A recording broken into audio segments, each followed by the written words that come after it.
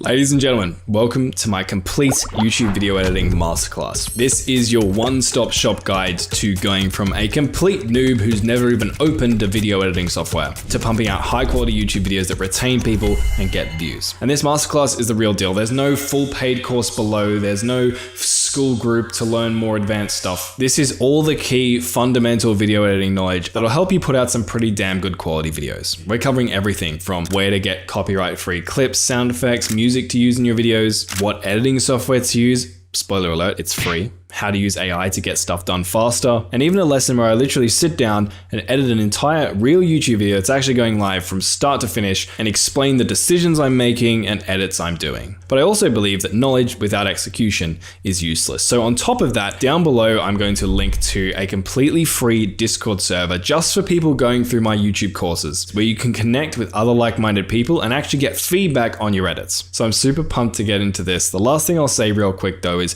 obviously this took a lot of time and effort to pull together, and it wouldn't have been possible for me to do that and give this all for free if it wasn't for the sponsor of this video, Opus Clip. If you're making long form videos and want to automatically repurpose them, Opus Clip uses AI to automatically find the best moments in your video, clip them into shorts, add captions, add edits, and then even publish them directly to YouTube from their platforms. And we'll talk a bit more about them later. The last thing I'll say though, everything I'm going to show you in this is going to be step by step. I'm not just going to tell you to do things, I'm actually going to show you exactly how to do them. But that doesn't mean it's going to be easy. Anything worth doing is hard. Just like going to the gym. Intellectually, you might know the right technique, you might know the exercise you need to do, but if you don't actually commit and go and do it and put in the reps, all that knowledge is useless. So my ask to you right now is to commit to making this work. Commit to this video, commit to learning how to be a video editor if this is what you really want to do, because it can help you grow your own YouTube channel, maybe get other YouTubers as clients, or maybe you want to work as a video editor for other YouTubers, whatever it is. I really believe if you can nail video editing that actually retains people, the way the world's going right now, regardless of what happens, your skills are going to be in high demand. So with all that being said though, I'm going to shut up now. Hope you enjoy the content.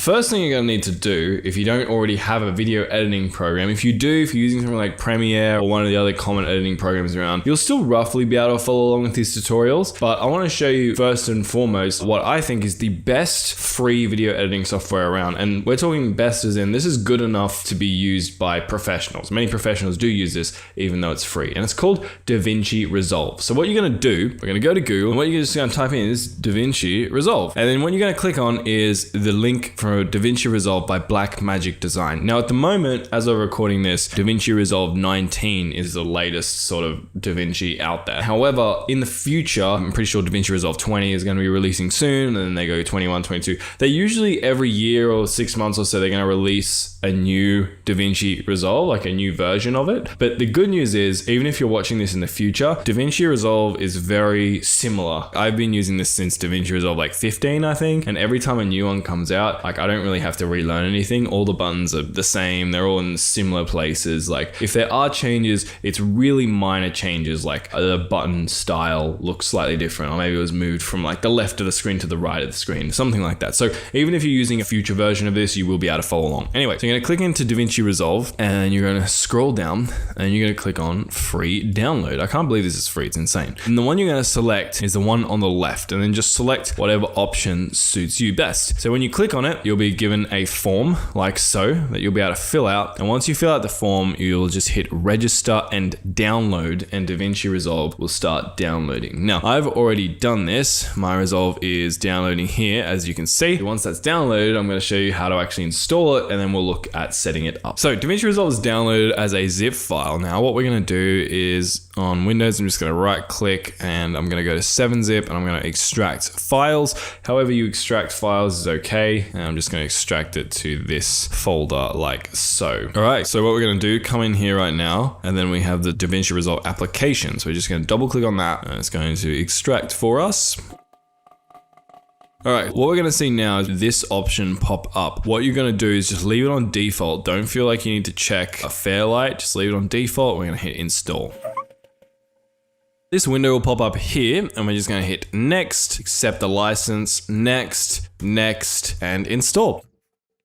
All right, so now it's done. We're just going to hit finish and hit OK. And now on your computer, you can see that DaVinci Resolve has been installed. So we're just going to double click on this guy. So we're going to hit continue on this guy when it pops up. And we're going to hit start here. Sometimes it'll ask you if you want a quick start or not quick start. I would just select the not quick start option and just open it manually. I'm going to hit allow access. All right, we'll bring it across here. And now DaVinci Resolve 19 has loaded up. The first thing it's going to load is this window, which will show you all of the projects that you currently worked on. So DaVinci has remembered some of my past projects that I've edited here, and you can see them all here, but your version is not going to have any of these. It's just going to have one blank project called Untitled Project. But that's okay, because what we're going to be doing now is creating new projects for you to edit in. So going to come down to new project, click on this button, then you can name it. So we're just going to go test project, hit create, and now we're going to open up DaVinci. Now this is going to look very overwhelming and scary at first. I remember feeling super overwhelmed when I first jumped into something like this, but it's okay. We're going to go through everything step by step, and it's all going to make a lot of sense soon. So the first thing you're going to want to do is actually go down to the bottom here, and we're going to go to the edit tab, because we're going to be editing videos, and your tab is going to change and look a little something like this. Now my edit tab actually looks a little bit different to what your default one will, because I've actually customized it a tad, but let me show you what it's going to look like on default. And if you've used DaVinci Resolve and you want to follow along step by step with this tutorial, like click by click, what you can do is go to workspace and then come down to reset UI layout and click on that, and it's going to reset it back to the default UI layout, which looks like this. So let's do a quick tour. On the left hand side here, this space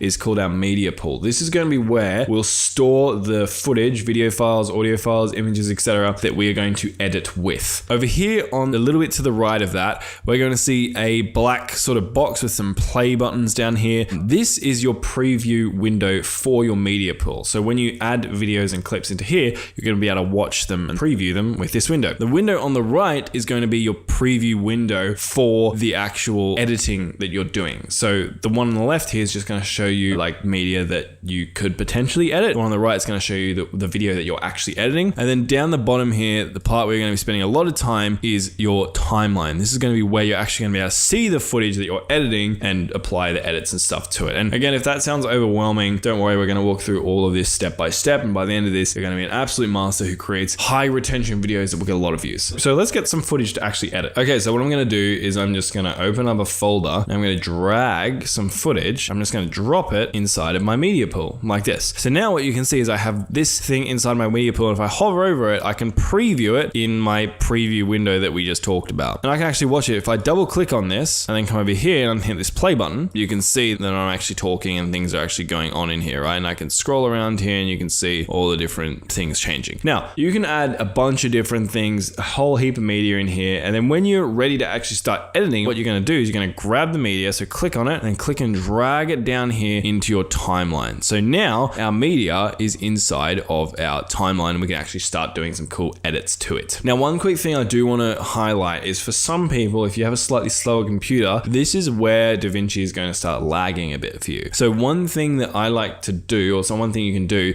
to sort of make it less laggy when you're moving around your timeline playing back video, is go to playback, then go to timeline and playback resolution, and you can go down to half or quarter. What that's going to do is just going to make your footage here look like half quality or like quarter quality. So it's going to look a bit blurry, a little bit gross, but when you actually render the video and export it, it's going to go back to full quality. So essentially you'll be editing it and it'll look low quality, but then when you export it, it'll go back to high quality just to make your machine a little bit faster. Anyway, so we've got our footage now. Now what I want to show you real quick is just how to customize this view, because some of you might have smaller screens, larger screens. You might want to adjust how things look. So whenever you hover over an edge of sort of like a thing, you'll see these like arrow lines. What you can do, you can click and drag and you can like make things smaller and larger. So let's, for example, say I wanted to make my timeline down here bigger so I can see more of it. I could grab it and drag it up. Now my preview window is going to be smaller and my timeline is going to be larger, right? Obviously I don't like that, so I'm going to bring that down. The other thing you can do is you can turn things off and on by clicking on them. So anything that's kind of highlighted like this is turned on. So what you can see right now is my media pool is turned on because I was using it. But once I've used my media pool, if I've added in all my media and dragged it into my timeline,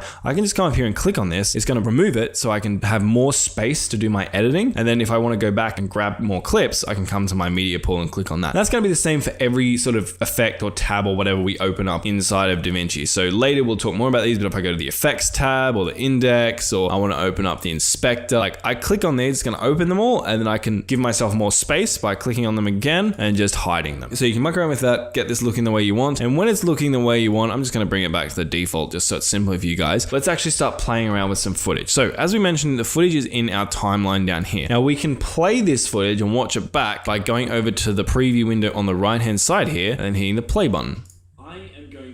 And you can also use this button here to like drag around the video, right? To navigate around it. However, most commonly, if you're going to navigate around your timeline, so like skip to a later part in the video or move to a certain part of the video so you can make a cut there or an edit, you're actually going to use your playhead. So you see this like red line thing down here? That is your playhead. And if you click on these little like ruler kind of looking things like this, you can see your playhead jumps to different places. Also, if I hit play on this video, you can see my playhead gradually moves. Basically, the playhead's showing you what part of the video you're currently at. So let's say I wanted to skip to, 1 minute 30. I can just click up here, my playhead's gonna jump there, and now I'm at 1 minute 30. Now, something else you might notice here, right? If I grab my playhead and I drag, you can see that I have a lot of footage here that isn't showing up just because it doesn't actually fit into the screen. So what you can do is come up here to this little plus and minus button, click minus, minus, minus, minus, and I can zoom all the way out. I can see my entire video just inside of my timeline. And if I want to make a particular edit at a certain point and I want to like zoom in on that point, I'm just going to select that point or find that point with my playhead. Let's say it's like halfway through the video, and I can just hit the plus button and zoom in on that particular part of the video. So that's how to install DaVinci, create a new project, add your footage, customize your workspace, and then actually navigate around your timeline so you can actually start editing. Now what we're going to do is look at how to actually start making edits. Now we know how to sort of navigate this whole timeline situation. So the most common thing in editing that you'll want to do is cutting, removing parts of a video. And cutting in DaVinci Resolve is quite simple. So let's say, for example, I'm going to go right to the beginning of my timeline. I can also use this little play bar here to navigate around, so I can drag that down. Let's have a look at this real quick. So I'm going to zoom in down here on my audio track, and I can click and drag and make this bigger as well so it's easy to see. Remember we talked earlier about clicking and dragging. Can you see how these waveforms here that represent sound, represent me talking in this particular video that we're editing? Can you see how the waveforms only start like here, and in the beginning of the video there's like 2 frames of silence? I might actually want to remove that silence so we get straight into the video, and like as soon as people click on it, I'm talking immediately as opposed to them having to wait like 2 frames. So what I would do is I can just move my playhead to that particular location that I want to make a cut, and then I'm going to come here to this little toolbar here, and I'm going to click on the razor tool. So I'm going to click on that, and what I do, you can see I can actually move my razor around it, and it creates like a little mini playhead. And when I click, it's actually going to make, and if I come back here and click on my arrow one just so I can navigate around my timeline again, you're gonna see it's like making this like little line through the footage. What that shows is that the footage has currently been cut. It's been separated into 2 different pieces. I've grabbed my arrow tool again. I could grab this part of the footage by clicking on it, actually drag it, and now you can see that I have 2 separate pieces of footage on my timeline. Now, as we talked about, I'm making this cut so I can separate the intro from the rest of the footage so I can delete it because there's a silence here that is unnecessary. So I'm going to click on this, we can right click, and then I can just hit delete selected, and it's going to delete it. Then I just click on my main video footage and drag it to the beginning, and now you can see that I've deleted, I've cut that little bit of silence at the beginning of my video, and now my video starts immediately as I'm talking. I am going to roast your thumbnails. And awesome. But you can actually do a lot more than just cut off the beginning or end of your video. You can cut out segments within your video. So let's scroll out for a second. Let's zoom out using these buttons. You can see there's like a patch of silence right here. Do you see that right there? That patch of silence might be there intentionally, but it most likely is like I've forgotten what I'm saying. So let's zoom in and actually have a listen to this and apply them regardless. So there's that big patch of silence here because I'm an idiot and I forgot what I was saying. So that obviously looks really bad in the video, and we're gonna actually want to cut that out. So what I'm going to do is I'm going to come grab my razor tool again, click on that, and I'm going to move it to the beginning of where I stop talking, which is here. I'm going to make a cut, and I'm going to move it to the beginning of where I start talking again. It's about here, make a cut, and now you can see I've separated this silence part, this part of footage I don't want. I'm going to right click on it, delete selected, and now you can see that I have removed that section of video from my footage. All I have to do now is I'm going to click on this part to the right, I'm going to drag it to the right until it like snaps, and now I've deleted that silence and people won't actually be able to see it, and it's just going to skip over. And apply them regardless. So, you see that? Pretty cool, hey? Cutting is the most fundamental thing you're going to be doing in editing. You're going to be removing certain boring or unneeded parts of your footage and cleaning up your video for the viewer. There is another way though to sort of remove footage at the end or beginning of a clip that a lot of us use all the time. So let's, for example, go to the very end of this video. So I'm going to zoom out, I'm going to go here, I'm going to zoom all the way in. Let's say we wanted to remove this whole section of video here. Now I could just come here, grab the razor tool, cut it, then I could right click on this and then go delete selected. I don't want to actually do that though. So I'm going to go Control Z to undo what I just did, and Control Z again to undo things. Go back to my arrow tool here.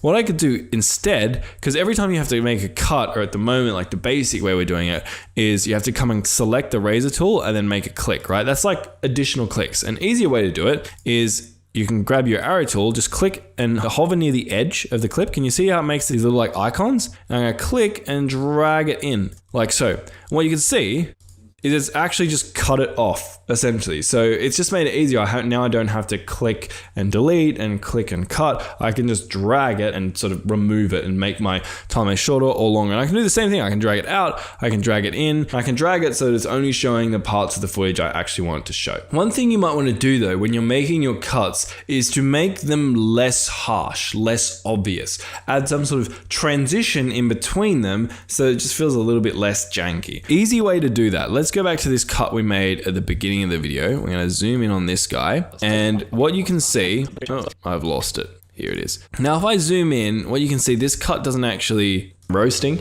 You'll be able to take these principles and apply them regardless. So let's go over this channel. So what I could do here is if I hover over this clip, you can see on the right hand side, there's like a little white icon. I can grab this, click and drag it back, and let's drag it back to say like 20. And I can go to the other clip and then click and drag this to 20 as well. And what that's going to do now is when we play this video, there's going to be like a fade in and fade out in between these clips. Principles and apply them regardless. So that fade in wasn't really necessary for this particular video because I was just cutting out a little portion of silence. It'd probably make it too obvious that we're making a cut. But if you, for example, recorded an intro clip for your video and then you have your actual video, you might want to do like a fade in and out. You might want to do like a transition between your intro clip and your actual video, because just doing like what they call like a jump cut, so literally just like a cut like this, is going to feel a little bit harsh. And this is really useful when it comes to audio, because often if you're cutting out parts of your video, the audio is going to sound really weird, really janky in between your cuts. So the way you smooth that out is very similar to what we just talked about. You can hover over this audio clip, drag this in, and then hover over this one and drag that in as well. And we're going to have the audio that's going to fade in and fade out just like the video did. Now, those are really basic fade transitions, but there are some more advanced transitions you can learn. So I'm going to show you one right now. Come over here, grab our razor tool. I'm going to make a cut like right here, and I'm going to make a cut like back here. And then we're going to delete this middle portion of video. So I'm going to come delete selected, drag these together. And the reason I'm doing that is because I want to show like a sort of more harsh transition. So if we have a look at this video, so again, we're looking in the preview window up here, you can see that it's kind of like on this screen and then it changes, right? So it's very harsh because it like jumps to like this random portion of the screen. It goes from showing the channel, homepage and banner and me looking at the camera to like 1 second later, bam, me not looking at the camera. There's like a red box on the screen. There's like a completely different set of footage. So we might want to transition between that a little bit more smoothly, and we might want to do it in a slightly more fancy way than just dragging these handles to do like a fade in, fade out. The way you can do that is you're going to come up to the left hand side, click on the effects library, and then down here in toolbox, we're actually going to have a bunch of different transitions. So I can go to click here, video transitions, and let's do something kind of interesting. So let's do like a dip to color dissolve. So we'll click on this, we'll drag it over our cut, and this little white box is going to appear over top of our cut. We're going to let go. And now in between this cut, there's going to be like a little transition. So watch up the top right is basically, well, So it dipped to black and white color, which is actually not what we want. I'm actually going to undo that and find another one. So let's go down here, for example, to iris, just because these are transitions you're probably never going to want to use, but it's going to make it really obvious what a transition does for the sake of this tutorial. So let's grab like a cross iris. So I'm going to click on this. I'm going to drag it over our cut like so, let go. And now we've got this like little white rectangle over our cut. What that's going to look like is going to add this like cross iris transition between these two clips. So let me play this and watch the preview window. Here is basically, well, do you see that like cross transition into the next clip? It looks a little bit gross. You would probably never actually use that transition in a video, but I just wanted to show you that one because it's really obvious to show you what a transition would do. Maybe a nicer transition you could use, for example, would be like a blur dissolve. So let me click on this thing. I'm going to right click on it. And I'm just going to delete this transition and let me grab like a blur dissolve and drag that over my clip. And now let's have a look what that looks like. On a crappy video idea is basically, well, you see it did like a blur dissolve into the next clip. Kind of cool, right? And you can also do the same thing with your audio. So you can come into audio transitions and you could do a crossfade at 3 decibels, for example, which is just going to make the audio blend a little bit more seamlessly into itself. So I'm going to click on that, drag it over the audio, and now our audio is going to fade in and fade out a little bit less harshly. Idea is basically, well, most kills in Modern Warfare. Kind of cool, right? Now, one thing you can do, kind of similar to how we were dragging handles before around the effects, is we can actually drag our transitions to make them longer and shorter. So this transition right now is pretty quick if we play it. Is basically, well, let's say we wanted it to take a really long time. I could hover over the edge of it, click and drag them out, and now it's going to be a really long blur dissolve. Watch this. Title and thumbnail.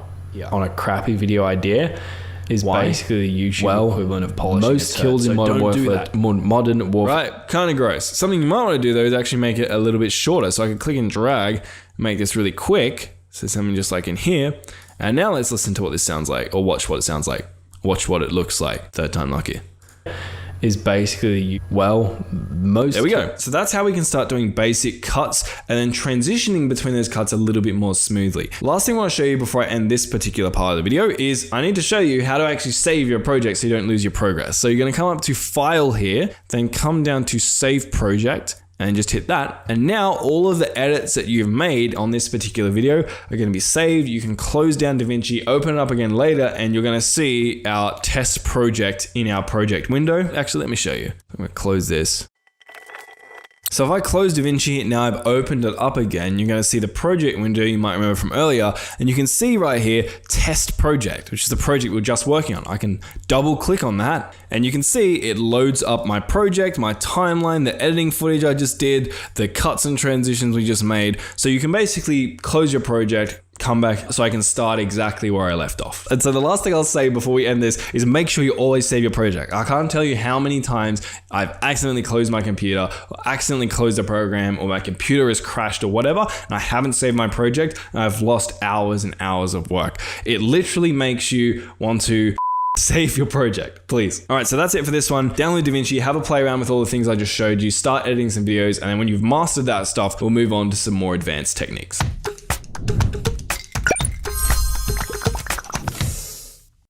So I want to talk about syncing and linking. We've talked about basic cutting, but now let's talk about how we can disguise our cuts even further, especially if you've got like a voiceover or something like that. So let me show you, there's this bit of footage here where I'm mining a tree. I can't figure out how to run in this stupid game, so I'm walking around like a numpty. All right, forward, come on. So there's like a pause in here. I'm mining the tree, then I go silence, then all right, forward. Now that silence doesn't really need to be there. The problem is if we just used our razor tool and just cut that out, it's going to kind of be harsh, right? Because it's going to look like this. Let's go through it frame by frame. So you can see as I'm going in slow motion, it's mining the tree, bam, it like just kind of teleports, right? So it's like a really kind of rough, harsh cut. So what we're going to do is we're going to cut the audio to remove the silence, but we're not going to cut the video. So let me show you how to do that. So let's go back and undo all of what we just did. Now let's like separate this section of our video. So I'm just going to like separate there and like cut here. All right, so what I'm gonna do is I'm gonna select these two clips now, right click, and then I'm just going to go to link clips and turn the check mark off. What this is gonna do is, in the past, if I just click on this video, grab it and drag it, the audio and the video move with me. So I'm gonna come in here and let's have a look at this portion of audio that we wanted to remove. Now that we've unlinked this, you can see I can click on my video and my audio doesn't select. I can click on my audio and my video doesn't select. So what I'm gonna do is I'm gonna grab my razor tool and I come down to just my audio. I'm gonna click here, and what you can see, it's made a cut, but it's left my video uncut. Click on this, delete this, then grab my audio, drag it in to join it together, and then I'm just gonna trim off this last bit of video. I could actually just grab this and just drag it in like that. Now, if we watch this video back, I can't figure out how to run in this stupid game, so I'm walking around like a numpty.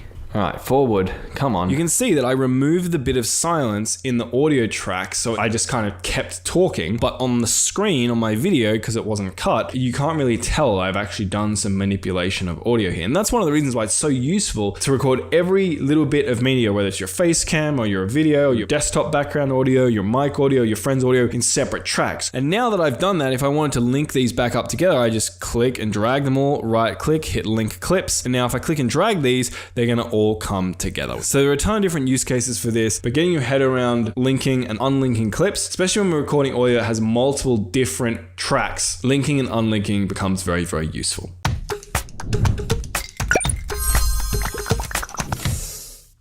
All right, so we've learned some pretty cool fundamental editing techniques that will allow us to manipulate our video pretty substantially. However, the more clicks you have to make in your timeline to make a certain edit, the more time it's gonna take you to edit. If it takes you a bunch of clicks, so if I have to like select a clip, come up, click on the razor tool, cut, then right click, then hit delete. If I'm making hundreds of cuts in my video, that adds up to hundreds and hundreds of clicks. So something you wanna do in editing is try to reduce the number of clicks you have to make, and a great way to do that is with keyboard shortcuts. So I want to show you some cool keyboard shortcuts to really speed up some of the editing tricks we've learned so far that I use all the time. So the first one is navigating around the timeline. So we've been using the minus and plus buttons to do that so far. But something that's really cool is if you hold Alt or Option on your keyboard and then scroll in or out, you can just really easily scroll in and out on your timeline like that. And really quickly, I can scroll out and then zoom in on this, and then I can zoom out there, come down here, zoom in here. Really, really cool. Use it all the time. Now, another thing I want to show you is if you want to play your video, instead of coming up in here and have to click play and stop, you can just hit spacebar. So I hit spacebar, video starts playing, hit spacebar again, it stops. Another really cool thing that I love is sometimes clicking and dragging your playhead around, you can't actually get the exact precision that you want. So you can use keyboard shortcuts to move your playhead frame by frame. So you can use arrow keys, or on my keyboard, it's actually set up with some hotkeys to use W and E. So if I hit these, if I hit the left arrow key, because I've set up custom keyboard shortcuts, it's W, I can hit it once, it moves the playhead one frame. Another one, one frame. Another one frame. I can hit it multiple times, move it multiple frames, and I can do the same with the right arrow key, or again on my keyboard, it's the letter E, and I can really position this playhead exactly where I want to position it. So I can position it right at the beginning of this, where these waveforms start. That's another one I use all the time when editing. Now, another thing we've talked about is cutting, right? So far we use the razor tool to make a lot of our cuts, right? Something you can do though, without actually going to the razor tool, is just move your playhead over the part where you want to cut and then hit S on your keyboard. And as you can see, it's just made a split for me. So I can move my playhead here, hit S, it makes a cut, which makes it so much easier for me to really quickly make cuts and delete things. Another keyboard shortcut I really, really love is the delete key. So normally if you're going to delete, we click on this, then we go delete selected. What I can do is just click on this, hit D on my keyboard, or backspace, or the delete key, and it's just going to delete it. And one other thing I really like is instead of having to then come over, click here, and then drag this together, what you can do is click into this empty space, and it's going to highlight it, and then hit the delete key again, so backspace, delete, or D on your keyboard, and it just automatically deletes that space and joins your footage together. And the final one, you remember we talked about syncing and linking footage. What you can do instead of having to highlight, right click, link, and unlink clips is instead of just clicking on a clip like this, which is going to select both of them, hold Alt or Option on Mac, and click on, say, video track, and you can see it's going to select just the video track instead of the audio track. So I can, for example, come click my razor tool and hold Alt or Option and click, and it's just going to cut my video. Alt or Option again, click, just going to cut my video.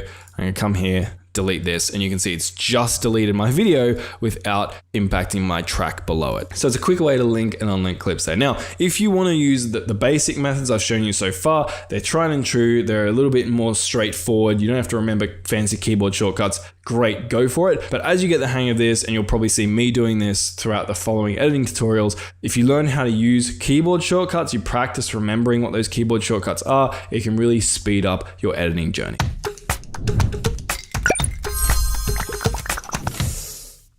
All right, so now I want to talk about one of my favorite things in editing, which is animation or using keyframes. That's going to seem overwhelming and intimidating for a lot of people, but I promise you it's actually a lot simpler than you think. You're just going to follow me step by step. So I have on my timeline right now a little icon of the DaVinci Resolve logo with just a regular black background. Now, let's say I want to animate this logo to start at one side of the screen and then move to the other side of the screen. How would I do that? Well, the first thing I might want to do is I might want to actually position it where I want it to start. So I'm going to come and actually click on this little box here with like rectangles around it called transform. Click on that, and it's going to add little handles and a box around this icon. What I can do is I can click on these handles and like drag the box in and out to make it smaller and larger. And I can also click on it and drag it to one side of the screen like that. However, though, I can come back and click on these to turn them off. All I've done though is I've just moved the DaVinci Resolve logo from one side of the screen to the other. So if I come down to my timeline and hit play, you can see it just stays there. It doesn't actually do anything. So how do we get it to move? Well, think about a flip book, right? You know those flip books where you could draw a circle on one page and you move it slightly on the next page and move it slightly on the next page. And you do it like 100 times, then you flip through the book with multiple pages and it like makes a little moving animation. Editing is kind of like that, but we use frames. The problem is with the flip book is that in order to say, for example, get the DaVinci logo to move from one side of the screen, we would have to draw it on this side, then we have to go to the next page and draw it there, then go to the next page and draw it there, then draw it there, then draw it there, and like draw a bunch of pages until eventually we'd flip through the book and then we'd kind of move like jankily across the screen. But editing is really cool because there's this thing called keyframes. So I want you to imagine for a moment like a magic flip book. Imagine a flip book that has like 100 pages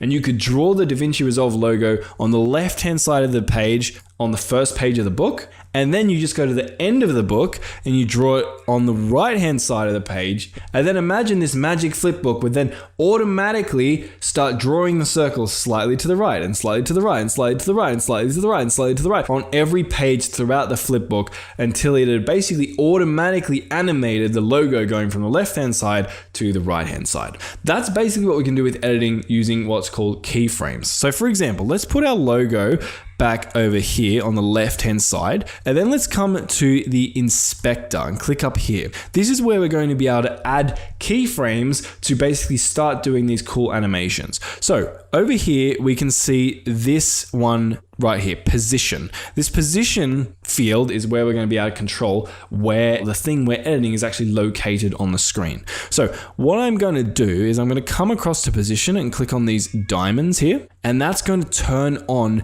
keyframes for this item. Now what I'm going to do is I'm going to move my playhead to the end of this clip, and I'm going to click, well, I need to move it just a little bit to the right so I have something to inspect still. And then I'm going to click and drag this logo over to the right hand side. And what you can see is this kind of like red lines appearing, and it's showing me that it's automatically interpolating, which is called like drawing little keyframes and animating it so this logo is going to move smoothly across to the right hand side. So if I come back to the start now and I actually play this, you can see that the logo is moving slowly but surely to the right hand side. And again, what's really cool about this is back in the old days, people used to have to manually animate every single step to get it to move slowly. Now all you have to do is set the start point and the end point, and the editing program is going to automatically animate everything in between. Pretty cool, right? This circle moves pretty slowly though, right? So how would we actually move this up? How would we make this faster? Well, at the moment, we've added one keyframe to the left-hand side at 0 seconds, and then one keyframe to the right-hand side at 10 seconds. That means it's going to take 10 seconds for this logo to slowly animate its way across the screen. If we wanted to make this faster though, what we would do is we would add our final keyframe, our end keyframe at say 5 seconds instead of 10 seconds. So what I'm going to do is I'm going to move to the end, and you'll see when I'm over a keyframe, this little diamond thing here is going to go red. So as I'm moving this around, you can see there's no red, but then when I move it over a keyframe, it goes red. So what I'm going to do is I'm actually going to remove this keyframe by clicking on it. You can see that our circle is going to jump back to the start, and instead I'm going to go to the middle of our clip, and we've got keyframes enabled, and I'm going to drag this over to the other side. So if we play this now, what you're going to see is happening, our circle moves a bit faster and it makes itself to the other side of the screen about 5 seconds in. And we can make this even faster. And a way to actually visualize this is you can come and click on this little icon here, and you can see these two little white dots. These are our keyframes. So you can see there's one here and one here. So if I move this here, I turn it off, you can see it gets removed. I can make this circle move even faster. Let's drag our playhead back to right at the beginning, and then we're going to drag this across like so. You'll be able to see circle moves a lot faster now, right? So keyframes are really cool because not only can you animate the positioning of an object, but you can really easily adjust the speed of the animation just by moving your keyframes closer or further apart. But let's say we wanted to do a slightly more advanced animation. Let's say we wanted to have our logo move from the left-hand side of the screen to the right-hand side of the screen, and then have it move to the top of the screen. What we would do is we would just add another keyframe. We've got one keyframe here. You can see them represented on this graph. We could go a little bit further forward now, and we could drag our logo up to the top of the screen, and will happen now, if I go back to the start, it's going to move to the right, and it's going to slowly move up to the top to our other keyframe here. Now at the moment we've only been playing with position, but we can actually stack keyframes on top of each other to do multiple different sorts of animations at the same time. So I've only been moving this logo around the screen, but let's say I wanted to make it get larger and smaller. I could come to the beginning here, and I'm going to go up to my transform inspector window up here. I'm going to go to zoom, and I'm going to click on this to turn on keyframes. Now at the beginning, what I'm going to do is I can drag this smaller and larger like you would have seen, but instead of just clicking and dragging like we have been, you can actually edit the values over here. So let's do this 0.2, so it's quite small, and then let's move our playhead to the end of the animation, which is here, and then let's create another keyframe, and let's make it 0.4 in size. So it gets a lot larger now, right? So now what's going to happen, it's going to start out small, and then it's going to gradually get larger and gradually animate itself until it hits our final keyframe. So let's actually look at what this looks like. So it moves, and it gets gradually larger until it hits the end. Let's do one more kind of interesting animation just to spice things up a bit. So let's move this, our playhead back to the start, and then let's go back to our transform here, and let's go to rotation angle. Let's make the logo spin. So I'm gonna come here, and again, same as we've done before, we're gonna turn on keyframes, then I'm gonna drag this over to, say, let's go to here, and I'm going to come back to rotation angle. Again, you could click on this and you could drag it around like this, or controls over here in the inspector. So I'm just going to use the controls for the moment. I'm going to spin it around like that. So I've added 2 keyframes now in my rotation. So let's have a look at what our logo actually does if I play this video. It spins and then gets larger. Pretty cool, right? Now there are so many different things you can do in here. You can play around with the pitch to make it like tilt and like warp. You can play around with the yaw, which will make it tilt and warp, but in a slightly different direction. But the most important thing from this lesson is not for you to understand like the different types of animations and effects you can actually do. It's more about understanding how keyframes work. Because if you can understand that, you'll understand like how 30 or 40% of video editing works. Let's play around with actually doing something a little bit maybe more practical, like zooming in on something, right? That's something you'll do pretty frequently. Something small on the screen you want to highlight to viewers, guide their eyes in that direction, you might want to zoom in on it. So let's grab this bit of video footage. I'm just going to drag it straight into the timeline like so. Now that I've dragged this in, you can see there's kind of like some black bars around the edges. It's been scaled really, so I'm just going to click on the edges of these boxes here, just drag this out so it actually fills up the full screen. You can see I'm trying to highlight this particular video. Now I've got like this red rectangle around it, which is kind of cool, but it'd be even cooler if maybe we could zoom in and show this thumbnail in more detail. detail to our viewers. We can do that using keyframes. So what I'm going to do is I'm going to click on this particular video here. Again, we're going to make sure our inspector over here is opened. And what I'm going to do is I'm going to go to where I first add this box. I think it's about here. Yep. So I start adding the box here. We're going to try and zoom in. So we're going to add a zoom keyframe, right? So I'm going to add one keyframe here because this is where I want the zoom to start. I want to start fully zoomed out. Now let's move our playhead a little bit to the right. I'm just going to use my arrow keys, right? To like here and add another keyframe. We can do that by clicking and then just moving the perspective of this, and it's going to zoom in and zoom out. And you can see I can now zoom in on my footage. The problem I'm having though is it's not zooming in where I want it to zoom in. So what I need to do, I'm just going to turn this keyframe off for a second, is I need to add a position keyframe because I want to zoom in on a specific position of the screen. So I'm going to use zoom and position keyframes. So let's go back to where our first keyframe is. Little cheat code on how to do that. You can click the arrow and it'll just jump back to where your first keyframe is. And what we're also going to do is we're going to turn on position keyframes, right? So we're going to turn that on at the point where we want to start manipulating the position of the screen. Now let's move to the part where we want to actually zoom in. Let's say it's here. And now let's add our zoom and position keyframes. So we're going to add another zoom keyframe, a position keyframe here. Let's zoom in. Let's say we want to be that far zoomed in. And then we're going to go to our position and we're going to grab our X axis and move it over like so. Now, if we actually watch this animation back, here's what it will look like. Yeah. Why?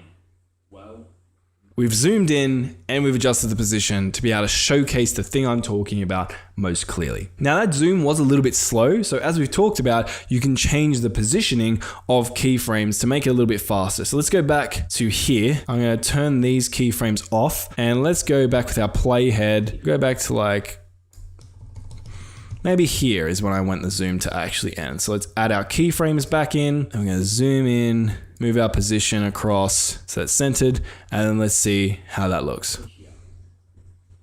See, it zooms in a lot faster. Pretty cool, right? Now, the last thing we're going to do is we're going to need to actually zoom out on this footage. Now, this is where a lot of people make mistakes with keyframes. So I want to show you something. What a lot of people do is, let's say they want to zoom out of the screen about at this point here. They'll add keyframes in, and then they'll just zoom out, right? So they'll bring this back to 0. By the way, a little shortcut, you can just double click on the letter here to bring it back to what it was before. So if I change the position on this, I can double click on position and it's just gonna center it. And I could bring my zoom back out to where I want it to be, which is here. And people will be like, okay, well, I've now added my zoom in and I've added my zoom out. The problem is, if we look at our graph here, what it's doing is zooming in and then it's just gonna start gradually zooming out because there's no keyframe to actually keep it in the position we want it to stay in. So let's go back and remove those keyframes we just added. We've done our zoom in here. Let's go to the part where we want it to zoom back out. What we're going to do is add a zoom and position keyframe just to keep it in this position the whole time. And then we're going to go a few frames to the right, like here, and we're going to add another zoom and position keyframe. So now you can see I have these two keyframes here. We're going to leave this first one here. We're not going to touch that because this one is going to keep our zoom for the duration we want it to be zoomed in.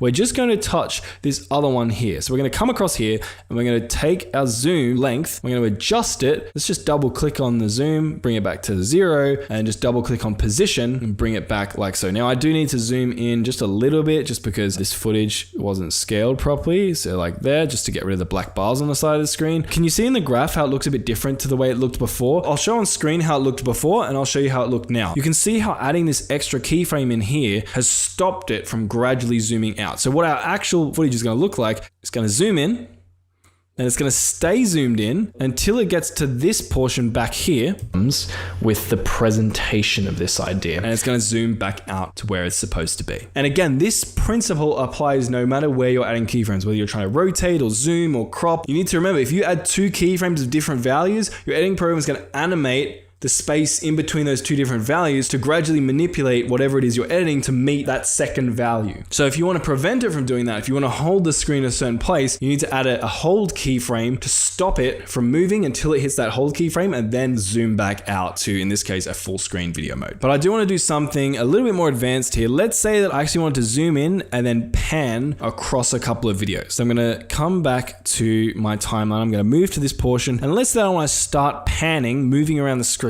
at this portion here. Now, as you might remember, we're going to add a keyframe to hold this position. And then what we're going to do is we're going to move to our next keyframe here, and we're going to move our screen around a little bit. So let's just like say move it across like that. So it's going to pan across those different videos, and then let's play that and see what that looks like.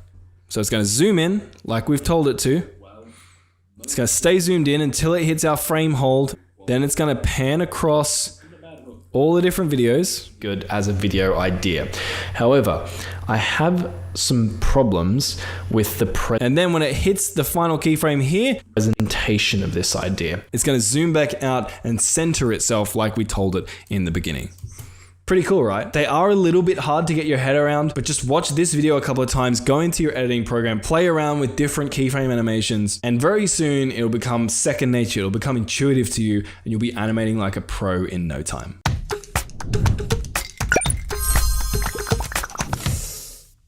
So now we've learned some of the very basics. We're going to learn some more basics that are going to allow us to get a little bit more creative, specifically in the visual department. So the first thing I want to show you is how to start adding overlays and things like actually on top of your footage beyond just, because the moment we just focused on like manipulating your existing footage, cutting it up, all that kind of thing. Now we're going to look at how to actually add things in. So the first thing that you're going to want to learn to do is come over to your timeline over here, and then you're going to right click on this section and then click add track. What you can see is this adds another track, essentially another place where you can place footage. And basically this allows us to then start adding in different media, clips, photos, etc. on top of our video footage. And I say on top of because that's basically how the tracks are ordered. So essentially we've got two tracks here, right? Let's say I grab this clip here and I drag it on top of this and put it in this top track. Now what you'll see is if I move my playhead over these clips, only the top clip is actually showing because it's on top of, it's over the top of these other two. Now if I move it down, you can see that it comes down below. So basically just think about tracks as if you're almost like stacking Lego bricks on top of each other. Like the one that's highest track is going to be the thing that's on top of everything else.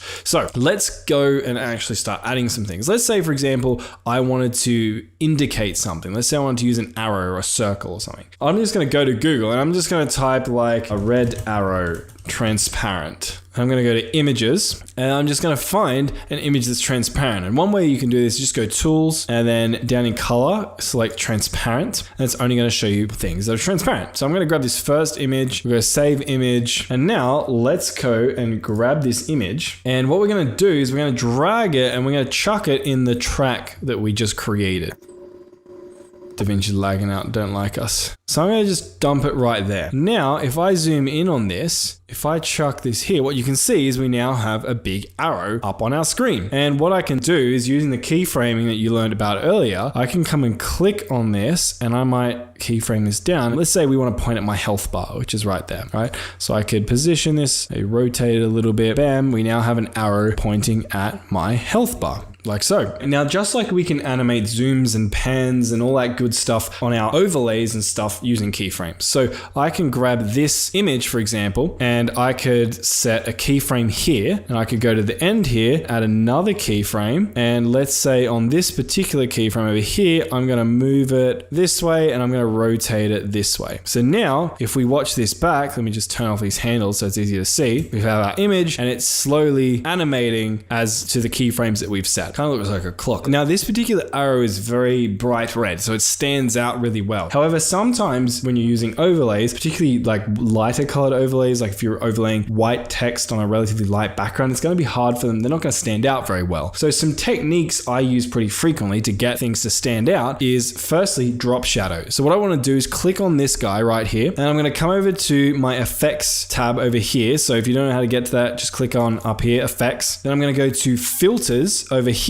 inside of OpenFX. If you don't see it, just make sure you open FX and then you're going to go and type shadow and you can see we have a drop shadow. What you're going to do is you're going to grab that and drag it over the top of the arrow. And I don't know if you saw that right there. Let me undo. Can you see the arrow? It has like now a shadow around it, which just makes it stand out that little tiny bit more. Now what's cool is if we click on where we've added the shadow and up in the top right hand side, we've opened up our inspector. So again, you just click on, if you ever see something I have open that isn't open for you, just find the white tab tab and then just click on it and it'll open up. What you can do is you can go from video to effects, and inside of OpenFX, you can see that I've added this drop shadow, and I can turn it off and on, but I can also adjust the settings of it. So I can change the strength and make it a lot harsher, more subtle. I can change the angle, so I can change the angle of the drop shadow. I can change the distance, so I can have it be really far down or really close. A bunch of things you can play around with to make this really customized to your style and your brand. Now, let's say I didn't want to just have an arrow on screen. I also wanted to have text there. So what I can do is over in the left-hand side here, I can go from where I was in filters up to titles. And then from tiles, I'm just going to select, say, text plus. And what I can do, if I actually drag it above over here, you can see that it actually automatically creates a new track for me. So you can see it just created video track 3. And now what you can see is I have this text that has been created for me. And what I'm going to do is I'm going to grab this and I'm going to position it right where I want, which let's say I want to position it right about here, and we'll put it on a little bit of an angle. Now, let's say we particularly wanted this text to stand out. We could add a drop shadow like I just showed you, which would be cool and would work. However, let's try something a little bit different. Drop shadow is one way to make things stand out. The second most common way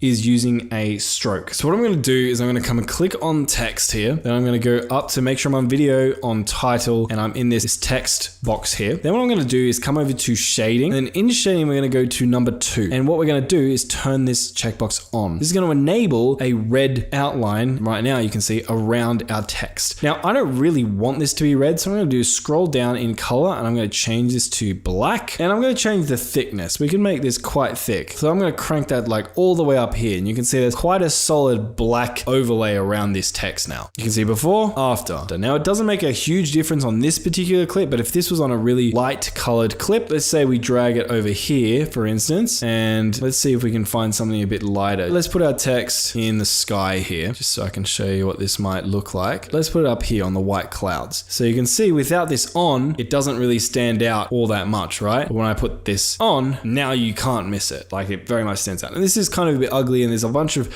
different things you can play around with inside of here to make it styled the way you want.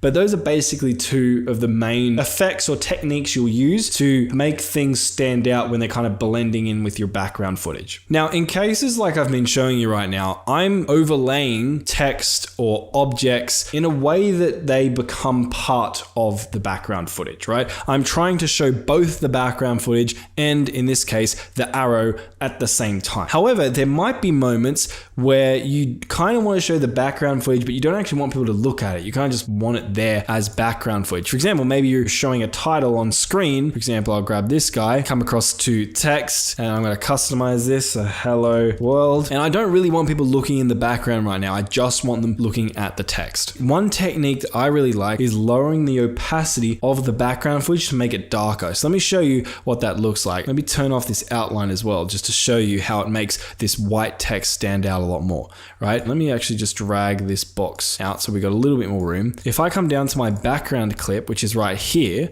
what I can do, I'm just going to cut the bit around my text. So I'm going to cut from here and cut here. I'm going to select the clip that is going to be underneath my text, the background footage underneath my text. I'm going to go to video, and I'm going to scroll down to composite here. And in composite, what I'm going to do is I'm going to just drag this opacity down like so. Now what you can see is the background footage has been darkened, but my text still stays the same brightness. And that means that if I wanted to, say, have like an intro card or text that I just want people to read, I don't really want them focusing on the background at that particular point, I can use this kind of effect and it looks really, really nice. Now, something I can also do is I can add transitions to this, because at the moment this is like gonna look a little bit harsh, right? So what I can do is I can add transition to this like I showed you earlier. I could grab, for example, the cross dissolve transition and put this here. And I could also use like a fade in on this by grabbing this handle and dragging in like I've shown you. And now it'll look like this. Okay, all right. See how it like gradually fades in and looks pretty slick? That's what you want. Just makes it feel a lot less clunky and amateur. Now, another technique you can use to make objects or effects you're overlaying onto the screen stand out more is a blur effect. So for example, if I grab this text and just duplicate it over here, let's cut up this piece of footage here. to isolate it from the rest of the background footage. Again, doesn't stand out as much. What I could do is I could add a blur on this. What you're going to do is go down to filters, and then what you're going to do is find this Gaussian blur filter right here. You're going to click on this, drag this across and drag it onto your background footage. And what you can see has happened is my background footage has now blurred out. I could also grab a transition, chuck this on top of that. And now what you'll see, if you watch this, is we'll go from footage that is unblurred to a blurry background with our hello world text on it. Now it's still a little bit bright, so we can actually start stacking these things on top of each other. So I could click on this, I could come across, I'm in the effects panel automatically, so I'm going to come across to video, come down to composite, change the opacity, and now I have blurred out background that's also darker. And now that there's no way someone is going to miss my text. They're going to 100% focus on my text first and not going to get distracted by whatever's going on in the background. Now, you don't just have to use text or arrows or circles or whatever it is. You can get creative here, and this is where you can overlay and animate anything you want. Because again, remember, you can use keyframes to make the text or the arrows or whatever it is you're overlaying move around the screen however you want it. But using the techniques I've just showed you, no matter what kind of edit you're going for, you should always be able to make it stand out in the way you want. Because a big part of editing is directing your viewer's eye. It's making sure that they are looking at the thing they're supposed to be looking at. So if you're putting up text on the screen, you want them to be reading at that moment because it's really key to the story or your video. You don't want them distracted by the background footage. Now, I want to show you one more specific effect technique because this is something that I see a lot of people use and it can add some humor to your videos, and that is the shake effect. So let's say I wanted this text to shake. And a reason you might want, say, text to shake is if you're screaming or if there's something loud, having it shake along with the microphone peaking actually sounds kind of funny, comedic. You've probably seen this a million times. So what you can do is, again, in effects, we're going to come down to filters, and then you're going to type in this text bar camera shake, and you're going to see this one right here. So I'm going to grab this and drag it over the top of my text right here. Drop that on like so. And now it's going to automatically take me to this effects panel, and you're going to see the camera shake effect is turned on. Now, if I play this back, what you see is my text is shaking around. And you can basically adjust all of these different sliders here to make it shake however you want. So for example, I could adjust the speed and turn that all the way up, and now it's going to shake a lot faster. I can adjust the motion scale, and now it's going to shake a bit more aggressively. I can adjust the motion blur, and now it's going to blur as it's shaking. Again, this is a really fun effect to add if someone's screaming or something aggressive is happening and you want to sort of exaggerate that. You can have the elements on screen shake along with whatever's happening. Now, those are some of my most commonly used effects, but there are so many different effects in DaVinci. You can just come over to effects, filters, and scroll through here, and you'll see there's a ton of different things you can play around with. I do want to show you two last things before we move on to the next portion of this lesson. They're not specific edits, but they are ways of applying specific edits more efficiently and effectively. Now, I'm just going to reduce my playback a bit just because it's being a little bit laggy for me. But let's say, for example, I wanted to apply, say, a blur effect to all of these different clips. Now, I currently have 1, 2, 3, 4, 5, 6, 7 different clips here. I could go and manually grab my Gaussian blur and drag it onto each individual clip and then adjust the settings on the blur to be however I would like, to be more blurry or less blurry depending on my preferences. The problem is it's not very efficient. So something that is more efficient is we can use a thing called an adjustment layer. So if we come back to effects here and then we grab an adjustment clip, I'm actually going to drag this in on a new track above all the tracks I'm trying to edit. So it actually didn't drag it on a new track, so I'm going to add one, drag this up here. I'm just going to make the audio tracks a bit quieter and drag this down just so we can see a bit more of the video, what's going on.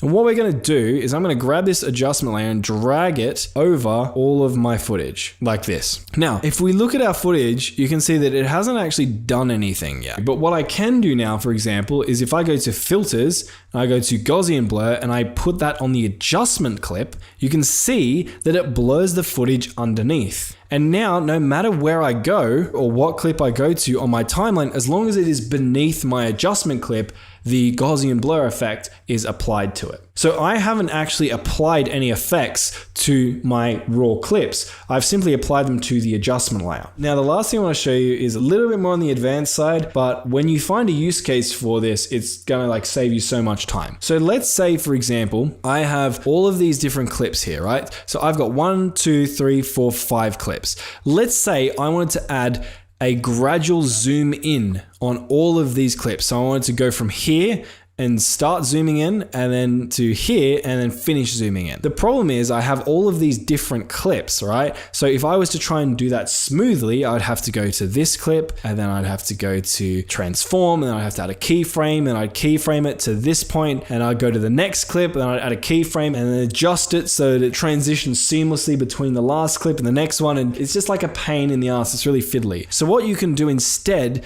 is highlight all of these, right click, so you come up here, you click on new compound clip, and I'll just hit create. What you can see is it's now turned all of these into one clip. And now what I can do is just apply my effects to this entire clip. So for example, I could grab this, I could add my keyframe here, then go to the end, add my last keyframe here. So like zoom into there, right? Now if we watch back this footage, it's going to gradually zoom in as we go until we reach our final zoomed in level that we've applied back here. And this is really useful when you're trying to apply one overarching effect to a group of clips, adding them all to a compound clip, and then just adding a big fade in or fade out to the audio of the compound clip just makes things so much easier. So bunch to take in. Feel free to watch this multiple times and play around with all the things we talked about in this lesson. Create some new tracks, add some transparent PNGs and animate them around the screen. Adjust their shadows and strokes to make them stand out more. Add a blur or decrease the opacity of the background footage to make your overlay stand out more. And experiment with adding those effects not just to the base footage, but to an adjustment layer. Lastly, if you're trying to add keyframes, fade-ins, fade-outs to a large swath of clips, you can experiment with using a compound clip to do it a lot more efficiently. And that's it for this lesson.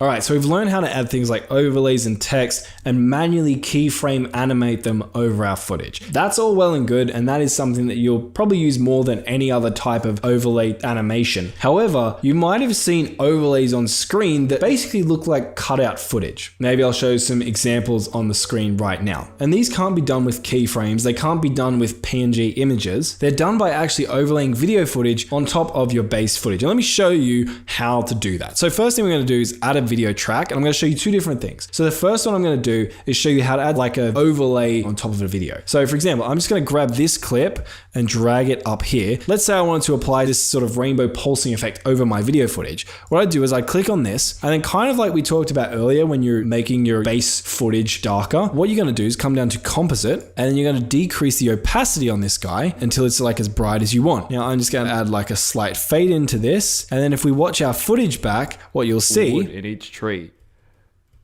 It's like mining shrubs. All right, come on. Now I have this rainbow pulsing effect playing in the background. Now you can do that with so many things, but that doesn't really help us when we're trying to overlay a specific thing on part of the screen. So let's grab this video of Travolta. You know, he's just kind of looking around trying to figure out what's going on. The problem is if I try and just use my opacity to edit this, it's going to decrease the opacity of Travolta himself, right? So what I want is I want to decrease the opacity of just the green area and keep Travolta the same level of opacity. And we can do this using what's called chroma keying or green screen. So what you're going to do, make sure your clip's selected that you want to edit, and come down to Fusion. Now this is going to look like a whole new tool, and it kind of is, but don't worry, it's not too scary. We can figure this out pretty quickly. All right, so what we're going to do is we're going to go to this media in node right here, this one. You're going to click on it, and then you're going to go Shift Space. That's going to bring up this little window right here. And then in this window, I'm just going to type keys. I'm going to come up here and click on the Delta key option and hit add. I'm going to come to this little eyedropper tool. I'm going to click and hold, and I'm going to drag it over the green. Now you want to make sure you drag it over the green, because if I drag it over the guy, it's going to like try and key out his face. I'm going to drag it over the green, hit release on that. And now if I come back to my edit page, what you'll see is the green is gone, and I now just have this clip of the guy overlaid on top of my screen.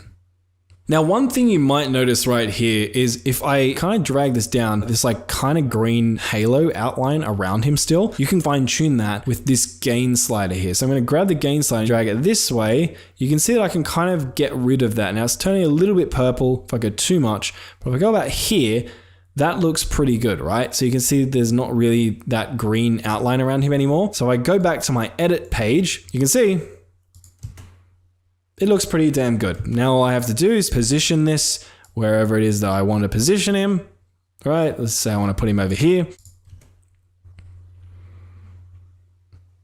And there we go. And you can do this with any type of green screen. Now, to find green screens, you can literally just go to YouTube or to Google and just type in whatever you're looking for, followed by green screen, and then just download that. So for example, if I just type in like free download green screens and come into say this website, again, there's so many of them. You can see this website alone has over 2,500 green screens that you can just click on and download. And that is pretty much how you add those videos or overlay-esque looking effects to your videos.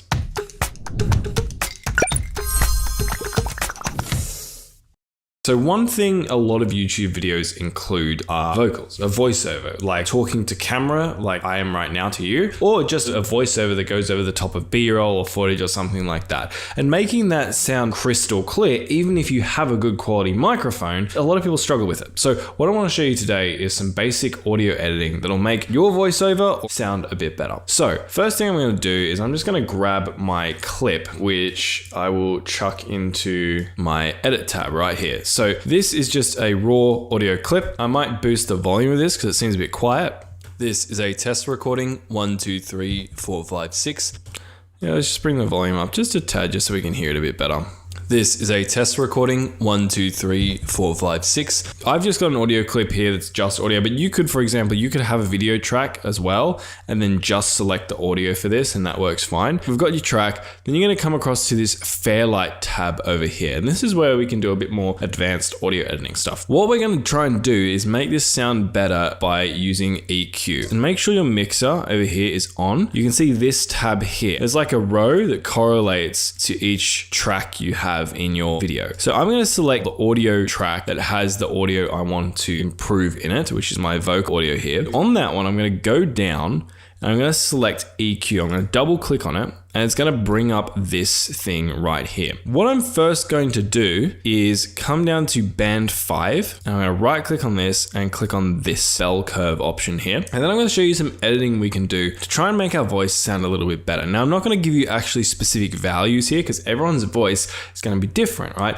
Different settings will suit different voice tones, especially there might be a big difference between, for example, a male voice and a female voice. So let's actually take a look at this. So what we're going to do is essentially just play back our clip, and you can just move this window so you can see your clip if you want. This is a test recording, 1, 2, 3, 4, 5, 6, 7, 8, 9, 10, 11, 12. The quick brown fox jumped over the lazy dog. All right, let's listen to that again. This is a test recording, 1, 2, 3, 4, 5, 6, 7, 8, 9, 10, 11, 12. The quick brown fox jumped over the lazy dog. Is a test recording, 1, 2, 3. All right, I think something like that sounded decent. Now, if we listen to the before and after, this is what it sounded like before. Is a test recording, 1, 2, 3, 4, 5, 6, 7, 8, 9, 10, 11, 12. The quick brown fox jumped over the lazy dog. Cool. You hear the difference there? It just sounds a little bit crisper, a little bit cleaner. Now that we've done that, another little thing that you might want to do is come over here to band 6 and just click on this. And what we can do is just cut out some of the high frequencies. So we're going to grab that, and the same as before, you can just have a listen to it and just drag the 6 a little bit to the left. 2, 3, 4, 5, 6, 7, 8, 9, 10, 11, 12. The quick brown fox jumped over the lazy dog. Cool, I think like that sounds pretty good to me. That's gonna help take care of our audio sounding a little bit crisper at the high end. Something else that you can also do though, they call it like mud. Sometimes your audio might sound a little bit messy on the lows. And what we can do is kind of clean that up as well. So what you can do is come down to band 1 here, you're gonna turn that on, and you can see that it's now changed our curve a little bit and brought it down like that to cut out some of the lows. Now, I might drag this around a tad. Test recording, 1, 2, 3, 4, 5, 6, 7, 8, 9, 10, 11, 12. The quick brown fox jumped over the lazy dog. Maybe something like that. This is a test recording 1, 2, 3, 4, 5, 6, 7, 8, 9, 10, 11, 12. Cool.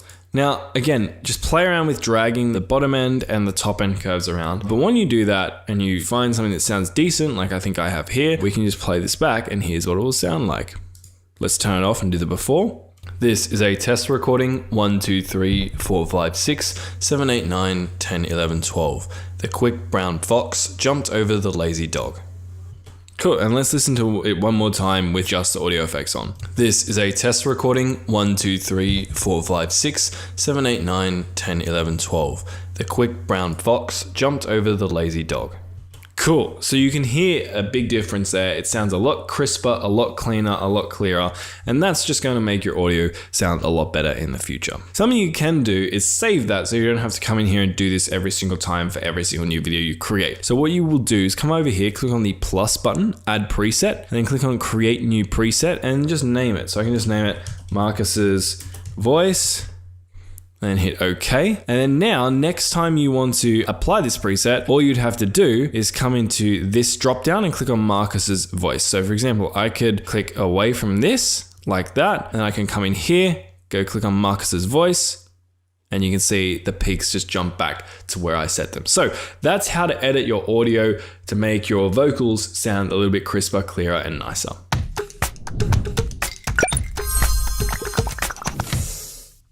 Okay, so we've talked about adding visual effects, green screens, overlays, keyframing, animating, etc., etc. We haven't focused much on audio yet. Audio is a crucial part of your video. Some would even say, not all, but some would say that your audio is more important than your video itself. So let's go over how to actually optimize that and then some of the more common things you'll want to learn how to do when it comes to editing the auditory portion of your video. So the first thing we're going to talk about is just basic audio editing of your raw footage, right? Adjusting the volume, right? So we've got this clip right here, and if I just click on this and drag it down, I can see the waveforms. Hours and I'll be there. Now, one thing I often like to do when I'm editing my audio is I can come up to the mixer up here, click on that. It's going to open up this little panel here, and it's going to show me how loud my video is. No, it doesn't look like it. Okay. Oh, there's some over there. There's some over there. So give me 36 hours. Now, what you usually want to look for is make sure your audio isn't going into the red. So for example, if I cranked this up, then I'll be there at a steady walk. You see how it's frequently going into the red? The military have a saying, slow is... That's not great. So let's talk about how to actually edit your audio. So now on a specific clip, the easiest way to edit your audio is you click on the clip itself. Can you see this white line down here? If I hover over this, I get these two arrows. What I can do is I can click on it and drag it up. You can see it makes the waveforms a lot bigger, or I can drag it down. So I can adjust the volume in that way. If I want to make it louder, I would do that. Now that's going to be horrible because that's going to sound super loud. If I want it to be quieter, I drag it down and do that into the negative decibels. So let's just say I want to make this a little bit louder, something like that, right? Now the military have a saying, slow is smooth, smooth is fast. So we've got that. I wanted to make it even quieter. I grab this, drag it down like this.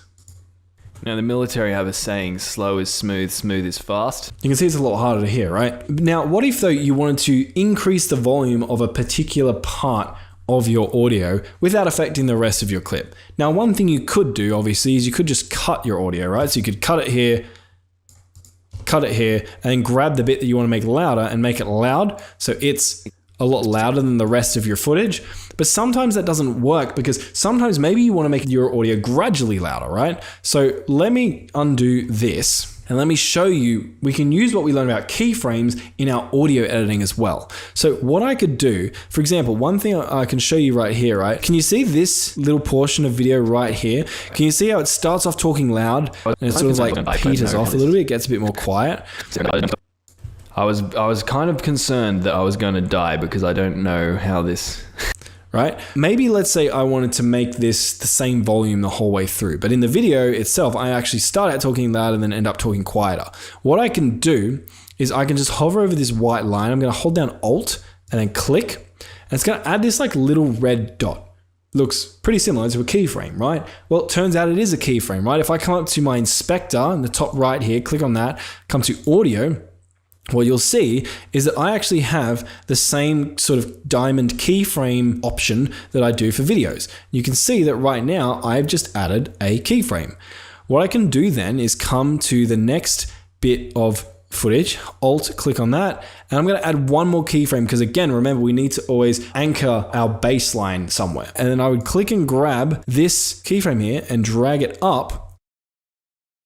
If you look really closely, you can see the white line is kind of gradually going up. And what that's basically going to make this do is it's going to make the volume get gradually louder. And then when it hits this final keyframe, it's going to go back to the standard volume. I was kind of concerned that I was going to die because I don't know how this... Can you hear how that's like a little bit more balanced, a little bit more even now? And that's a perfect effect. I do this all the time. I'll be talking and I'll get excited and then I'll go down and I'll like mumble something. People can like turn up their volume. In the loud parts, I'm too loud, and the quiet parts, I'm too quiet. So you can use this sort of keyframing of your audio volume to make sure that you're one consistent volume and people can always hear what it is that you have to say. Speaking of one consistent volume though, right now on this timeline, you can see in this audio track, I have 3 different clips. Now let's say I wanted to make them all a bit louder. So I could grab this, drag it up to 4, grab this, drag it up to 4, grab this, drag it up to 4, or wherever I'm going to drag it up to, and then grab this one and drag it up to 4 as well. That's going to get really time consuming and annoying, especially if I have like hundreds of clips on my timeline. So what you can do instead, using the mixer that we activated earlier, is adjust the volume of an entire audio track. So I can grab this slider and bring it down or bring it up, and that's going to adjust the volume of any audio clip inside of my audio 1 track, which you can see right here is this track here.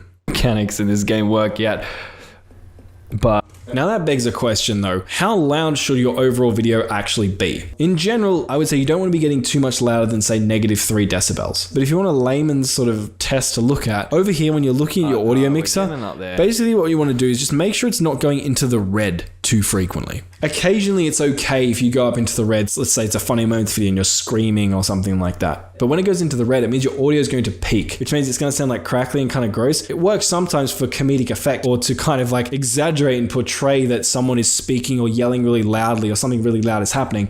But in general, it's kind of going to blow people's eardrums and you don't want that. Now, the last thing I want to show you before we get into some more advanced audio editing is how to balance audio across multiple clips. Now, this effect isn't perfect, but it can help in certain situations. So I'll show you it. Basically, let's say we have these 3 different clips, right? So we've got this one, and this one. Let's say that we wanted to balance as well as we could the audio across all of them. What we can do is we can grab our audio clips. I'm just going to hold down Alt and drag. So I'm just selecting my audio clips. I'm going to right click and then I can go normalize audio levels. Click on that, and then I can select the target decibel level. I don't mind going 6, and I'm going to hit normalize. And you can see the waveforms on my audio tracks adjusted slightly. This game is so... Why is there so little wood in each tree? It's like mining shrubs. All right, come on. And what that's tried to do is more effectively balancing my audio across my entire video. All right, that's editing your base audio levels. But now let's talk about adding a little bit more pizzazz. So what we're gonna do, just like how we added video tracks, we're gonna come down here, we're gonna right click, we're gonna add a track and add an audio track. When you're adding an audio track though, you have the option to choose between stereo and mono. I would always recommend selecting mono. Stereo basically means that you can adjust the volume of someone's individual ear if they're using headphones. So for example, you could have it be louder in one headphone and quieter in the other. I think that's just a little bit complicated trying to balance all that. I just want everything to be the same volume in both of their earphones. So I always go mono. That makes it the same. That balances everything out. You can see when I created that, it's created a track. And it's also created a new section in the mixer. So I can adjust the overall volume of this track as well. First thing we're going to look at is let's talk about adding music. To add music, you need music to add. And some really easy first place to look sometimes for music is actually YouTube's music library. So I can go to my channel. Then I go down to audio library, click down here. And you can see there are a bunch of different music tracks uploaded by YouTube that we can use 100% copyright free and monetize our videos. You can preview them by clicking on this.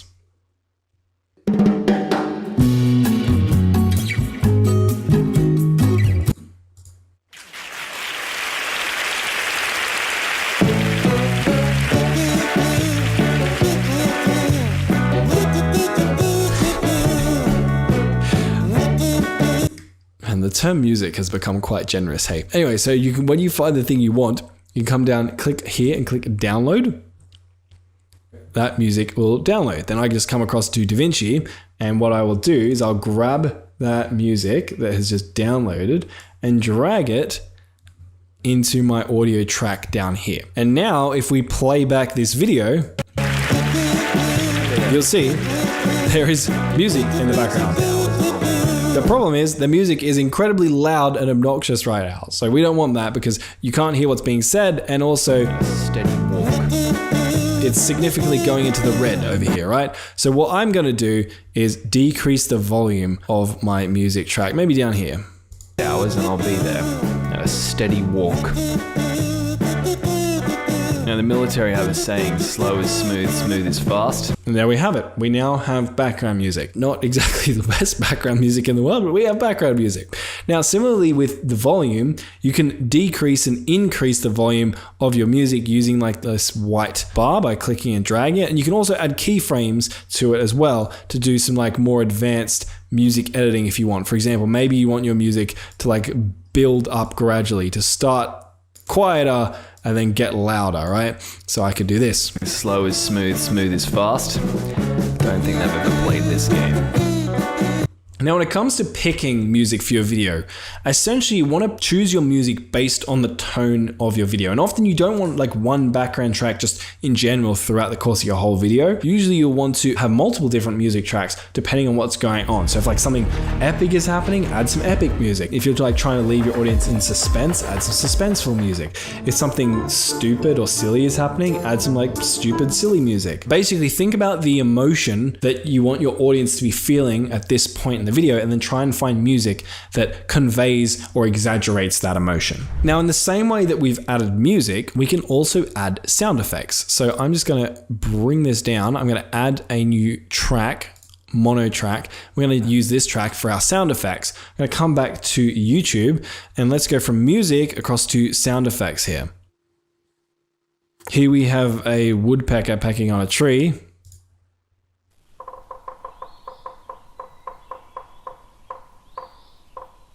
Which I can't hear for the life of me. I guess my thing is...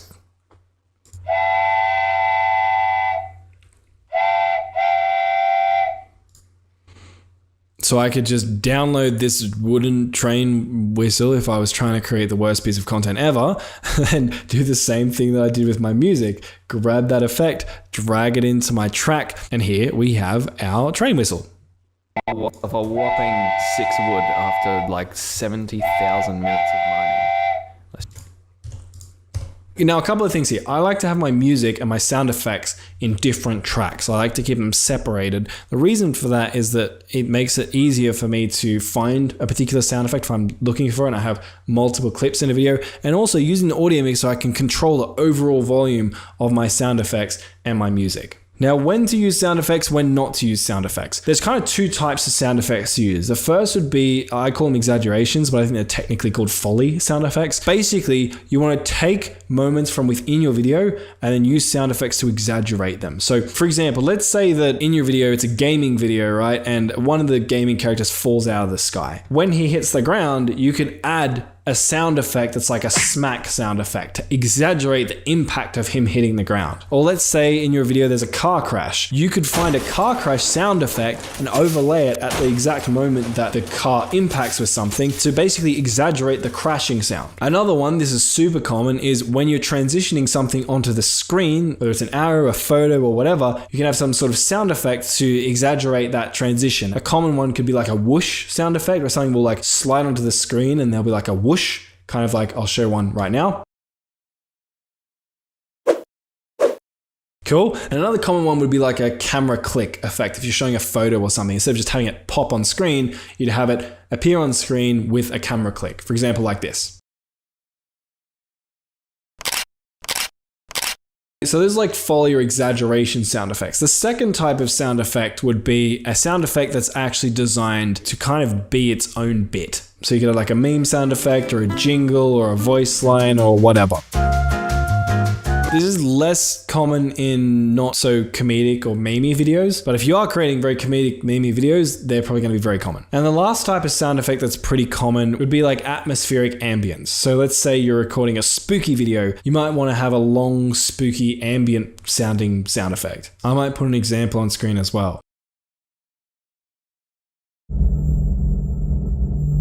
So I'm not going to get too much into like specific sound effects to add because it's going to really depend on the type of video you're using. But again, just basically think about it as exaggerating key or important moments in your video, or the emotion you want your viewers to be feeling at a particular point in your video. Now, the last thing I want to talk about are some transitions and effects for sound effects, because just like we did with video transitions, you can transition and fade in and fade out your audio, which is super important. So like, for example, this clip, I could grab this, drag it in, and the audio is going to gradually fade in. Where's the actual item? Which is a lot less harsh than if I just did this. Where's the actual item? Right? You can also, if you come to effects and then go to audio transitions, you have crossfade effects. So for example, if I had a cut in my video here, I could grab a crossfade effect, chuck it over my audio clip right here. Those clips are going to gradually fade into each other as opposed to be a really harsh transition. You can also find a bunch of audio effects if you come down to audio effects, right? And basically a lot of these are going to be pretty self-explanatory. So one effect, for example, that I've seen people use quite a lot, especially in like gaming videos, would be when they are saying something sarcastic, they'll add an echo effect to their voice to sort of emphasize the fact that they're saying something sarcastic or making a joke. So what you do is you just find the part where you're saying something sarcastic. Let's say it's like this portion of audio here. Then you'd go grab the echo effect, chuck it over like that. You can come up here and select some sort of preset. So let's just say large hall, and I'm going to click out of this. And now, all right, let's go up and get this other tree, and then we'll find. Oh, I saw an item drop there. There we go. Look at that. We have echo. Now I'm going to go a bit more in depth on how to use some audio effects to really make your voice sound better in a second, but just for this portion, we're talking more about overall audio editing and effects. You can just kind of go through here, find what it is you're actually looking for, and just apply it and see how it sounds. So that's the bulk of what you need to know when it comes to audio editing. That's how you adjust the volume or ramp the volume in specific parts of your clips using keyframes. It's how you add tracks. It's how you add sound effects, how you add music, how you can control the volume of an overall track using the audio mixer, and last but not least, how you can add effects and transitions to your audio clips.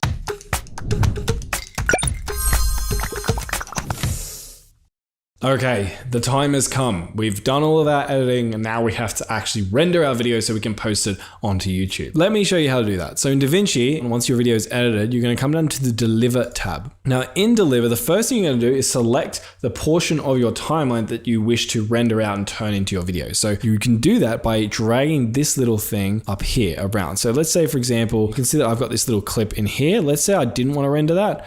I could drag this to here, and now it's only going to render this clip and not render this one. So once I've selected the clip that I want to actually render, what I can do is I'm going to come across to the left-hand side here, make sure we're on the custom export section. First, we can choose the name of our clip, and then you can come to location. So let's say I want to save it to like my desktop, right?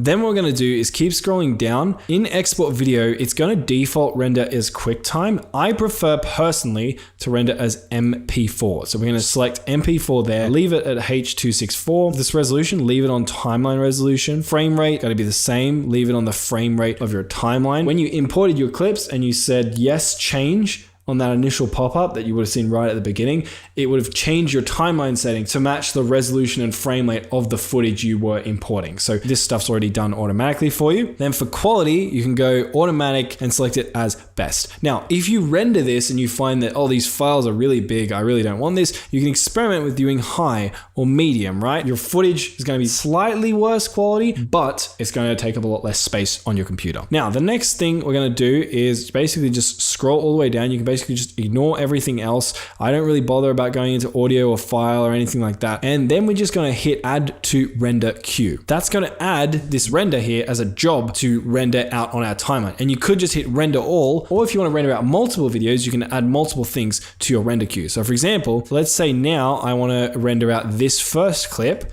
I can grab that And I'm going to grab this guy out here. As shortcut is you can just hit I and O on your keyboard. So I'll just hit O and I'm going to name it something different. So like clip 3. And then add to render queue just so I can tell the difference between them. Once these are done is I'm just going to click off this one that I'd selected and hit render all. And it's going to start rendering out these videos for me. And my screen recording software is going to go really laggy because my computer is going to be really struggling. And once these videos are done rendering out, I'll have them as a single complete MP4 file on my desktop that I can watch, that I can upload and post to YouTube.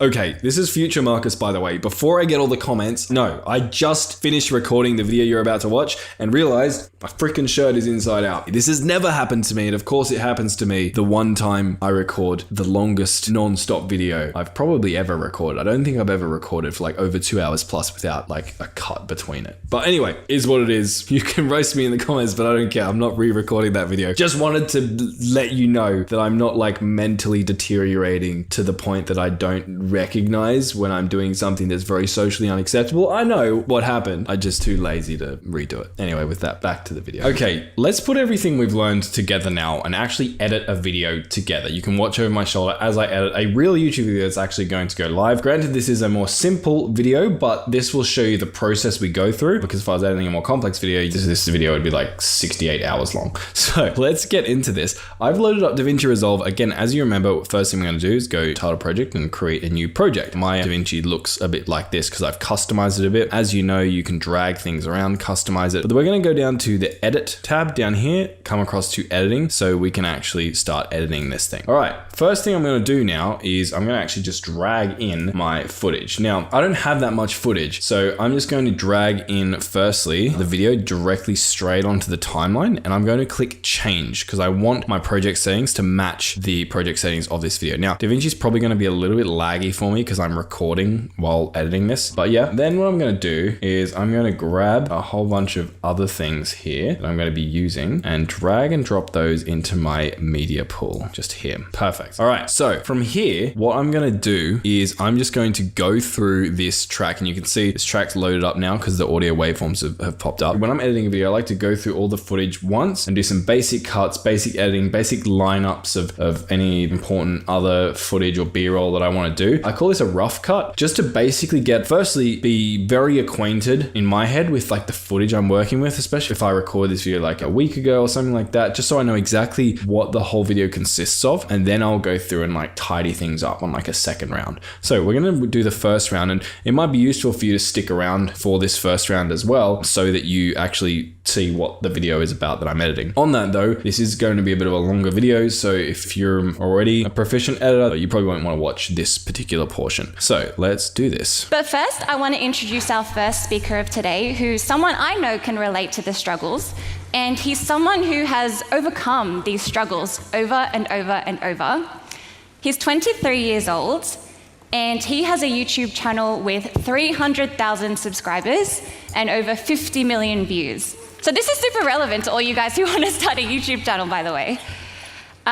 He's built multiple successful online businesses, and when most of us were deciding what we... Okay, seems like she's just talking a bunch about me, which Jade's a legend, by the way, a friend of mine. But I probably don't want to actually include all of this big prelude into the video. It's not really a very catchy, like punchy intro. So what I'm going to do is I'm actually going to skip forward a bit and see if I can find the bit where I actually start talking. Maybe around here. Thanks. How's it going? Super cool to see everyone. So I wanted to share something today. All right, that sounds like a good line there. I wanted to share something today. It sounds like there's an intro of a video. So I'm just going to scroll in here. I'm going to hover over here and just drag this down so I can see more. I'm actually going to hide my media pool as well so I've got a bit more room. I wanted to share something today. Cool. There. Seems good. Let's just quickly cut that. I would normally cut just using keyboard shortcuts like this, but I just cut that as an example to show you. But anyway, so I'm going to cut that, and we can probably get rid of everything in the beginning here and drag that back to the beginning of my timeline. Sick. There we go. I wanted to share something today. It's a little bit niche. It's a little bit random, but maybe you'll find it interesting because it's about YouTube. When I first started, I learned a piece of advice from a guy named Trent Dreisman. I thought it was one of the dumbest things I'd ever heard, but since then, it's helped me become a full-time YouTuber. And looking back, I can see how powerful it really was. But here it is. To succeed on YouTube, or to succeed as a YouTuber, you need to be a YouTuber. Thank you, Captain Obvious, I hear you say. Next, let's go. All right, what I might do here is we're starting to get into the actual content. And like I mentioned, during the rough cut portion, there might be sections of B-roll in some people's cases or very important overlays or structural things that you'll want to add. For me, something I'm going to be adding throughout this video are these slides. So I'm going to probably just start adding those in now. So what I'm going to do is I'm going to right click up here, add a video track. I'm going to drag these slides down so that they're in this video track. And let's see if I can find the one I want. Here it is. Cool, so we're going to drag that back to the beginning. I dragged it, or I didn't want to. Let's just cut it. So Control X, go back to the beginning, Control V, doesn't want to do that. But this is the one I want. I right click and cut it. And I'm going to come back here and I'm going to right click and paste it into this track here. It's helped me become a full-time YouTuber. And looking back, I can see how powerful it really was. But here it is. Cool, so what you noticed there was I actually stuffed up what I was saying. So I said to succeed on YouTube or to succeed as a YouTuber, we can actually kind of hide that with this overlay. So here we go. Full-time YouTuber. And looking back, I can see how powerful it really was. But here it is. To succeed on YouTube, or to succeed as a YouTuber, you need to be a So I'm going to come in here. I can see so here it is. But here it is. Grab that. Or to succeed as a YouTuber. And let's just cut that up, join that up. And I'm going to put this here so people aren't going to actually realize I cut. But here it is. Or to succeed as a YouTuber. So I say or to succeed as a YouTuber. I don't know if I like that or there. Let's make this a bit bigger just so we can see our timeline. Let's see if we can cut there. Let's see how that sounds. To succeed as a YouTuber. Here it is. To succeed as a YouTuber. Cool. So I got rid of the or to succeed as a YouTuber bit. To succeed as a YouTuber. But it does sound a bit harsh. Let me see if I can drag that in maybe. Here it is. To succeed as a YouTuber, you need to be a YouTuber. Let me cut this out as well because there's like a big pause there and I can hide the cut with this slide I've got. Thank you, Captain Obvious, I hear you say. Next, let's go. It makes sense, right? I didn't really get it either, but now looking back, it makes a lot of sense. So I want to kind of go over this and unpack it with you. Thank you, Captain Obvious, I hear you say. Next, let's go. It makes sense, right? I didn't really get it either, but now looking back, it makes a lot of sense. I feel like it makes sense, right? I say it makes sense. It doesn't actually make sense. I know what I'm talking about, so I might need to cut this and just cop the rough cut. Thank you, Captain Obvious, I hear you say. Next, let's go. I didn't really get it either, but now looking back, it makes a lot of sense. I didn't really get it either. Maybe I can make this cut a little bit less harsh by doing like a punch in or something. Thank you, Captain Obvious, I hear you say. Next, let's go. I didn't really get... Maybe I can punch in on this one actually. So I'm going to click on this. I'm going to go in here, zoom. Let's zoom in here, position, center myself and go up. Thank you, Captain Obvious, I hear you say. Next, let's go. I didn't really get it either. But now looking back... I don't know if you've noticed, but that like punch in and I punch out, it's like not perfect, but it makes it seem like it disguises the cut a little bit. Thank you, Captain Obvious, I hear you say. Next, let's go. I didn't really get it either, but now looking back, it makes a lot of sense. So I want to kind of go over this and unpack it with you guys using an analogy Trent calls the green dot theory. Cool, we're going to drag these a bit further forward. So let's imagine you want to go out there and start a YouTube channel. First thing you need to do is figure out what kind of content you need to create. And so you're going to come up with your idea. Maybe it's going to be gaming, or maybe it's going to be makeup, or whatever it is. For the sake of this analogy, let's say it's green dots. You want to go out there and make green dot videos. So using this, I can probably add a little, because I'm disguising the cuts again, like this overlay's going to help me hide this cut. So I'm going to make a cut there, probably cut this, get rid of that, join this together, and I'll cut that there. Green dots. You want to go out there and make green dot videos. And so you get out there, you're excited. I can probably cut even more, hey, there's a bit too much dead time. And so you get out there, you're excited, you're pumped, you film and you edit and you record and you upload and you post and you bomb worse than KSI's latest song. Massive failure. Which is kind of sad, right? And you bomb worse than KSI's latest. Cool, so what I'm going to do is it's the bit where it says, you're a massive failure, you bomb worse than KSI's last song. I'm going to grab this, I'm going to chuck that there. You bomb worse. But what I'm going to do is I'm going to grab this. Let's make a copy of this. So I'm going to copy it because I want to make it feel like the slide transitioned. Massive failure. Cut this, use our overlay up here to disguise this cut or hide it. You bomb worse than KSI's latest song. Massive failure. which is kind of sad, right? And this is where a lot of people end up quitting. But some people don't quit. They I'm gonna drag these around over here now. persist with their green dot content, and as a result, as a byproduct of persisting with green dot content, they uncover that there's like this new kind of like red dot opportunity out there. Cool, so this is where I'm gonna need my next slide, right? So I'm gonna need to drag this over here. So it goes from green to red. The thing is though, again, in editing, what you wanna try and do is like show progression. So if I just show this, it's not actually showing progression. I actually want to try and show that red dot appearing over the suck. So I'm going to grab this and paste it here. So I want the transition to be like, okay, suck's disappearing and red dot is appearing. So that people get the feeling, okay, like this is a slideshow presentation. They uncover that there's like this new kind of like red dot opportunity out. Green dot content. They uncover that there's like this new kind of like red dot opportunity. All right, so I want the red dot to appear when I say red dot opportunity. New kind of like...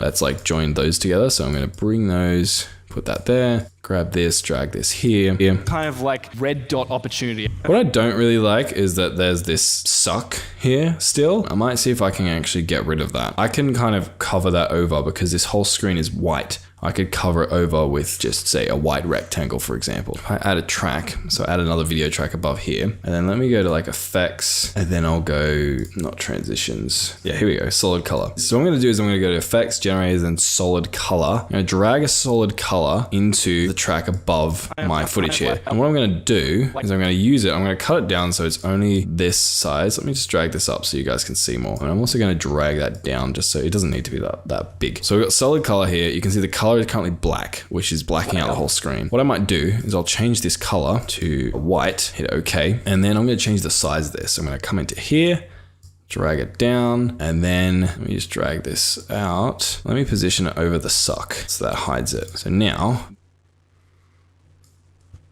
yeah, so that hides the suck word now, right? So people can't actually see that. Seek, let's bring that down. Cool, let's continue on. New kind of like red dot opportunity out there. Perfect.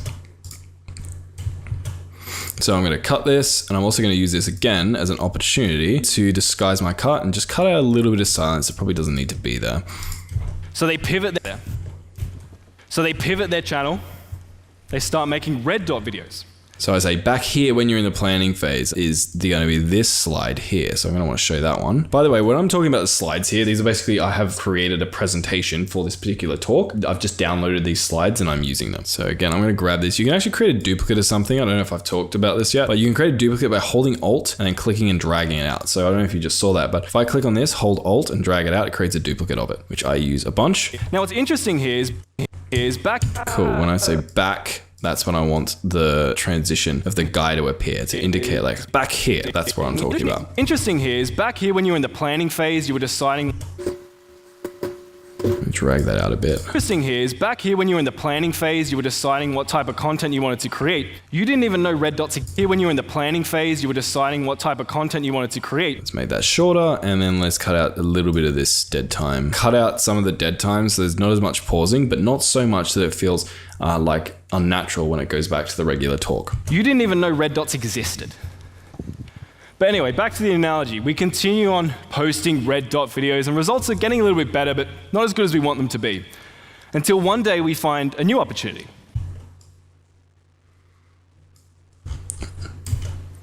Blue dot videos. So the new opportunity is going to be blue dot videos, which is going to be here. So I'm going to make a cut here. And it's also going to give me, again, an opportunity to cut out some of this silence. Blue dot videos. Again, I want to show the transition. So I'm going to grab the blue dot videos actually popping up on screen. So I'm going to grab this, chuck it here. New opportunity. Blue dot videos. So you pivot your channel again. Okay, let's listen to this. Until one day we find a new opportunity. Blue dot videos. I feel like the blue dot videos just sounds a little bit harsh. So what I'm going to do is I'm just going to come down to transitions. Let's do like a crossfade at 0 decibels into my audio transition there. Make it a little bit smaller. New opportunity. Blue dot videos. Cool, that sounds a bit better. A new opportunity. Blue dot videos. So you pivot your... Cool. Again, there's more silence here. So you pivot, so you... I can cut out that little bit of silence there as well. And then join these together. And I'm going to cut here over the top of my cuts. And a new opportunity. Blue dot videos. So you pivot your channel again, you start making blue dot videos and results pick up even more. Then not long later, you find a new opportunity. Yep. The new opportunity, we're going to show that as well. So I'm going to grab the original one and then grab this. Let's find the exact moment where I say yellow.videos. Find a new opportunity. Cool, I say yellow.videos there. So that's where I want to show the yellow dots popping up. Yellow dots, and you keep on going. Now, and you keep on going. Undo that, cool. New opportunity, yellow dots, and you keep on. Find a new opportunity, yellow dots, and you keep on going. Now, not long later, you find a new opportunity, yellow dots, and you keep on going. Now, back to the beginning. When you first started creating green dot content, you were setting out to be the best green dot creator there ever was. You didn't know yellow dots or blue dots or red dots even existed. And the process sort of continues from there, but you're probably getting the point now. Basically, if you're trying to learn or think, or you're procrastinating about starting a YouTube channel, but really this is just an analogy for anyone who is trying to do something ambitious and risky. Entrepreneurship, a business, Give ourselves a bit of room a to new move that. skill. To succeed, you first have to be. You have to do it. I don't know if I had a slide for that. Let's have a look. To succeed, you have to be. Yep, cool. That is the slide I want. I'm going to grab this guy and come back to where I was. It's around here. If you're trying to learn things, I feel like I get really introverted when I'm editing as well. I like talk very slowly because I'm kind of like talking to myself. This is probably very different to the videos you're used to so far. Anyway. entrepreneurship, a business, a new skill. To succeed, Cool. This is perfect because I got this slide and I can hide out these massive pauses where I'm like awkwardly trying to remember what I'm supposed to say on stage in front of a few thousand people. Let's get rid of that. Awesome. Let's see. new skill. To succeed, you first have to be. To succeed, you first have to be. You have to do it.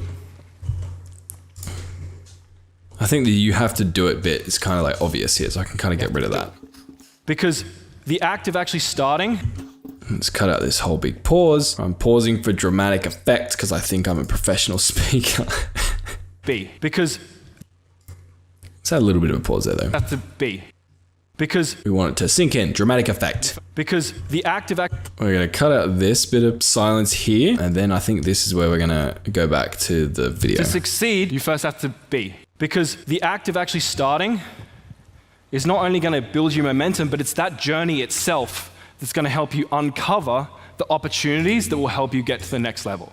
So to give you sort of a concrete example, when I first started, I'm going to embarrass myself here, I created gaming videos.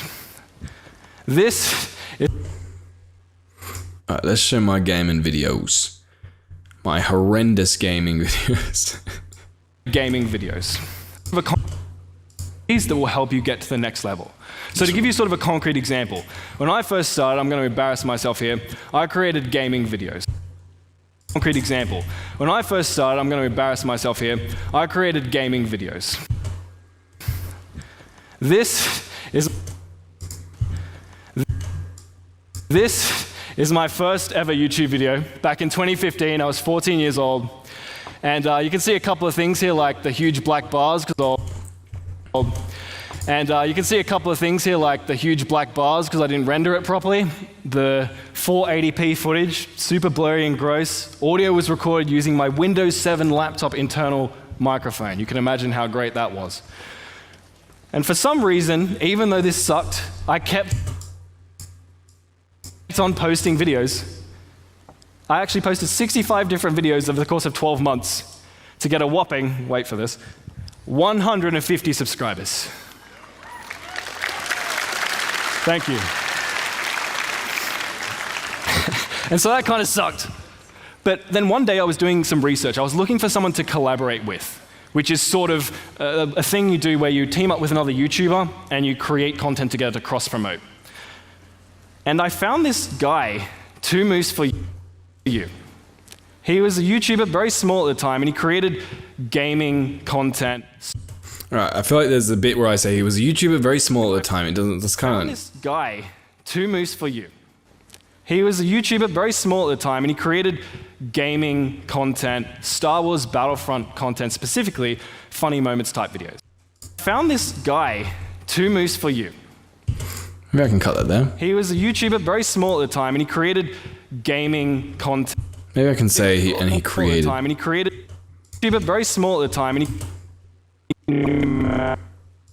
I mean, he created gaming content. I mean, he created... Let's see what that sounds like. So we'll join those together, and then let's see if we can disguise that cut by showing 2 moves for you. Cross-promote. And I found this guy, 2 moves for you. I mean, he created gaming content, Star Wars Battlefront content. Maybe I can use a crossfade here to make that audio transition a tad less harsh. 2 moves for you. And he created gaming. Okay, the cross that I'm probably going to need to move this slide a little bit over the cut, because if it's right on the cut, it's kind of obvious because you can see my mouth is like closed, and then immediately the next like second I'm like mid sentence. So if I drag this over, it's gonna like people aren't gonna realize that sort of continuity error. I mean, he created. Cool. So also the crossfade is not too bad. I'm gonna actually make it a little bit smaller, but it adds in like a little bit of what I said previously, which actually makes it sound like I'm saying instead of like I was actually saying a word. I mean, he created gaming content, Star Wars Battlefront content. And he created, I say gaming content, Star Wars Battlefront content specifically. I like get into the details of weeds too much. I probably don't need to say gaming content if I'm going to say Star Wars Battlefront content, because that's kind of obvious. I'm just going to cut that out. I mean, he created Star Wars. I think it actually makes more sense when I was just watching this. It makes more sense to show 2 moves for you at the moment I say 2 moves for you. This is sort of like an editing principle that's like useful to know. What you usually want to do is try and make sure the audio and visuals are always in sync. So in this case, when he says 2 moves for you, I want to show 2 moves for you on the screen. If I show it like disjointed, it just kind of feels weird. 2 moves for you. I mean, he created Star Wars Battlefront. Let's see if I can bring that down. 2 moves for you. I mean, he created Star Wars Battlefront content, specifically funny moments type videos. Seems kind of weird and specific, but when I first clicked on his video, I got hooked. I thought it was hilarious. I watched the entire thing, and then I ended up binging his entire channel when I should have been working. And while I was binging Moose's content, this thought started to bubble itself into my consciousness. Maybe I could do something like this. I feel like I don't actually need a slide to illustrate that maybe I could do something like this. I'm going to get rid of that. And so I did. The next week I went out there and I made Thug Life. All right, we're going to time it again. So I say Thug Life around here. I made Thug Life. Cool. Bam. That's when our slide hits. And I made Thug Life, Star Wars Battlefront Funtage, Funny Moments Montage, which is kind of cringy, but... All right, let's get rid of the which is kind of cringy. So let's grab that. I think that'll make more sense there. It was kind of cringy, but for some reason it clicked. It got 2,000 views. Probably don't need to show 2,000 views, so I'm going to get rid of that slide, bring this back. And from there, things started to pick up. That was one of the best results I'd ever gotten on YouTube, so I kept posting those videos. I pivoted. Over the course of 6 weeks of posting these videos, my channel went from getting 15 subscribers per month. Maybe I can show this visually, because I have slides that show this. Again, I'm showing all these visually with slides, because I've already put the effort into creating the slides, but if you were going through and actually editing this, you would just find the things that I'm, for example, showing on slide. Instead of like showing this slide that I prepared earlier, you would just find a screenshot of the video you're actually showing. Again, you want the visuals to match up with what you're actually talking about. So if you're like mentioning something and it's a significant part of the story, show it on screen. If you're describing something that's like a little bit difficult for people to imagine, show it on screen. Kind of like my video. If I just said Thug Life, Star Wars Battlefront Funtage, you probably wouldn't get as vivid a picture in your imagination as if I just showed you exactly what it was, which is what I've done here. Again, I've kind of cheat coded this a little bit to make a faster edit, because now otherwise I would have had to go and like actually manually find and download and add all these resources during the edit process. That's something that you're probably going to have to do unless you're editing very similar like presentation based videos to the ones I'm doing right now. Battlefront Funtage, Funny Moments Montage. It was kind of cringy, but for some reason... I think I might actually add a little crossfade in here as well. Drag it down. Moments Montage. It was kind of cringy, but for some reason it clicked. It got 2,000 views, and from there things started to pick up. That was one of the best results I'd ever gotten on YouTube, so I kept posting those videos. I pivoted, and over the course of 6 weeks of posting these videos, my channel went from getting... Cool, let's show that. So it went from getting 15 subscribers a month. 15 subscribers per month to over 1... Let's show that. So from 15 subscribers per month, drag the cut over to here. Getting 15 subscribers per month to over 1,500 subscribers every single month. There's also something I noticed here. You can kind of see that I'm looking at my script, which is not really great. So even though this pause is not bad for dramatic effect, just turn off these borders. So I'm going to go to the bit where I'm not looking at my thing. There we go. So now it looks like I'm actually just talking off the top of my head. So we'll cut that. Every single month. In other words, I found my red dot. Cool. Let's show the bit where I found my red dot then. So we're going to grab that. I found my red dot. Here it is. Cool. So let's grab that slide. Again, we're going to try and show the passage of time, not just by showing a slide on screen, but by actually showing the transition. So in other words, let's show that. I found my And then let's show the red dot. At the moment I mention red dot. I found my red dot. And so I pivoted. I went all in on this red dot and I kept on posting this content. And then I started getting views and people reaching out to me. And one day this guy reached out to me and he was like, hey, can I edit videos for you? I was like, I guess, sure. And that was when I learned the power of like growing a team. I was like, wow, I can put out so much more content with someone helping me. So I grew a team. We ended up scaling up that channel because of that. And now the channel has around like 25 million views. So like this isn't communicated very well on the slide. I need to show the bit where I talk about, so I grew a team and indicate that that was another dot on my dot analogy spectrum. So let's grab that. The power of like growing a team. I was like, wow, I can put out so much more content with someone helping me. This is when I learned the power of like growing a So growing a team is like the third dot on this analogy I'm talking about. And that was when I learned the power of like growing a team. I was like, wow, I can put out so much more content. And let's use this to our opportunity to disguise this little thing and a little bit of silence in there. Drag that down to like so. And that was when I learned the power of like... The power of like. I hate it. That's a filler word. I learned the power of like. All right, let's see if we can get rid of this like without people noticing. I just selected both of those by just holding shift and clicking on them. The power of growing a team. All right, it does sound a little bit messed. So let's see what happens if we add a audio transition. Learned the power of growing a team. I was like, wow, I can put out... Yeah, that sounds a lot better. So you can hear it like sounds before I add the audio transition. It kind of sounds obvious. There's like a cut there, but once I add the transition, it just seamlessly sort of blends into itself. Learned the power of growing a team. The power of growing... I think growing a team feels like it needs to come sooner. That was when I learned the power of growing a team. Let's drag that in. When I learned the power of growing a team, I was like, wow, I can put out so much more content with someone. The power of growing a team. I was like, wow, I can put out so much more content with someone helping. No brainer. Who would have guessed you could put out more content with someone actually helping you? I was a real bright spark back in the day, wasn't I? With someone helping me. So I grew a team. We ended up scaling up that channel because of that. And now the channel has around like 25 million views.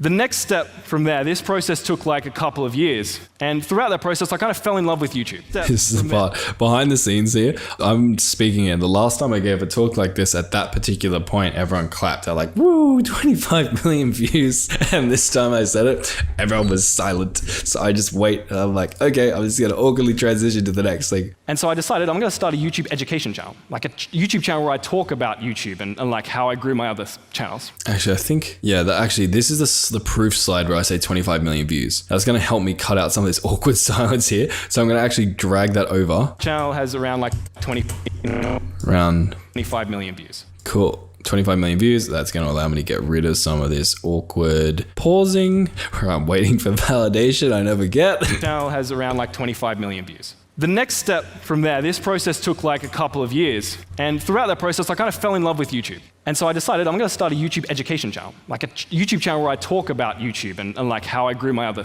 channels. For some reason, it clicked. Okay, so I talk about I'm going to do a YouTube education channel. So let's show that transition, which I'm going to need to grab this guy. And so I decided I'm going to start a YouTube YouTube is there, so that's where we're going to reveal I started a YouTube education channel. Wow.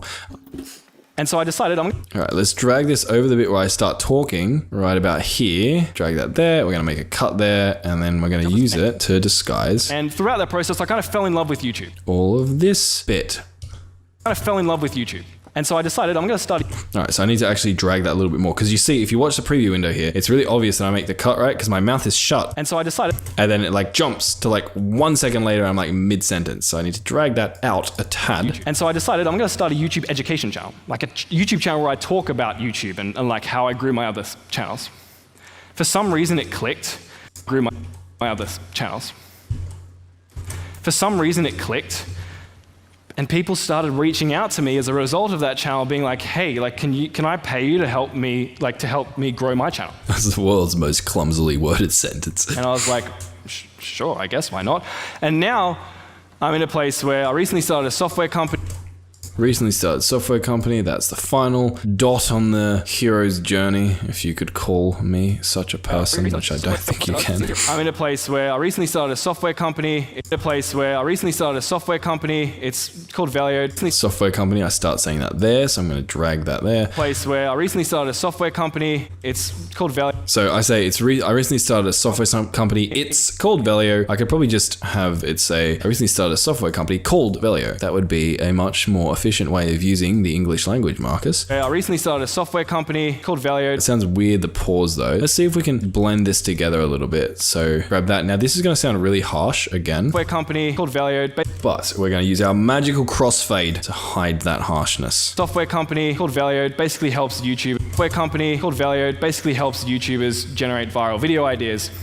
And to give you a rough idea of kind of where we're at, on a conversation I had with Murray, who you just heard from, who's Director of Entrepreneurship at UTS, one of the most respected people in the startup space. He called it, quote, one of the fastest growing 2-month-old startups he's ever seen in his life. And now as a result of this whole journey, I have the privilege to be able to do what I love every day, have the freedom to do it from a laptop, and I can travel the world. And this probably seems like I'm bragging here, but I'm trying to share this to illustrate the power of the green dot theory. If it wasn't for my YouTube education channel, I couldn't have started Valio, my software company. If it wasn't for growing a dot theory. If it wasn't for my YouTube education channel, I couldn't have started Valio, my software company. If it wasn't for... I think this slide's going to maybe make sense. If it wasn't for my YouTube education channel... Maybe what I'm going to do is like a reverse build. Actually, maybe I can do a I highlight. couldn't have started Valio, my software company. If it wasn't for... Okay, so I think what I'm going to do here is I'm going to do this in the next pass through is I'm talking about all the different sort of like steps in my journey. What I might do is I'll actually like do some sort of animation and like highlight them, but we will leave that slide there and we'll do that later. Was Battlefront content and getting views on that, I wouldn't have had people reach out and I would have known that growing a team was even an option. But if I hadn't have just started in the very beginning, I wouldn't have had those views and I would never have learned that like growing a team was even a thing. And so I guess if I could suggest something to you, if you're thinking about content creation or just doing anything that's kind of ambitious but a little bit risky, it would be just start. And I know it sounds cliche and I know it's what everyone says, but hopefully through this analogy you've kind of come to terms with the fact that the journey itself is the thing that reveals the opportunities to you that will take you to where you want to be. And when you get there, hopefully you'll be in a place where you're able to live your dream life, and as a result of that, you can also hopefully go out there and impact a lot of other people too in a very positive way. So that's me. My name is Marcus. Thank you very much. All right, Marcus. Thank you. That is completely wonderful. Like Marcus. Thank you. All right, let's cut that. I think we don't need all the rest of that, him just talking. Cool. Something I did notice here though. Go out there and impact a lot of other people too. I like trail off and like impact a lot. You can't actually hear what I say. So we're going to do some like little basic audio editing in here. You remember how like change volume? We're going to use keyframes to change the volume at the specific part I want. So I'm going to hold down Alt. I'm going to click on this. A lot of other Let's add a volume keyframe here. There we go. a lot of other people too in a very positive way. In this talk, I gradually decrease the volume that I'm actually talking at. What I'm going to try and do then with keyframes is manually kind of balance that out. So Impact a lot of other people too in a very positive way. So let's see, let's make a cut there. And let's see if we can add another keyframe right about here. Drag this guy up to get louder. So now I should actually get louder gradually. Impact a lot of other people too in a very positive way. Impact a lot of other people too in a very positive way. It sounds all right, but like I feel like I need to add another keyframe because if you listen to it, I don't gradually at a perfect straight line talk quieter. I like talk quieter quickly and then continue talking quieter. So to account for that, A lot of other people too in a very positive way. A lot of other people too in a very positive way. all right, so let's see if we can go here, add another keyframe, and we'll just like add a little bit of, drag that up like that. Go out there and impact a lot of other people too in a very positive way. And drag that down a bit maybe. Impact a lot of other people too in a very positive way. Cool, so that's not too noticeable, right? So you're listening to this. You can also hopefully go out there and impact a lot of other people too in a very positive way.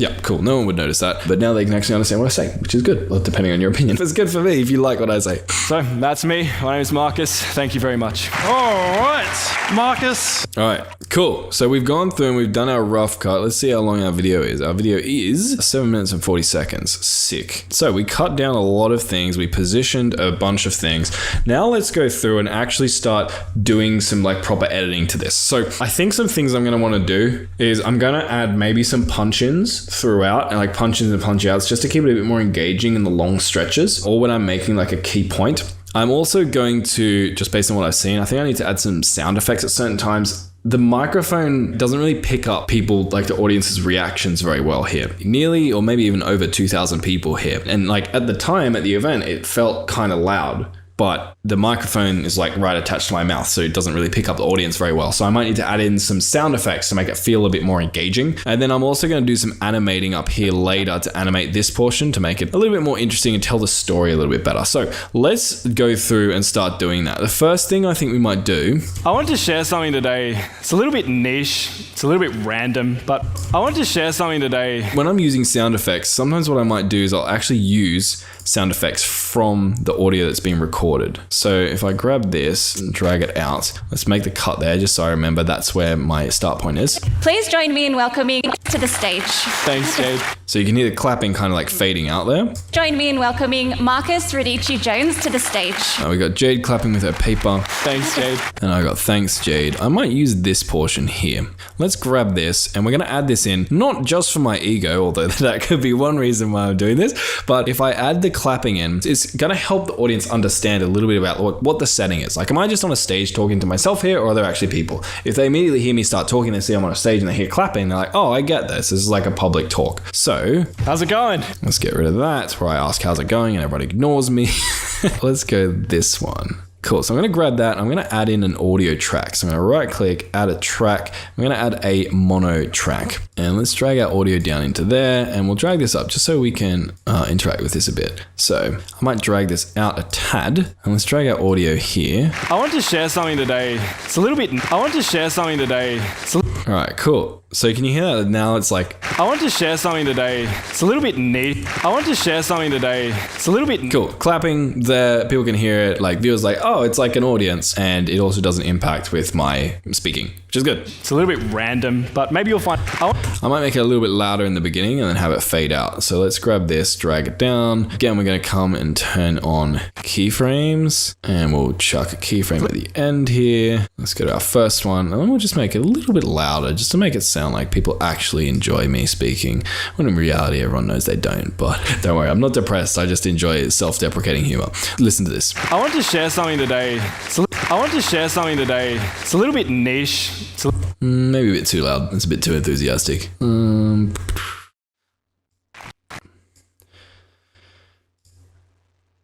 Maybe up here we'll go 4, just 4. I want to share something today. It's a little bit. Cool, sounds good. All right, let's keep going. It's a little bit random, but maybe you'll find it interesting because it's about YouTube. When I first started, I learned a piece. I might punch in here because there's a pause, and then also You'll find it interesting because it's about YouTube. Also, I'm kind of in a similar position here. So you can see I'm kind of like in the same position. It's going to make the punch in easier. It's going to make it feel more seamless. So let's cut that out, and let's punch this guy in a little bit. When I first started,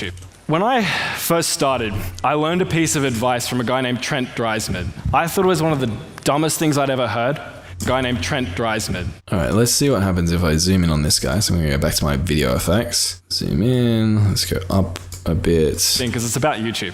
When I first started, I learned a piece of advice from a guy named Trent Dreisman. I thought it was one of the dumbest things I'd ever heard. Cool, that's like pretty seamless. I think most people won't actually notice that. When I... Actually, I'm looking up, I'm looking down, looking up, looking down. I think it's the step. The step's what's killing it. So can you see how like I'm here, I'm about to take a step, and then it like teleports and I like am taking a step? Let's see if we can drag that out a little bit. So I take the step and then we walk. All right, that might make it flow a bit better. Maybe you'll find it interesting because it's about YouTube. There we go. That like flows better. It's like you notice it when you know it's happening, but if you're a viewer, you're probably not going to actually notice. It's a little bit niche. It's a little bit random, but maybe you'll find it interesting because it's about YouTube. When I first started, I learned a piece of advice from a guy named Trent Dreisman. I thought it was one of the dumb. So one thing I did notice is like I'm center screen, but then the screen like pans across too much. So we might have to manually counteract this a bit. So let's add like a keyframe here for position, and then Started. go to here, which is where it pans across to, and another keyframe. Let's just adjust the position slightly. Bring me back into the center.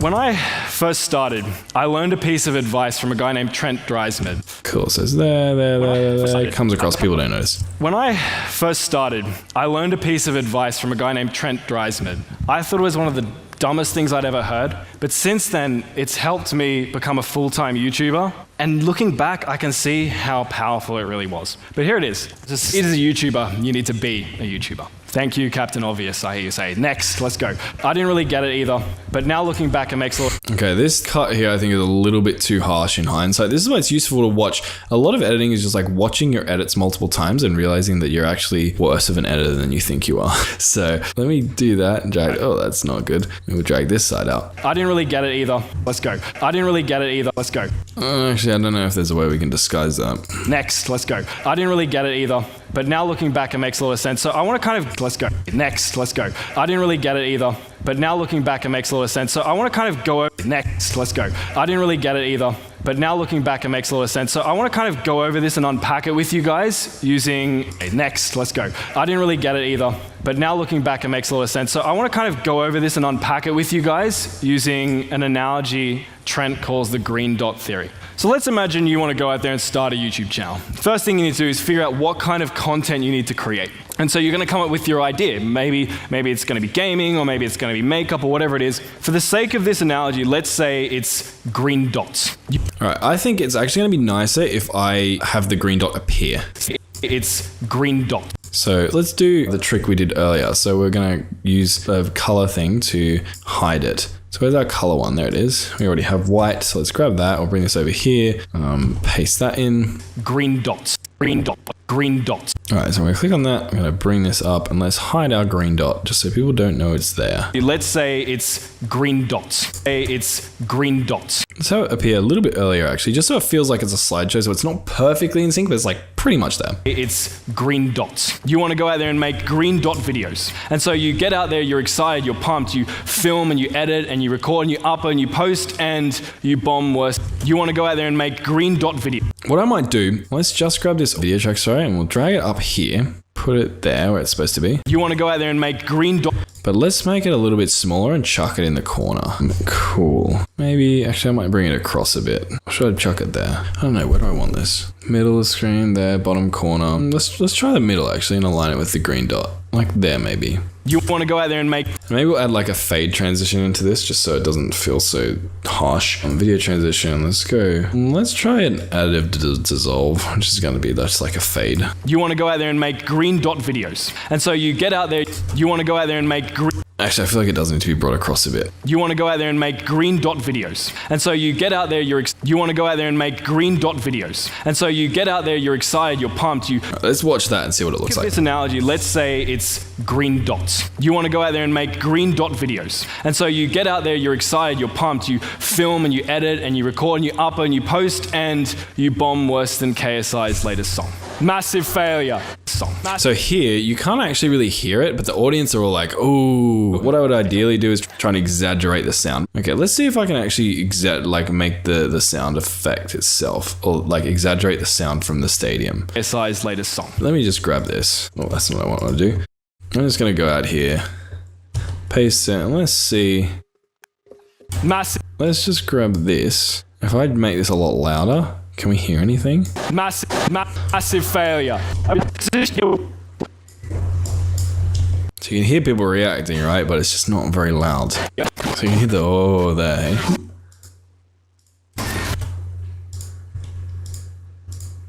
Massive failure. Maybe I can blend these two together. What's the volume on this? This is 29. If I grab this and then bring this to 29 or 28, maybe I can then grab a audio crossfade. Failure. Massive. Oof. I need to get rid of the massive. I can't edit apparently.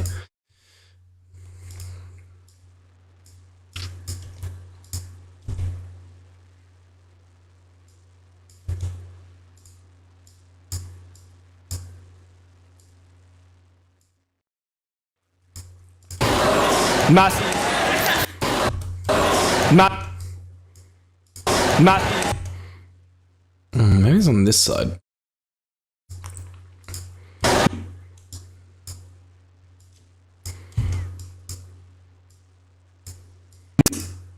Oof, there it is. You can see my massive audio peak.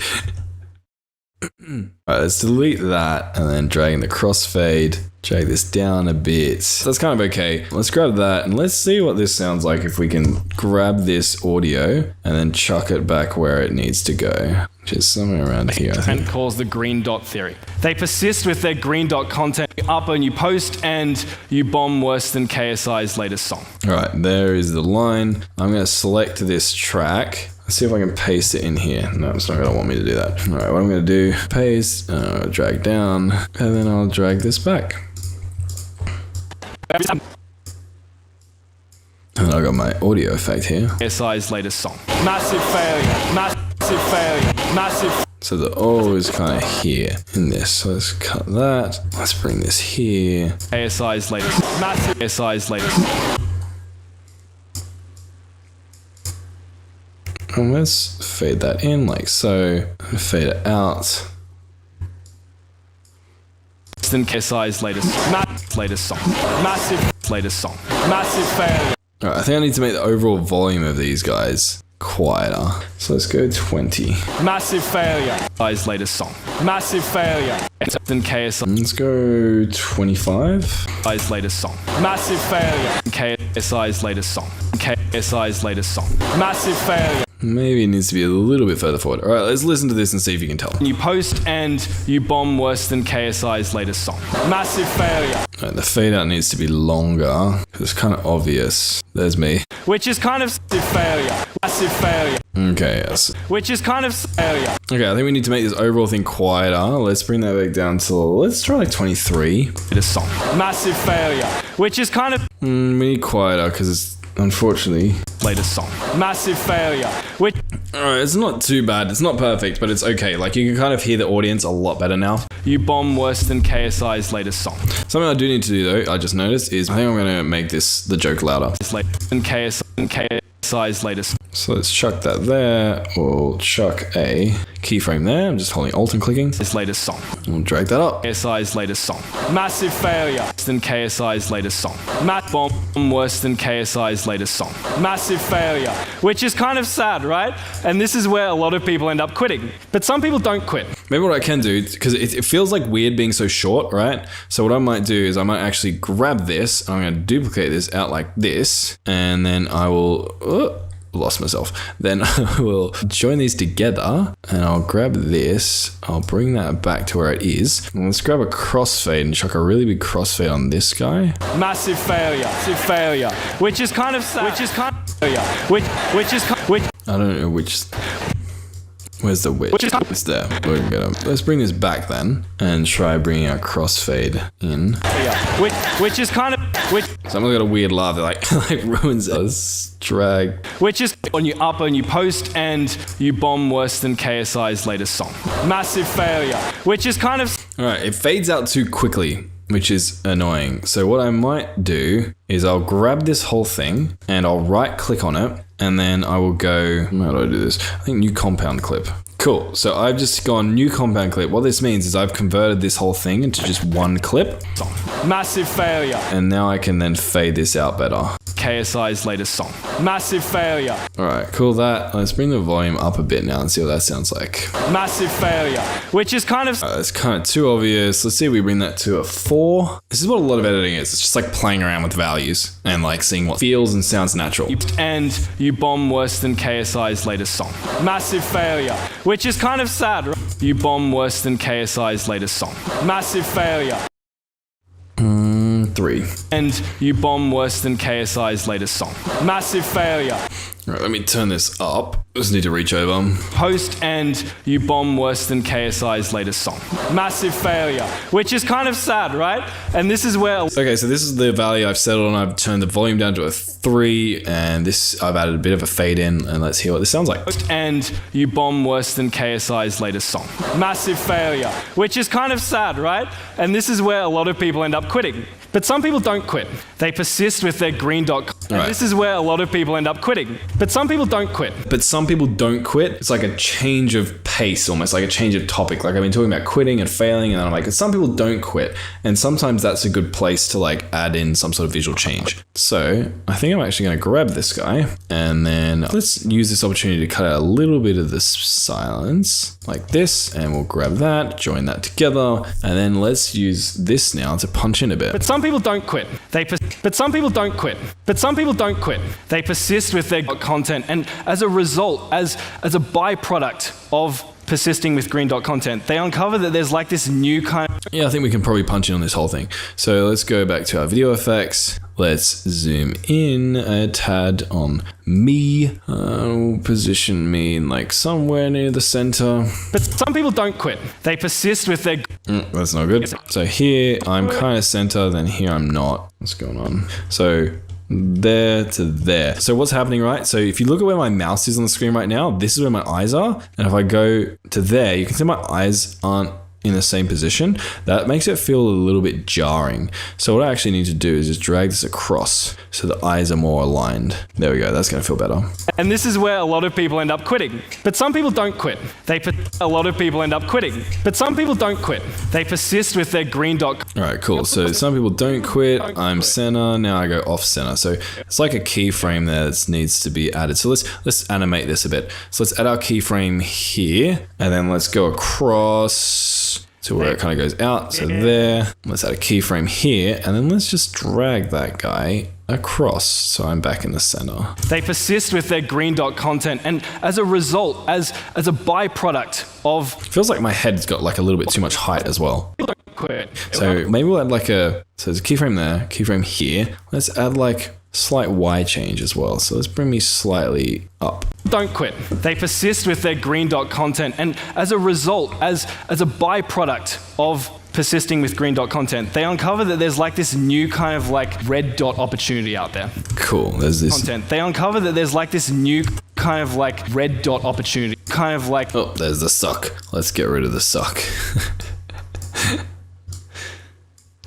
New kind of like red dot opportunity out there. So they pivot their channel, they start making red dot videos, and results pick up a little bit. Now what's interesting here is back here when you were in the planning phase, you were deciding what type of content you wanted to create, you didn't even know red dots existed. I feel like this needs to be brought out a little bit. Deciding what type of content you wanted to create, you didn't even know red dots existed. But anyway, back to the analogy. We continue on posting red dot videos, and results are getting a little bit better, but not as good as we want them to be. Until one day we find a new opportunity. Blue dot videos. So you... I feel like the new opportunity, we need to let that have a bit more breathing room. Until one day we find a new opportunity. Blue dot videos. We find a new let's do it there. We find a new opportunity. Blue dot videos. So you pivot your channel again, you start making blue dot videos, and results pick up even more. Then not long later you find a new opportunity, yellow dots, and you keep on going. Now,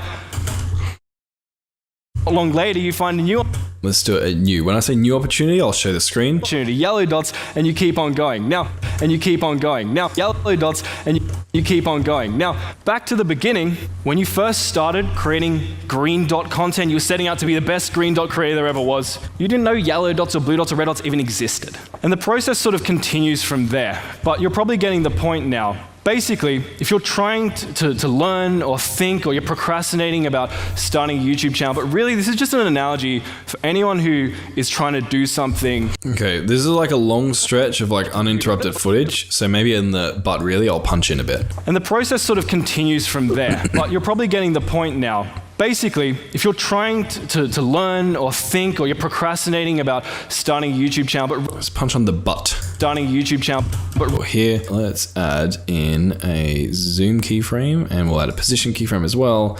And we'll go one frame forward. Let's add our zoom and position keyframes again, and then let us punch in a bit. And we'll just drag me up a tad. really, this is just a... Let's just make sure our keyframes are okay. So from there to there, there. That's all right. Really, this is just an analogy. So what I would ideally do is I would kind of find a consistent punch-in value and then like punch in the same amount every time I'm punching in, just so it's not like very inconsistent. But this camera kind of keeps zooming in, zooming out a bit. I get further away, closer. So I kind of just like not worrying too much, especially because this feels like a handheld camera. Like if the zoom distance isn't the same every single time, it's not too big of an issue. But if I was like editing a video like the one you're watching right now, I would try and keep the punch in distance, like the zoom in distance, consistent. Anyone who is trying to do something ambitious and risky, entrepreneurship, a business, a new skill. I kind of start walking off screen a little bit here because the cameraman's fallen asleep. So let's add our keyframes in. Entrepreneurship, a business, a new skill. And let's add our position keyframe in, and we'll just drag me a little bit across. So I'm back in the center. There we go. About starting a YouTube channel, but really this is just an analogy for anyone who is trying to do something ambitious and risky. Entrepreneurship, a business, a new skill.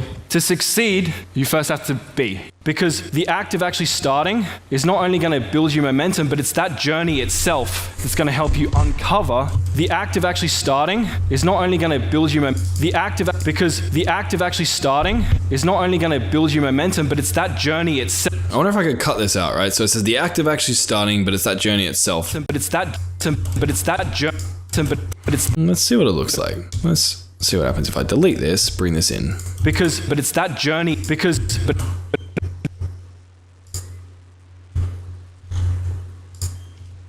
it's that journey itself that's going to be. Because it's that journey itself that's going to help you uncover.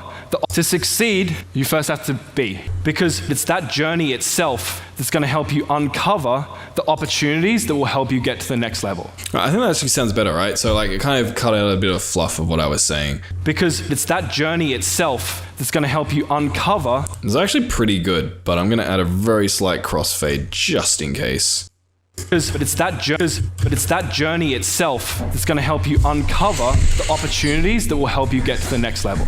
So to give you sort of a concrete example, when I first started, I'm going to embarrass myself here, I created gaming videos. This is my first ever YouTube video. Back in 2015, I was 14 years old, and you can see a couple of things here, like the huge black bars because I didn't render it. Okay, I feel like if we just stay on this static screen for too long, it's going to get boring. But I'm kind of like looking up at the screen here. Like I'm not really looking at.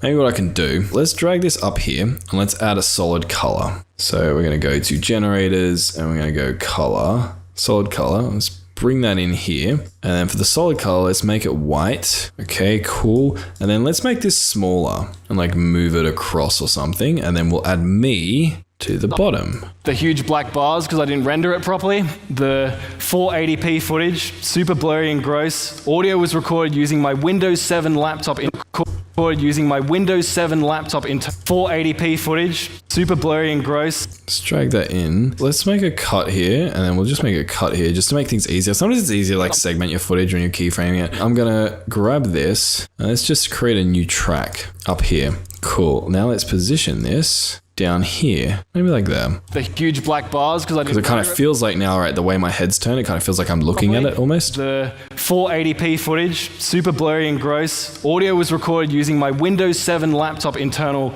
microphone. You can imagine how great that was. The huge black bars, 14 years old. And you can see a couple of things here, like this is my first ever YouTube video. Back in 2015, I was 14 years old. All right, maybe we can drag this out to here now. Yeah, and let's drag these two things out as well. So we'll drag that there, drag this out, but you're going this way. Sweet. This is my first ever YouTube video. Back in 2015, I was 14 years old. And you can see a couple of things here, like the ever YouTube video. Back in 2015, I was 14 years old. Maybe we'll cut on the end R. Sometimes like cutting on the sounds actually makes it better. 14 years old. And you can see a couple of things here, like the huge black bars because I didn't render it properly. The 480p footage, super blurry and gross. Audio was recorded using my Windows 7 laptop internal microphone. Let's watch that again, just make sure we're happy with it. Gaming videos. This is my first ever YouTube video. Back in 2015, I was 14 years old. And you can see a couple of things here, like the huge black bars because I didn't render it properly. The 480p footage, super blurry and gross. Audio was recorded using my Windows 7 laptop internal microphone. You can imagine how great that was. And for some reason, even though this sucked, I kept on posting videos. I actually posted 65 different videos over the course of 12 months to get a whopping, wait for this, 150 subscribers. Thank you. So there's the clapping. I might actually add some clapping in to exaggerate it a bit. We can maybe use the clapping from the end, and then we grab the clapping from the beginning. So I'm just gonna mark this area. I'm just gonna hit M on my keyboard to mark it just so I can come back to it easy. Also, I'm gonna scroll down just so I can see the footage. So we have our clapping at the beginning. We've added our clapping sound effect here. That's like the ending of clapping. Let's grab that there. And then we have some clapping at the end of the video, as far as I'm aware. So that's this. Thank you very much. All right, there's clapping here. Let's drag this down and then we'll copy it. Oh, cut it, sorry. Let's grab that, come back to our marker, about here, paste that in, and then let's see if we can kind of like Frankenstein these together a bit to make it sound like the clapping starts and ends, and just make it a little bit louder, sound more engaging. For some reason, even though this sucked, I kept on posting videos. I actually posted 65 different videos over the course of 12 months to get a whopping, wait for this, 150 subscribers. All right, people start clapping. Thank you. All right. And so that kind of... All right, we need to get rid of the all right, obviously.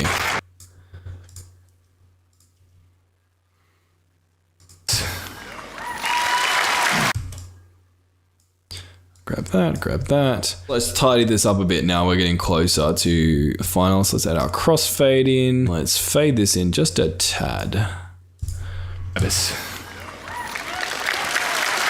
Thank you. And so that kind of sucked. All right, I think we need to make this a little bit shorter just because it's picking up the guy saying all right. So let's cut that, bring that in, grab our crossfade. And so that kind of sucked. All right, so this whole thing needs to now be made a little bit quieter, I think. We're gonna right click on this, we're gonna create a new compound clip, we're gonna go create, and then let's adjust the volume of this guy. Let's bring that to a 4. Thank you. And so that kind of sucked. But then one day I was doing some research. Cool. I was looking for That's someone good. to collaborate with, which is sort of a thing you do where you team up with another YouTuber and you create content together to cross-promote. And I found this guy, Two Moose for You. I mean, he created Star Wars Battlefront content, specifically funny moments type videos. Seems kind of weird and specific, but when I first clicked on his video, I got hooked. I thought it was hilarious. I watched the entire thing, and then I ended up binging his entire channel when I should have been working. All right, bit of audio cleaning up needs to be done there. You can hear this kind of hard to hear me here, right? I thought it was hilarious. I watched the entire thing, and then I ended up binging his entire channel when I should have been working. So the when I should have been working, let us make that a bit louder. So I'm gonna click into here. Let's add a keyframe. And let's add another keyframe here just to hold. And then we'll add another keyframe here and maybe another one here. And let's drag this guy up. Binging his entire channel when I should have been working. All right, that sounds a bit easier here. Although it does get my big sniff in there, which is a little bit annoying. So I might actually grab that, bring that down. Okay, so this needs to be less. When I should have been working. And while I was binging Moose's content, this thought started to bubble itself into my consciousness. Maybe I could do something like this. And so I did. The next week I went out there and I made Thug Life, Star Wars Battlefront Funtage Funny Moments Montage. It was kind of cringy. It feels obvious that there was a cut there, right? So I think I might need to make this whole thing drag it out a little bit. So let me just grab everything and then just drag it out. And then we'll come back here. Let's drag this bit. Montage. It's montage. It was kind of cringe. It's montage. I think I need some audio editing here as well. Wars Battlefront Funtage Funny Moments Montage. All right, let's add ourselves a keyframe in here, and we'll add a keyframe in here because I get gradually quieter, and we'll just drag this up a tad. Next week I went out there and I made Thug Life, Star Wars Battlefront Funtage Funny Moments Montage. It was kind of cringy. And one day this guy reached out to me and he was like, hey, can I edit videos for you? And I was like, I guess, sure. All right, the I guess sure is a bit quiet as well. Let's make that louder. And then bring this guy up.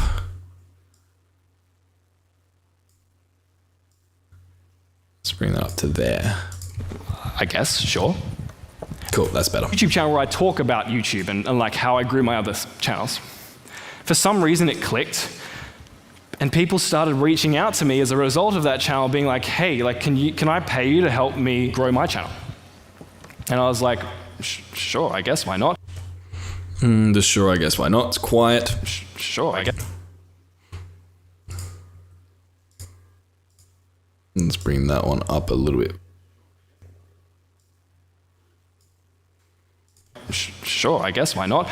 And now I'm in a place where I recently started a software company called Velio. It basically helps YouTubers generate viral video ideas. The called Velio is a bit harsh. I recently started a software company called Velio. Maybe we can make this a little bit more. I recently started a software company called Velio. It basically helps YouTubers generate viral video ideas. And to give you a rough idea of kind of where we're at, on a conversation I had with Murray. All right, so I'm just going to grab this bit where Murray's talking. Now grab that. We actually can get rid of the audio here. We don't really care about that. I just want a clip of him talking to me. Let's just grab this, and we'll bring this over to our marker. And the conversation I had. And to give you a rough idea of kind of where we're at, on a conversation I had with Murray. You just heard from, who's one. All right, so let's cut out this awkward pause now. Who you just heard from. Bring that in. Who you just heard from, who's one director of entrepreneurship. Who's director of entrepreneurship. Let's get. Heard from, who's director of entrepreneurship at UTS.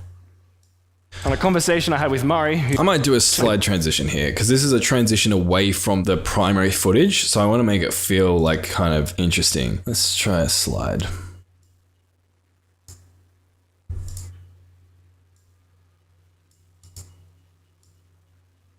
I'm actually going to cut out the who you just heard from because they're not going to know. You just heard from who? Because the people watching this video have not just heard from Murray, so it's not going to be relevant to them. I've got two who's in here, so let's try and get rid of one of them so I don't sound like an owl.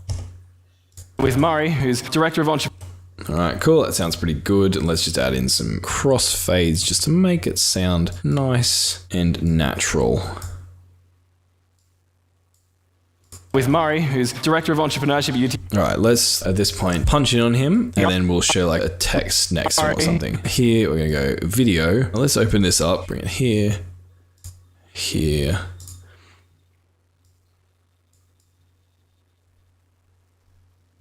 Who's director of entrepreneurship at UTS. People also don't know who UTS is. I need to find a creative way to sort of illustrate this guy has status. I'm going to need some text to chuck on screen. So let's grab some text. Yeah, I think this actually could work. So let's go director of entrepreneurship. And then for the large text,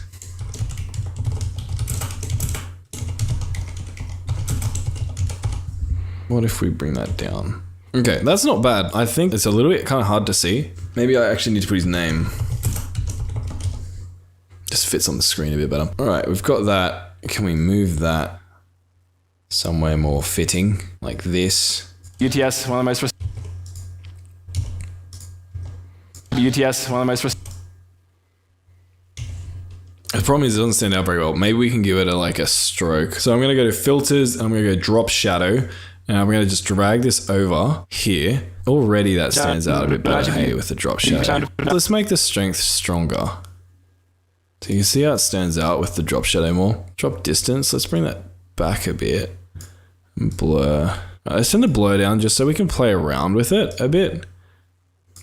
The way we want. Unblur it a bit, maybe like this. This isn't perfect. I could be playing around with this for ages. Right, so here's what our final effect looks like. On a conversation I had with Murray, who's director of entrepreneurship at UTS. So I could basically custom animate this. I could add multiple layers of text and then manually keyframe them across, but that would take me like another 20 minutes at the rate I'm going, and I can't be bothered doing that. So for now, I'm just going to use this pre-built template.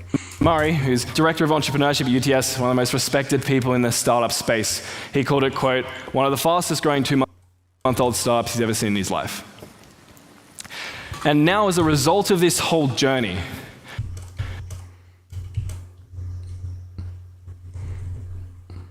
let's see if we can cut some of that out and punch in at the same time. I have the privilege to be able to do what I love every day. I have the freedom to do it from a laptop, and I can travel the world. And All right, I'm just gonna cut this. I'm gonna use this clip to punch in a bit. So let's just punch in a tad and bring that across a tad, bring us up a tad. Whole journey. I have the privilege to be able to do what I love every day, have the freedom to do it from a laptop, and I can travel the world. And this probably seems like I'm bragging here, but I'm trying to share this to illustrate the power of the green dot theory.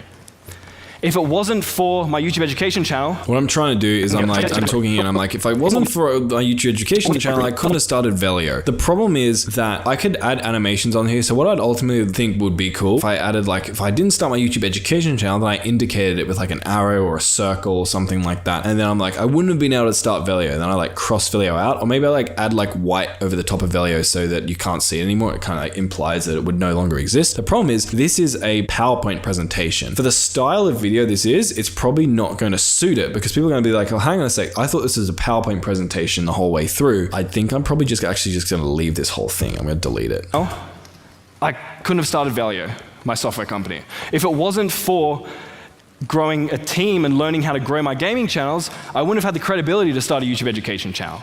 If it wasn't for my Star Wars Battlefront content and getting views on that, I wouldn't have had people reach out and I would have known that growing a team was even an option. But if I hadn't have just started in the very beginning, I wouldn't have had those views and I would never have learned that like growing a team was even a thing. And so I guess if I could suggest something to you, if you're thinking about content creation or just doing anything that's kind of ambitious but a little bit risky, it would be... All right, I think I need to emphasize this point. So I think I'm going to use the final one where it's like, just start. Just start. And I know it sounds cliche and I know it's what everyone says. It would be just start. And I know it sounds cliche and I know it's what everyone says, but hopefully through this analogy,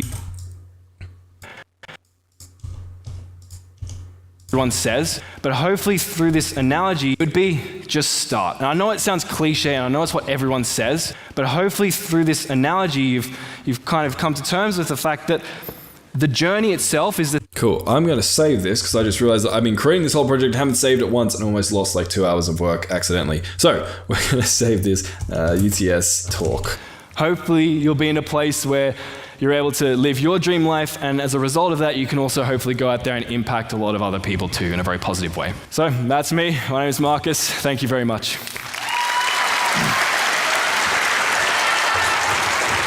All right. Marcus. Thank you. All right, let's fade this out gradually. Just have a nice cinematic fade out. All right. Marcus. Thank you. That is... Cool. All right, this video is pretty much done, I think. Again, this isn't the perfect, most meticulously edited video. Based on how I'm editing this right now, this is basically, I think, like the 80-20. Like, I've done everything that I need to do to make this video engaging enough. Now this is done, I'm going to grab this, and then I'm actually going to go to export this video. So I'm going to go O on my keyboard here. I'm going to go back to the beginning of where the video starts, hit I to set my out point and in point. If you don't know how to set out points and in points, there's been a lesson on that. And what we're going to do is we're going to go down to the deliver portion of DaVinci. So now in the deliver portion of DaVinci, you can see my video has been selected with the out points and in points that I've just added. If it's not right or you wanted to do something in here, just grab the edge of these and you just drag them to where they need to be. And now what I'm going to do is I can just render this video. So I'm going to name it UTS Talk Edited Location. I can select where that is. I'm just going to export it to my desktop. Then video, I'm going to go MP4. Then timeline resolution, just set to default, what I want. Automatic quality is going to be best. Presets going to be balanced. All the advanced settings, don't really need to worry about that. That's pretty much all good. From there, I'm just going to hit add to render queue, at least for this one, and then just go render all. This video is going to render, and then that's how you do it. That was me editing a video full live, been over 2 hours of editing, and I've got a full YouTube video done and dusted, which was sick. I hope going through this, even though I'm sure it was pretty tedious, maybe for some of you if you're like a complete beginner, just like hearing my thought process as I'm going through and making changes, why I'm making them, seeing what I'm doing, the edits I'm using, is maybe useful for your videos. So even if the exact edits and the exact style used here isn't 100% applicable to you, try and think about the principles and how those principles could be applicable to you, because 99% of the time, those principles are going to apply across a lot of different genres of content. So hope that was useful to you. Let's go to the next one.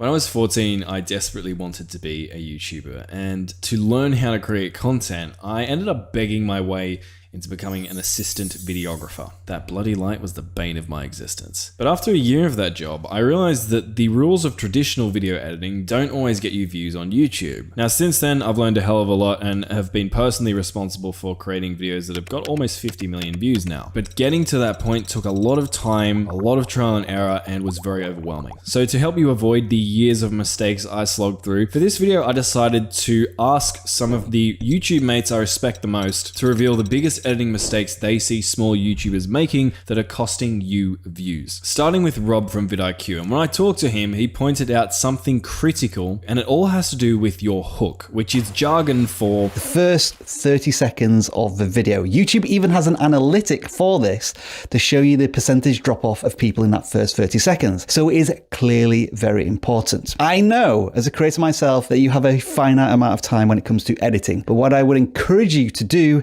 is front load your editing efforts into the beginning of the video. So what exactly does front loading your video editing efforts mean? Well, let's say that on average you can commit about 5 hours of your week to editing a YouTube video. And your goal is to post one YouTube video a week, meaning you can afford to spend 5 hours editing each video you post. So let's say their videos tend to be about 5 minutes. They have 5 hours of editing time, so they're going to spend about 1 hour editing each minute of video footage. But when you think about it, the majority of your viewers are all watching at the beginning of your video. So for the example I've just mentioned, instead of spending 1 hour editing each minute of footage in your 5-minute video, you should spend 2.5 hours intensely editing the first 1 minute of your video, and then spend your remaining 2.5 hours editing the remaining 4 hours of video. I often spend hours on those first 10 to 15 seconds of my videos. But after hearing this advice, a lot of creators accidentally end up making their videos worse. And then they throw their laptop out the window in frustration, which then hits and kills a random pedestrian, and then they're imprisoned for manslaughter and live the rest of their days behind bars. So if you don't want to spend your days in prison, you need to realize that there's a big difference between front loading your video editing efforts and just dumping 3 terabytes of dank memes into the first 30 seconds of your video. My friend Nate, who is famous for his video editing, says one of the biggest editing mistakes small creators make is over editing. So it's a very common misconception amongst YouTubers that more editing equals a better video, which is simply not the case. Most people, they get overwhelmed essentially. Even the younger audiences get overwhelmed with more and more editing. Honestly, editing should always be a supplement to your video, not the star of the show. The star of the show is always the value that you provide in your content, so only edit as much as you need to. So if you're creating an entertainment video and more editing makes the video more entertaining, Nate approves. If you're creating an informational video and more editing makes it easier for people to learn what you're teaching them, Nate approves. But if you turn your editing timeline into a game of Tetris that doesn't add any real value, Nate will personally come to your house and delete your project files. That's enough. So what are some practical ways you can actually make your edits better without over-editing? Well, my friend Nate has some words of wisdom. Now there are 2 of them. Let's say you're doing a talking head or something where you're using your voice to narrate something, and you have multiple takes, and maybe you repeat yourself a couple of times, and you don't trim off that second or that half second in between takes. It just grates on me. It's awful because it comes across as really awkward. So for example, if I come to my video editing software and import this raw footage from a previous video I created, as you can see in my waveforms here, I stop and start talking relatively frequently because I can barely string a sentence together. I know the cat's out of the bag. So what happens is often my editors, or more recently it's been AI, but we'll talk more about that in another video, cut out all of the silences and stitch the video together to trick you into thinking I can actually speak extemporaneously. But the mistake a lot of small YouTubers make, if we zoom in on these clips here, you can see that at the end of this clip on the left hand side, our waveform goes down as I say my last word, then there's a little pause, and then my waveform goes up when we transition into the next clip. Now that little pause, even though it's just a tiny bit of silence, breaks the flow of the video and it makes it feel unnatural and awkward. Here's what it sounds like. And I know this is the part where I should be a good YouTuber and draw out the whole video so that you only find out what that actual mistake is, like right at the end. But I'm just going to reveal what it is right now. So what we actually want to do is trim off the ends of these clips and put them close enough together so that that awkward pause isn't there. Now, sometimes you can just do this with what's called a jump cut, which is where I literally just have one piece of footage back to back with another like this. But sometimes, especially with talking head videos, this doesn't work very well because, for example, sometimes my facial expressions might be a bit weird in between transitions because I haven't finished fully speaking the word. And so to fix this, we can do what's called a J or an L cut. What you're going to do is you're going to separate your audio from your video track. On Premiere, you can do it by clicking on this track, holding your Alt key and then dragging it in. Now you can see that I can adjust the length of my video track separately from my audio track. Then what I'm going to do is drag this over here like this and join these together. And so what we're trying to do is use the audio from the first clip to transition to the next clip. This here is called an L cut, as you can see by the shape. If it's still jarring or doesn't work, we can do a J cut, which is just the opposite of an L cut. So something like this might sound better. Let's take a look. You only find out what that actual mistake is like right at the end. I'm just going to reveal what it is right now. Now, if it does sound a bit unnatural, all you have to do is experiment with the exact spacing here. But usually something like what I've just done here works pretty well. But before you go adding a bunch of effects and pattern interrupts to your video, you need to be careful because it's very easy to get this wrong. And a place so many people get this wrong is your sound design. And my friend Ed has noticed a lot of creators making this mistake. So in nature, a whoosh sound, for example, will never sound the same each time. So what people tend to do is they have one sound effect, like a whoosh, and they use it to work with movement, and they use the same one, and to the viewer, something just feels a bit off. So you only need 3, it could be like a whoosh. It would make such a difference just alternating them. I think I'm going to use Ed's whoosh sound effects for the rest of this video. Now, as Ed mentioned, a lot of pro sound effects packs will come with multiple variations of the same sound effect. But if you don't have that luxury, you're in luck. To save you the pain of searching for sound effects, I'm going to give you my 200 sound effects pack for free. Normally it's $35, but if you go to the link in the description of this video, you'll hit a page that looks like this. And all you have to do is enter your email address and I'll send you access to my 200 sound effects pack for free. The next thing I'd say is when people use the wrong music for the tone. So if you are in a part of your video that is supposed to be exciting and you're using a track that's kind of slow. This is the most expensive firework in the entire world, and it cost me over $160,000. Feels disjointed for the viewer. And on the same side of it, if you are just talking in kind of a monotone way and the music's really upbeat, you need to make sure that the edit and the tone of your voice match to tell the right kind of story. Otherwise, it just doesn't work. So that's a big mistake, is not understanding really how to use music. And my friend Nate, who you met earlier, has a similar pet peeve. This happens a lot of times when I'll see people come to me and they'll say, you know what, I just felt like it was a little bit slow, so I just put some upbeat music in there. Music should not be used that way. Music is used to enhance what is already good with the pacing or the energy of a video. And if you're thinking of music as a way to patch up or bandage something that's dragging, I would prefer that you re-record it. The principle here is we want the audio and video pacing to sync up, or else something will feel off and you'll lose viewers. But as my friend Nick shared with me, music and sound effects aren't the only things you need to think about. My pet peeve is when people are using B-roll or graphics on the screen that are not relevant to what it is that they're talking about. There's nothing worse than watching a video and having a bunch of things showing up on the screen that are not related to what the content creator is sharing or showing, because it makes everything confusing and kind of leaves you thinking, like, does that even, like, what are they? If you're doing it, stop it. Get some help. And speaking of things that really bug me and kill your views, my mate Robert hit on something which, if I catch you doing it after this video, I will personally fly to your house and do this to your computer.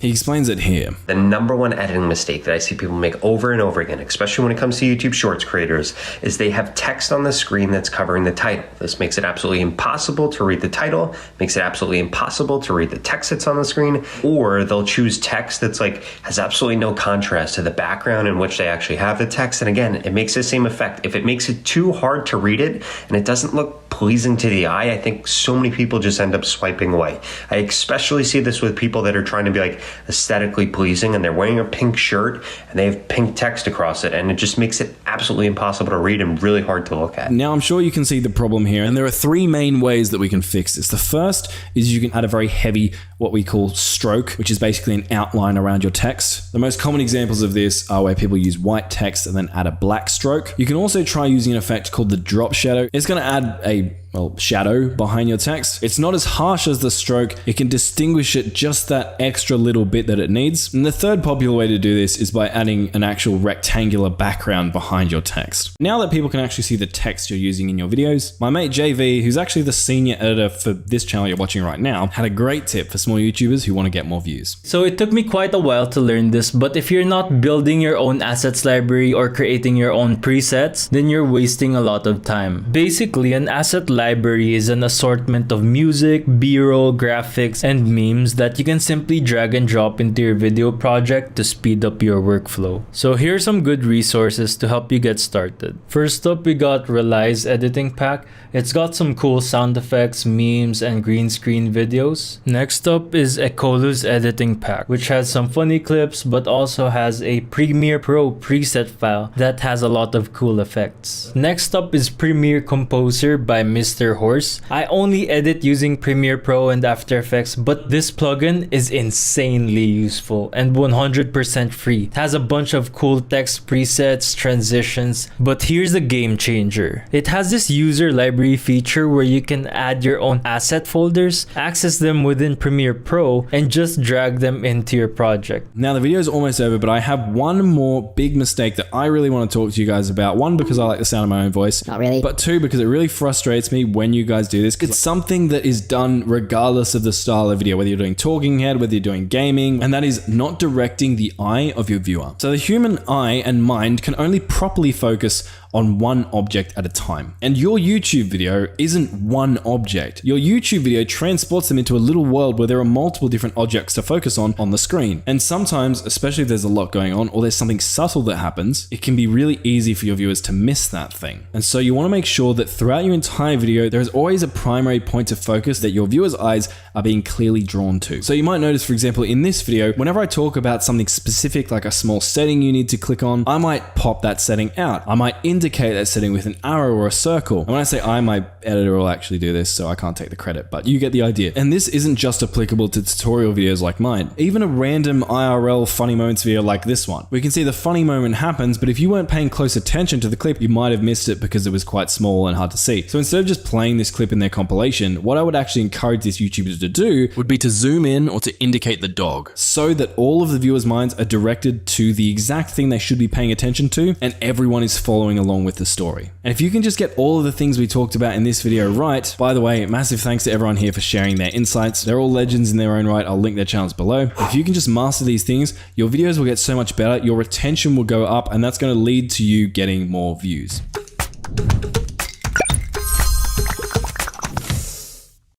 Okay, so far we've looked into a lot of technical editing techniques, like how to edit videos. When it comes to actually editing videos that retain people, the number one thing you can do is essentially just to study what the outlier videos in your space are doing. Try to just learn from them, figure out what it is that they're doing right, what it is they're not doing right, and then basically apply those learnings to your own videos. Exactly the same as we've been doing to thumbnails, to titles, to scripts, etc. You're probably noticing a lot of themes here. Essentially, a big part of YouTube, especially when you don't know what you're doing, when you don't have much data, you have to just reverse engineer what's already out there and what you see is already working. And again, a lot of people feel uncomfortable about this, but it's like playing music, right? You wouldn't expect to pick up a guitar and start playing original songs as a complete beginner who's never played guitar before. You would first get someone to teach you the notes, and then you would start playing other people's music. And then once you start playing other people's music, you might start playing other people's music with your own style or a bit of your own flair or your own personality. And then you might start playing your own songs and inventing your own music, right? If you started just trying to invent your own music before you knew how to play the guitar or how to play other people's songs, you probably wouldn't be creating any songs worth listening to, most of us anyway. But just leaving you with that didn't feel quite right. So I want to go into this a little bit more in depth, specifically with intros with one of my good friends, Nate Black, who's an absolute legend in the YouTube space. He has his own channel, he's worked on multiple channels, and when we've been to YouTuber conferences together and we've been walking around, I would say that he's probably the person I know who gets approached the most by fans wanting photos and asking advice and showing how much he's helped them, etc., which is pretty cool. So I've jumped on a call and I've had a bunch of you guys offer up your videos for us to go over and roast. And hopefully through that process, you'll get a little bit more insight into some of the things I really look for and Nate really looks for when it comes to creating highly retaining content. Well, Marcus, people replied to this post asking for intros to roast. And the first one I had to pick was from Dave Burning Becoming Better, because he said, howdy, howdy, in his comment. Howdy, howdy, a roast, count me in. So I had to choose this one. So Dave's channel is about becoming better. It's self-improvement and all that. So I wanted to show you the beginning of this video and see if anyone watching this can pick up on what I picked up on, especially considering the premise of this video. The idea of this video is, we need to know this going into it. I let AI train me for 7 days. The results shocked me. let me show you this intro. 7 days ago, I started a challenge. I wanted to see if AI could make me more confident on camera. It turns out it can. I honestly didn't believe it. I thought that the way this challenge was going to go is I would just be suffering through 7. Okay, well, this is interesting because I want to see if you pick up on just that very first thing. Anyone watching this, I'm going to play the first literally 2 seconds again. 7 days ago, I started a challenge. So what he did at the very beginning that I think many people don't realize they're doing, especially in the talking head space, is that moment of 7 days ago, the intake of breath. Now, I think I watched various other videos on Dave's channel, and he's going for kind of an authentic conversational tone. But the interesting thing here is it almost ruined the point of the video by including that intake of breath and then turning away from the camera as he does right here. Watch this. I wanted to see if AI could make me more confident on camera. It turns out it can. He turned away from the camera. Sorry, you lost me. I wanted to see if AI could make me more confident on camera. And we're leading this video with, it turns out it can. And I'm turning away from the camera. What the heck? That's the exact opposite of what I would think for the premise of the video. You do not appear to be confident on camera. So I just think it's ironic. We're here, we're roasting, so he gave permission for this. I just think it's ironic that the premise of the packaging is demonstrated in the opposite in the intro of the video. It happened in the first second. The recording starts and he looks at the camera and he goes, inhale, and then he starts speaking. It works, but I think inhalations are an interesting thing. You probably didn't think you were going to talk about this, Marcus. But inhaling, especially at the beginning of a video, it sets a tone. Immediately having a breath, and he actually shows it where it's about here. There's another really long breath that occurs. Now, breathing, of course, is human, but the thing that stood out to me about this is if the first thing that we're seeing is an intake of breath, and we're not intentionally using that, which I don't think is the case here, then we might be actually losing the potential energy that we could have with the intro. For sure. And there, like you said, there was multiple pauses throughout it as well that just didn't really respect the viewer's time in a sense of they don't need to be there. Now, the interesting thing here is, as I've become very aware of me in taking breaths while I'm recording this, now that we're talking about taking breaths, everybody watching this are going to be thinking the same thing. But it's interesting because I think the style Dave's going for here in a lot of the videos is, because I watched through segments of various finding this one video, is a single take. And I think that's good. But I think the next step in regards to respecting people's time is to, if possible, to cause the pacing to feel a bit more direct and punchy by removing those inhalations or making them intentionally a part of the narrative. We've all watched those apology videos where they turn on the camera and then they look at the camera and then they go.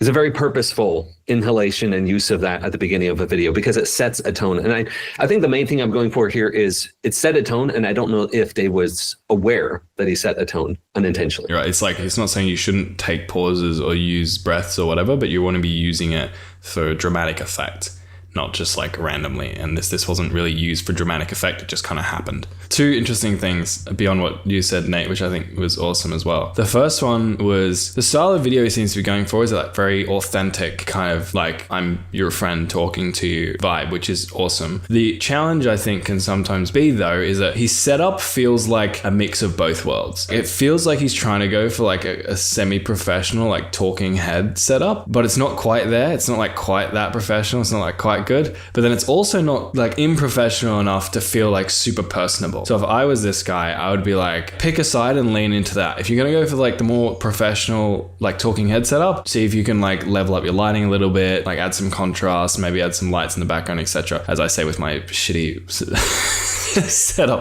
But I wasn't gonna say anything there.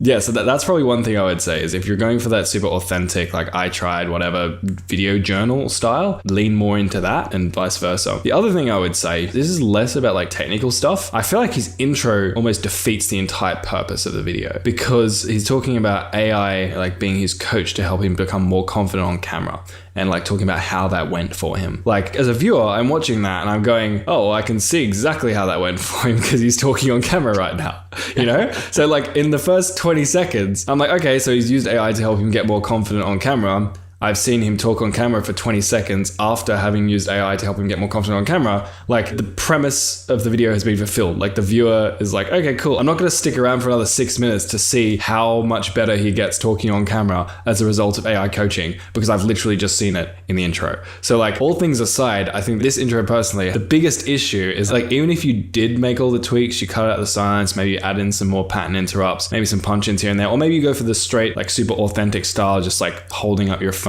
kind of video. It's just really inherently flawed, unfortunately, because I call it spoiling. It like spoils the end result or the story of the video in the beginning. Like, the viewer doesn't need to stick around to see how much better he became speaking on camera because they've just seen it. I agree. It's interesting because it's almost like the premise outlined, it's already been destroyed with it. I actually saw this on another person's channel recently where I can't remember what the channel was, but the video was something to the effect of, hey, I'm going to show you how this one way to investing or something to make more money. And in the beginning of the video, they said, hey, I made $400 or so. I'm trying to remember the exact details, but the packaging made it seem like this is going to be a really big deal. But the number they said in the intro felt very insignificant compared to the results that they were promising with the packaging. I think a similar thing is going on here. It's saying, hey, I got so much better on camera, but we're just not seeing it. The premise is like, oh, this is going to be really good with the packaging, but intro dropped it. It dropped the ball. Yeah, no, I feel that. And obviously we're being harsh here because, I mean, you commented on a post saying that you wanted to be roasted. So here we are. There are obviously good things we could call out. Like, he has a nice speaking voice. His cadence when he is speaking is nice. He seems like down to earth, authentic. But yeah, overall, definitely some big improvements would need to be made to this one for it to perform well. So this is from the channel Mulletmon. Pokemon's brand new stacking tins are epic. Okay,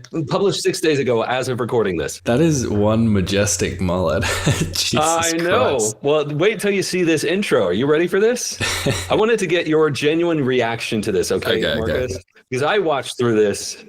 And it was such that I had to see your on-the-spot reaction. For everybody watching this, Marcus has not watched this before recording this, so I just want to see how you react. You ready? I'm ready. I'm braced. I'm risking my life in the wild, surrounded by ferocious animals.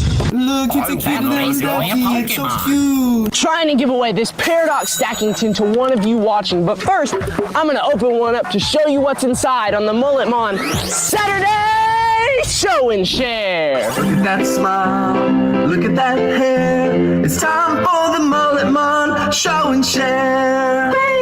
We got lucky, man. All right, there you go. I mean, I live in the mullet capital of the world, Australia. If there was an Olympic category for mullets, I think this one would take home the gold in terms of dirty mullets. That's coming from an Australian. All right, but anyway, but on to the analysis and the roasting of that intro. So here's the thing. It comes from my performing, etc. background, but I'm often of the opinion that for most people, I have to keep telling them to do more and more. Like when I'm coaching someone or I'm working with someone, a client, etc., and I'm saying, I want more energy from you. I want more personality. I want more of you, more of that engagement and connection with people. 9.9 times out of 10, that is the case here. However, that 0.1 times out of 10, I say, hey, maybe we need to dial it back a little bit. And I purposely chose this one because I have rarely seen something with this much personality in an intro. And the saying I'll often repeat is, hey, I would rather have to tell you to do less to dial it back. Okay, we're going over the top than to keep pushing you for more. And I think in this case, I think we've reached that point. Now, I think I would add the caveat to it, and then I want to hear your thoughts on this, Marcus. I'd add the caveat to it. I think that having huge energy and that fun jingle intro, I think is very, very branded. It's very memorable. My fear here is that it's almost too far for a new audience. Like if I don't know who this person is and I'm watching their video for the first time and I'm curious about Pokemon or whatever it may be, and I watch that, if that wasn't the purpose that I came for, I might watch that and go, whoa, yeah, that's kind of funny, but in my face, like, oh, that's a little bit too much energy. It's just like if you go to a party and you're maybe a bit more shy and you're kind of sitting there and someone comes up to you and goes, hey, how are you? You know, let me shake your hand and let me tell you all this.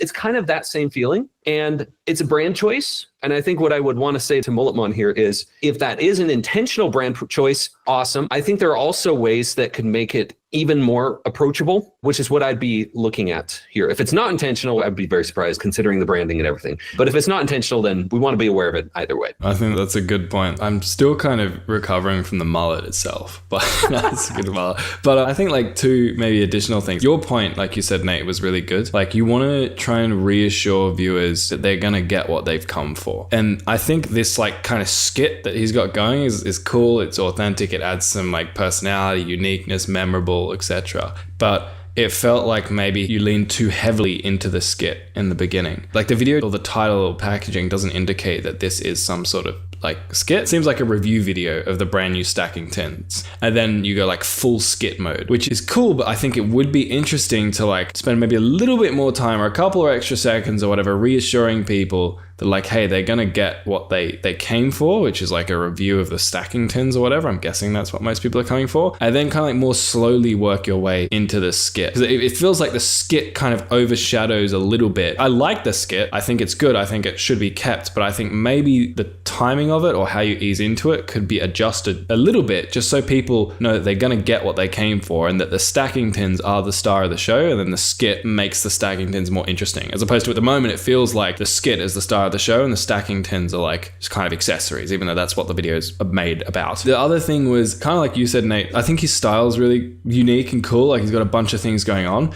but just remembering to like direct the viewer's eye and not have too much on screen at the same time. So like, for example, when he had that, if the fishing rod came in, he had the fishing rod and like the card got pulled in as well. And there's like text in the background. Like there's a bunch of things going on. Just remember that viewers can only look and focus on one thing at a time. So you can have multiple things on the screen at the same time, but like you need to think about like which one they're going to do. And like if you've got text on the screen, then you're also bringing in some sort of card that has text on it and you want people to read that card to see what it is. Like people can't be reading text on the screen and then also reading the card on the screen as well. So like just thinking about like directing the viewer's eye and like what it is you want them to be focusing on. Because if it's the card and you're pulling in the card with your fishing rod, which is a funny skit, then maybe get rid of the other text on the screen, that kind of thing. Yeah, I agree. It's nice. Do you have anything else for Mulletmon or? Nope. Maybe Mulletmon. You could try out your the curly man bun, it looks like. You could give that one a go. Is that the bonus tip from Nate Black? Oh, I don't know. I'm not Mulletmon. Like that's his, I think we should keep the Mulletmon. It's funny. Imagine if this guy blows up and he ever wants to like change his hair. He can't. He's screwed. Yeah, that is a funny thing. I'll admit, I had one more about this. All right. So I've seen this a few times. I try to put some words on it. There's something to be said for being too unique when you're small and you're not famous already. So we always point our fingers at these like famous people that have crazy collections or stuff like that. And I think what we often overlook with a famous or a well-known influencer or celebrity or whatever is that they also have oftentimes teams working with them to make them more accessible to people. And they show up in a lot of different situations, a lot of different media locations. And they also have, in many cases, depending on how big you're going, they have people that are in charge, like their job is to make them look good online. And I think the interesting thing that happens with small creators especially is if we're too big, we're too different, if like society's right here and we're too far outside of like what's normal or acceptable by society. I say that with air quotes because whatever, it is what it is. If we're too far out from that, then it can make it like an uphill battle to build an audience, because what we're doing to build an audience with this, like with these intros where we're smacking people with so much personality and energy from the get-go, what we're doing is we're only allowing the people who are okay with that over-the-top stuff to filter through and become my audience before I have social proof. If I had a bunch of people like this same channel, if I had a whole bunch of people as 1 million subscribers and I did that, it'd probably be fine because there's a lot of social proof of brand new person comes along and says, what the heck is this? But then they see, oh, 1 million people watch this video or 1 million people are subscribed to this channel. Okay, maybe they're good. You see that? And I think in many cases, if we have a smaller audience, a smaller channel, it can be harder to establish that because of the uphill nature of it. No, that's an interesting point. I mean, I'm not specifically calling out this guy for that necessarily, but it's like, yeah, if you're a small channel sometimes and you're like super left field, you're seen as weird. Or if you had like an extra 100,000 subscribers, you would be perceived as quirky. And like, it's not really fair. It's the exact same content, but unfortunately it's just the way that people will be like, you know, small channel, this guy's kind of weird. But like if there's a bunch of people already approving of it, everyone's like, oh, it's kind of quirky. So we're very swayed by people's perceptions. So you just got to be aware of what people's perceptions might be depending on how big your channel is. Yeah, I agree. Cool. Who have we got next? All right. I wanted to share one. Let me share my screen here. Here we go. So I want to share this one as one that I would say it's getting there. It's in the space of like, oh, wow, we've got a lot of the right things in place, but if we just need to tweak a few things, because I know there are people watching this that may feel like, well, okay, well, I'm not that bad, or I don't have that issue. What about if my intros are okay, you're almost there, but I'm looking to reach the next level? I wanted to show you this intro and hear your thoughts on this, Marcus. When I heard Dr. Stacey Sims schooling Dr. Andrew Huberman on the focus boosting powers of Shashandra, even comparing it to Adderall, I knew I had to give it a try. So I decided to take on a little experiment. 7 days to see if this little adaptogen could help me get past my brain fog. I'm excited to try this because caffeine and I don't really mix. Boom. That's about 18 seconds because it feels like we're already in the video at this point. So things that stood out to me on this premise was pretty clear. It was like, okay, so I heard some people talking about it. They said this is beneficial for your health. I'm going to go ahead and then to see on screen day one immediately implies, okay, this is also in the text of the title here, trying to improve for 7 days.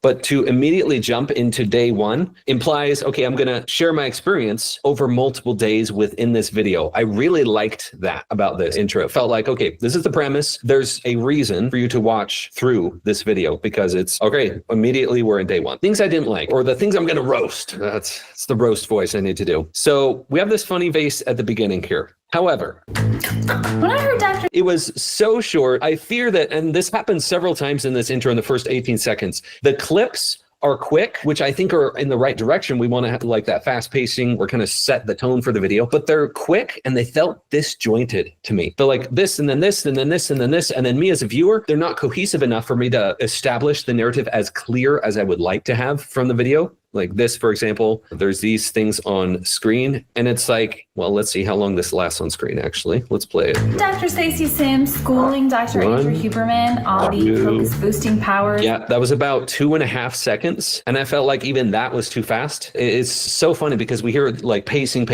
over and over again. But I think in this case, we tried to put too many things together and it lost what could have been because of the so many different scenes happening at once. Because later on we go to blending, then we go to showing a product, and then we go to, I think we had a black and white moment. Anyway, what are your thoughts, Marcus? Yeah, like you said, I think there's a lot of good aspects of this intro, and I think this intro in of itself could work quite well. I think at a higher level, beyond the things you mentioned, Nate, I would kind of call out the intro itself again, maybe doesn't actually cover the right topics in the right order. So when you think about I don't know what the thumbnail is for this, so I could be wrong if that premise was set in the thumbnail, but the video title at least is trying to improve brain fog for 7 days. And you start off with like taking some sort of supplement. I can't remember what the supplement was called, but if the video was like taking insert supplement for 7 days, here are the results, and then you talked about the supplement there, then I think that would make sense. But I think what I would have preferred in this video, you can see the video is about brain fog, essentially. Like people who would click on this are probably people who have brain fog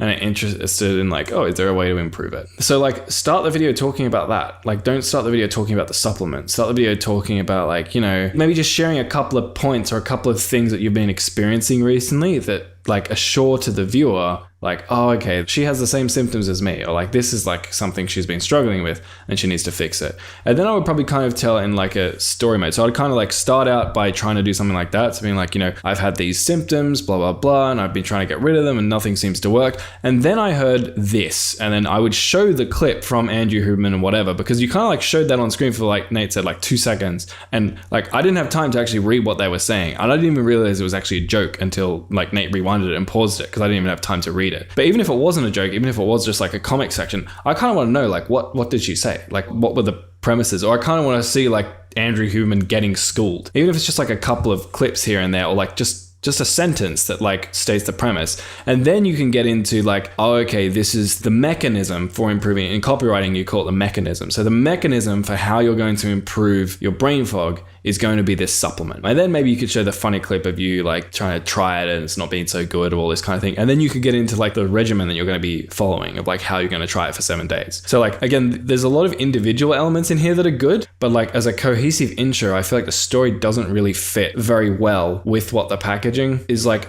hitting on first. So as a viewer, if I clicked on this immediately, I'd be maybe a little bit confused or a little bit unsure of, like, at least initially, whether you even have like the same symptoms as me, like whether you actually have brain fog. So like whether, you know, this video is relevant to me. The other thing I would think about is just using lots of jargon is usually not such a good idea. So like if you could explain what the thing is a little bit more, as opposed to just saying shish around whatever it is, right? Like even Andrew Huberman doesn't know what it is, and you just kind of like throw it out like everyone should know what this thing is. You're like, oh, it's like, you know, apple cider vinegar, and you just like say it. And I'm like, if you said apple cider vinegar, like I know what that is. But Shashranda, I don't even know what this thing is, and you just kind of like, you seem to just say it like I should know, which kind of makes me feel a little bit confused and dumb, and I don't like feeling confused and dumb. So yeah, overall, on top of Nate's points, restructuring the story that the intro tells to align a bit better with the story that you're selling viewers in the title and thumbnail. And then yeah, just trying to cut out the jargon, make it a little bit simpler. Those would be probably the two main things that come to mind initially. Yes, and I would add to that just one other thing, because I agree. Context, like you were saying, how much context do people need to have before this intro makes sense? And I think it's this funny thing that we run into, is the expert blindness, because Erin's probably around this all the time. She's doing videos about this all the time.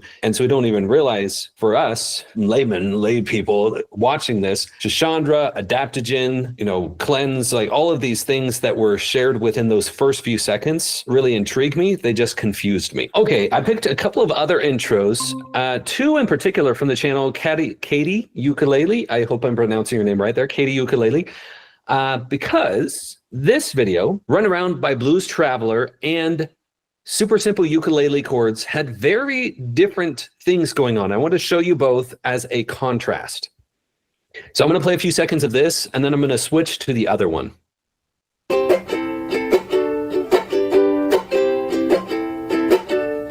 Once upon.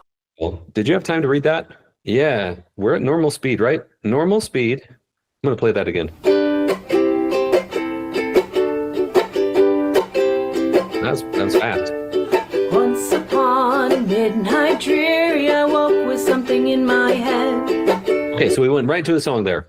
Beautiful voice, by the way. I know this is a roast. This is gorgeous. That was amazing, Katie. But so we got this text showing up on screen, and we're going right into the song, right? We already talked about the text being kind of fast. I can pause it here, and maybe maybe viewer behavior is pausing that in order to actually get that. But let me show you this other one. Today's lesson is going to be really easy. It's just going to be 5 easy chords that you should know when you play ukulele. The first chord we're going to learn is C. This is a very basic chord. We're going to take our third finger and place it on the 3rd fret of the 1st string. All right. So this first part was very interesting because, well, how long is it? 0 to when we're showing the first thing. Today's lesson is going to be really easy. It's just going to be 5 easy chords that you should know when you play ukulele. The first chord we're going to learn is... Okay. My question for you, Marcus, and maybe I'll answer this out loud. How necessary was it, even though it was literally, what's that? 6-7 seconds. Today's lesson is going to be really easy. It's 5 ukulele chords that you can learn.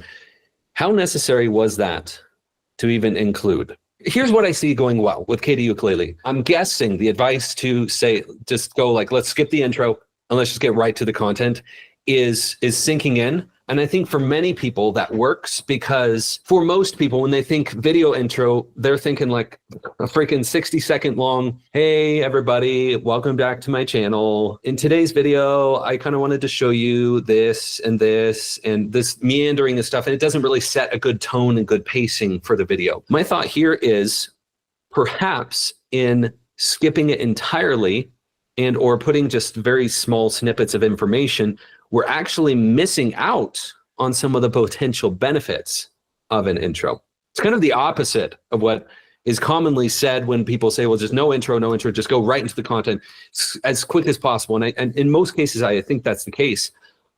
But for this, I actually feel like I might reintroduce a few things to enhance the video beginning. If we're not going to call it an intro, we can call it an intro. I've done an interesting experiment that I've not shared publicly, but I guess this is the first place I'm sharing it publicly.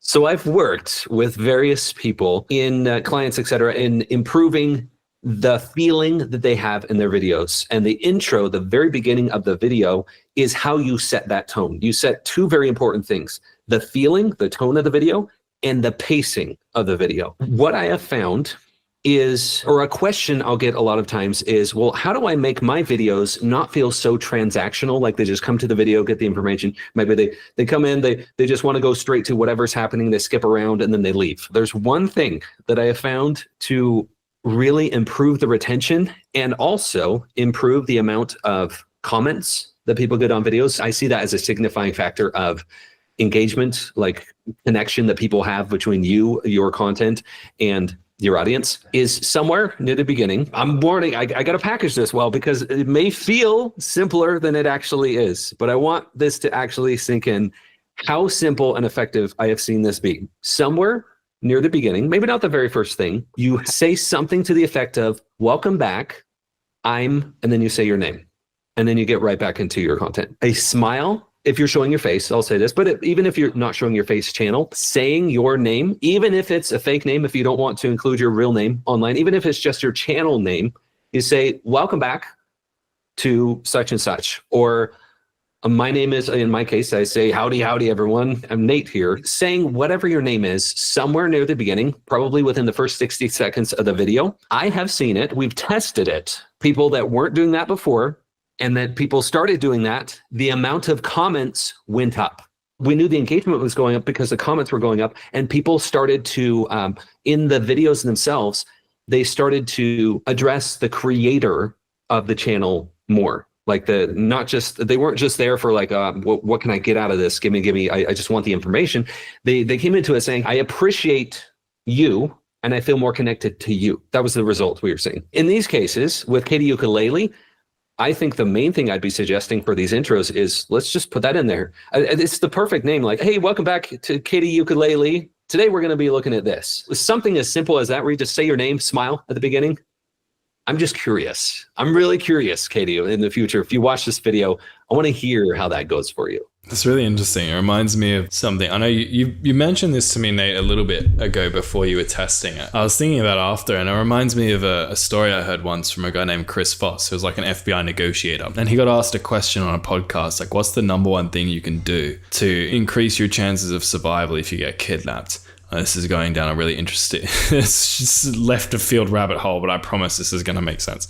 And he said, the most important thing is to humanize yourself, because when you humanize yourself, it makes people care about you a little bit more, or care about your well-being a little bit more. And he said the easiest way to humanize yourself is when you get kidnapped, find a way to share your name with your kidnapper.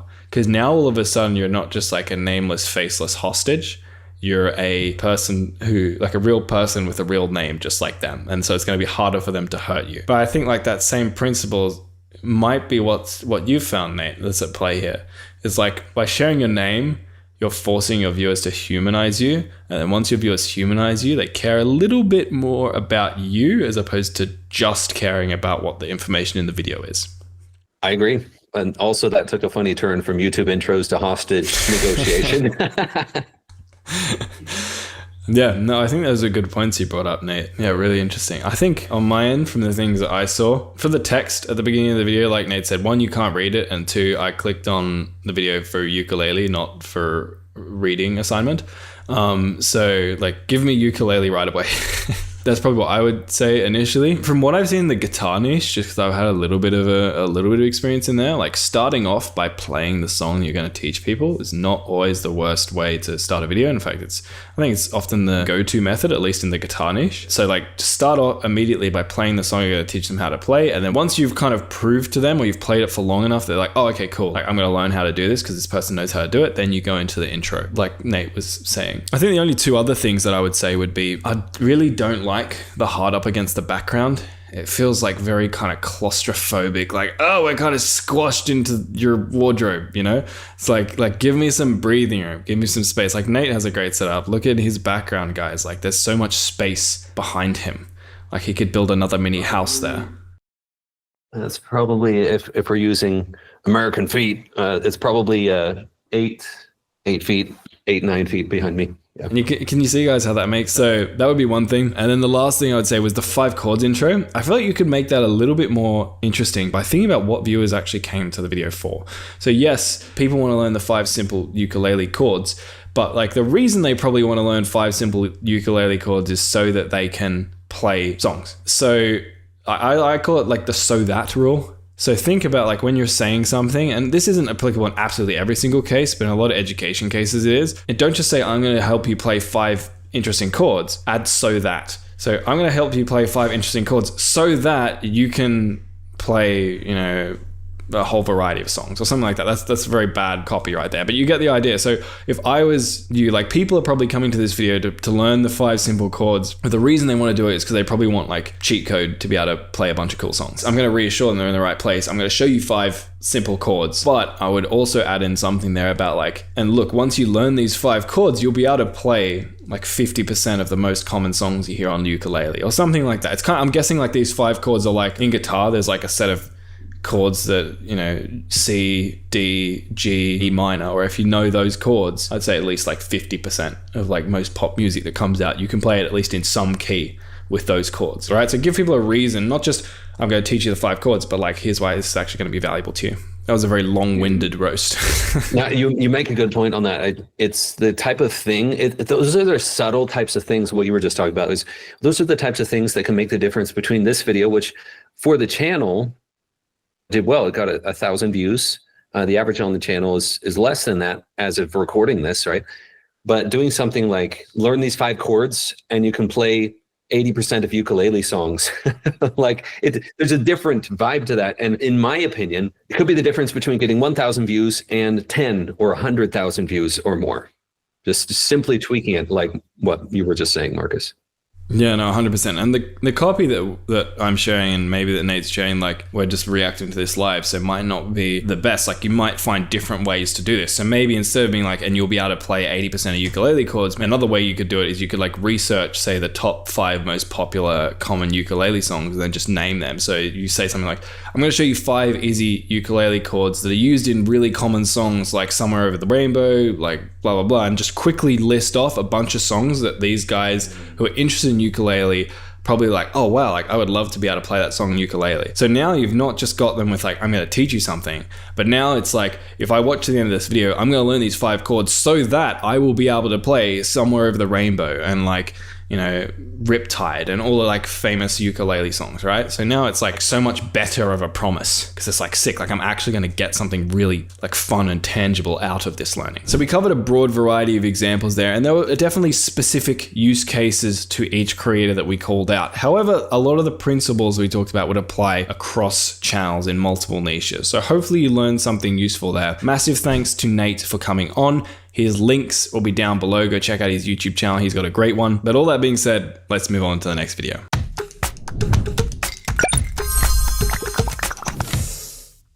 Okay, so once you've finished editing a video, something you might want to do is cut that video into clips that you can then post as shorts or maybe even post as TikToks or Instagram Reels to promote your long form video. Now, there's 2 ways that you can go about doing that. The first is for you to actually go and manually go through your video, find the best moments, cut them out, resize them, all that kind of stuff. And that's definitely a valid option for a lot of people. But one thing that I would consider doing if I was you is using a service like Opus Clip. Now, Opus Clip is basically an AI platform that can actually automatically re-edit your videos for you and cut them down into short form content clips, amongst many other things. But that's the main thing that I would use it for, and I'm going to be showing you about today. So what it does is it can take a long form video like this on the left, you can see here, and then basically it can automatically reframe it like you see over here. It can tell which faces are talking, switch between them, add captions as the person's speaking like you can see here, and it can also automatically do things like add B-roll that's illustrating the captions, and you can change the templates and do all that kind of stuff. Handy little animation Opus have on their website that saves me having to animate and show you guys all that myself. Now, Opus Clip are a sponsor of this video, so I want to thank them a lot. You can go down below and check them out, but I will say that I would promote Opus regardless of whether they were sponsoring this video or not. In fact, I actually went out to them and I approached them about sponsoring this video because I was going to talk about them anyway, and I've recommended them to many people before I even actually, was sponsored by them. So Opus are great, and if you don't believe me, you can go out out there. Try the alternatives, which is decidedly less good compared to Opus, which the main reason for that, I would say, is because Opus has an actual AI model that actually looks at what is going on in the videos, not just what the transcripts are saying. But let me actually show you some examples of how to use Opus. So when you log in, you're going to be faced with a dashboard that looks like this. Down the bottom, you're going to see the projects that haven't expired. I haven't used Opus in over 30 days, so I actually don't have that many projects here, but I've used Opus quite a lot in the past to create hundreds and hundreds of short form clips. And to get started with creating a clip, you can either come here to upload a video. You can upload up to 10 hours of footage. So for example, you can export your video, upload it straight into Opus, or you can go to YouTube, for example, like here, grab the link of the video and then just come back to Opus and just copy and paste it into here. Now, when you do that, there's going to be a couple of settings you're going to have to establish before you actually start generating these clips automatically. So the first one is language. You're going to want to select what the language is just to make sure it's identifying the correct language. It usually does this automatically though. Then come down to AI clipping. Here, we're going to be able to choose how long we actually want our clips to be. And how long we want them to be depends on what kind of clips or how it is that we want to repurpose our organic video. So for example, you could create really short clips. So you could create slightly longer clips. You can even create 5 to 10 minute long videos. Now I'm usually going to go with something like auto because again, when I would use Opus, I would use it for cutting up shorts. And then down below here, you can select what type of video it is that you're actually editing. This is going to help Opus's AI basically edit it better. So you can see there's a bunch in here. If you're lazy like me, you can just let AI detect it, or you can actually see what it is. So this is kind of like a podcast style video. So I'll just click podcast. Now by default, Opus is going to clip up this video into clips less than 90 seconds that can be used for short form content. However, if you wanted to find a particular moment or you wanted to generate a compilation of particular moments, in here you can actually describe, as you can see some of the examples popping up from Opus here, what it is that you actually want, and Opus will try and find that for you. Now I'd leave the processing time on default and scroll down here, and this is where you can select a preset for the style of text that's actually going to be showing up. So when Opus animates the text, you can see you can kind of get it to do this, or you can get like a gameplay style video like this. You can get a more clean look like the Ali Abdaal ones here, or the John Uche ones here. So for example, if I wanted Ali Abdaal, I could just select this. Or if you wanted to make it a little bit more custom, you can come into My Templates, click on Edit,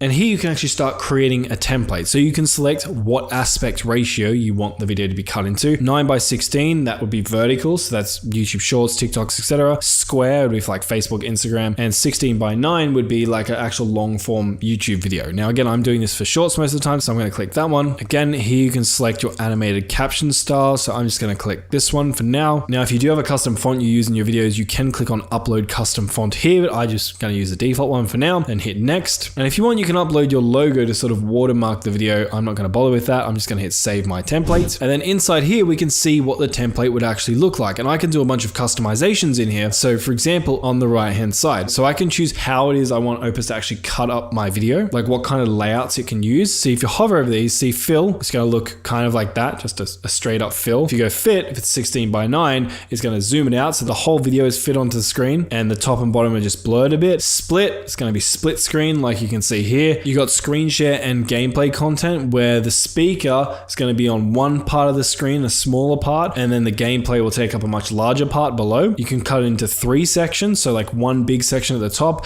and then 2 other speakers down below. This would be if you have multiple people you're cutting up, and also 4 sections. Again, you basically break the screen up into quadrants of 4 for 4 people. So I can just check on and off what I actually want. So for example, if I don't want Opus to ever show 4 people on screen at one time, or 3 because I think it's overwhelming, I can get rid of that. I can also get rid of gaming and split screen if that's not going to be the case, and just leave it at split, fit, and fill. And then Opus, based on when its AI thinks it's going to feel right, is going to cut between these different views here. Now we can scroll down to captions. Now if you want captions off, you can just turn them off. I'm going to chuck them on, and you can change the text, the style of caption you want. So I might just go this one, for example. You can choose how many caption lines per page. So if I go 3, it's going to actually show more text on the screen compared to 1. You can choose where you want the captions positioned. So I usually think auto is good, but you can go top. If you want the middle, you can go middle. Bottom, you can go bottom. I'm going to go auto. You can also choose the animation, how you want the captions to automatically show up. So you could underline, you can have them bounce in, you can have some sort of box in the background, you can have them pop. And again, we can keep scrolling down here. Most of these are pretty self-explanatory. I don't want to waste your time. You can see change the font case, the strokes, the colors, etc., etc. And then we're just going to hit Save Template. Then what I can do is come back to my video, add my link back in here, make sure all my settings are right. And if I come back down to my templates,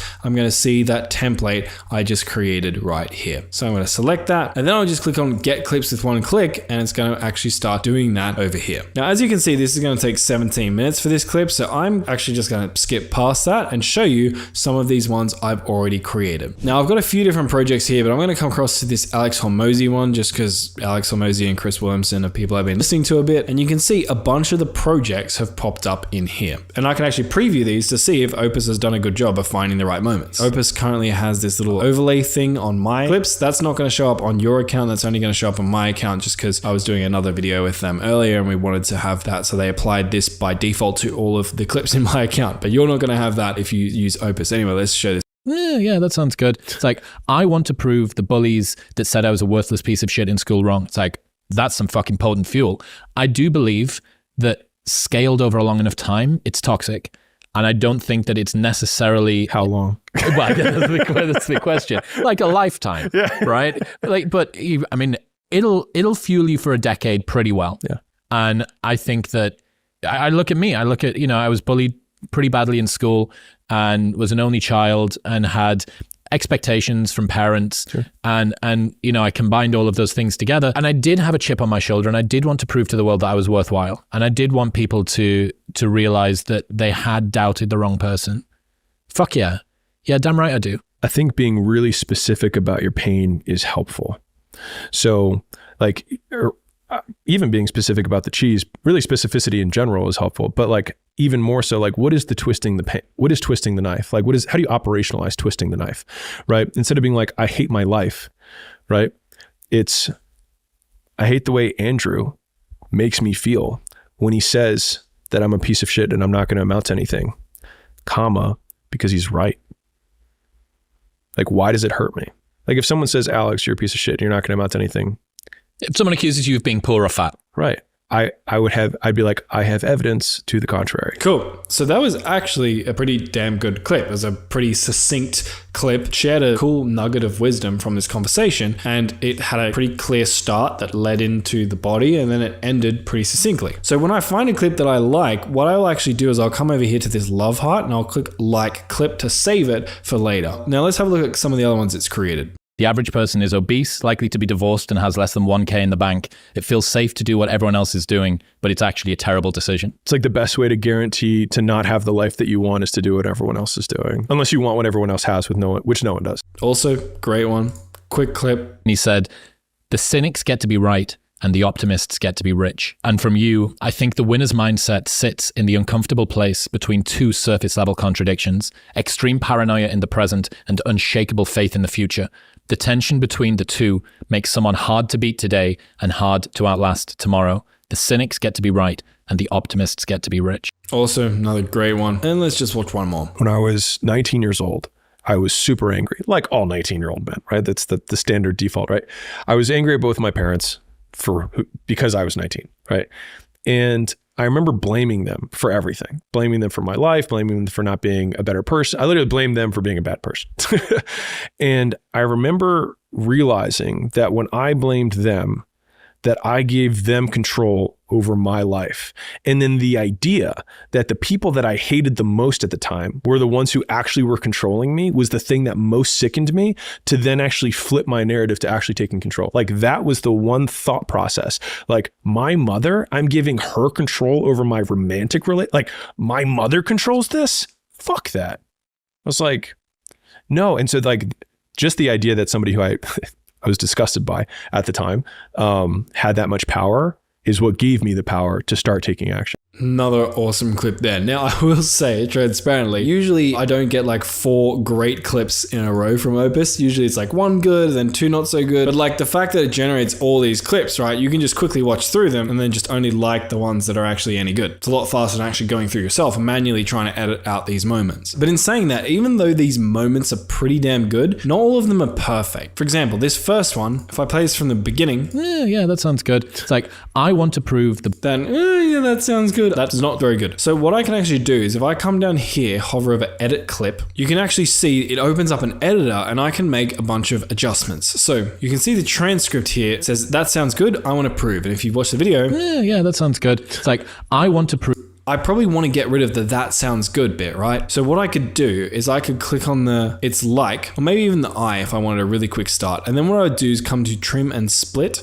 and then select set as start. And that's going to get rid of the first bit. And now my clip's going to start like this. I want to prove the bullies. Maybe it seems a little bit too much. So I'm going to come down to my timeline down here, grab it, drag it out a bit just to re-add in that section I removed. And I might start it on the it's like just to give it a little bit of buffer room. So I'll set a start here, and then let's listen to this. It's like, I want to prove the bullies that said I was a worthless piece of shit. Cool, so that's pretty good. What I might want to do though is I don't want to actually emphasize these captions here. So it starts off with it's like, and then I want to prove the bullies. The message I want people to be hit with immediately is the I want to prove. The only reason the two it's like words are here is because I need a little bit of spacing for the clip to sound good. So what I'm going to do is I'm actually going to click on this one, and I'm going to hold down shift and click on this one so both of them are selected, and I'm going to go remove captions. And it's going to get rid of those two without actually deleting that part of the video. So now if we watch this, it's like, I want to prove the bullies that said I was a worthless piece of shit in school wrong. It's like,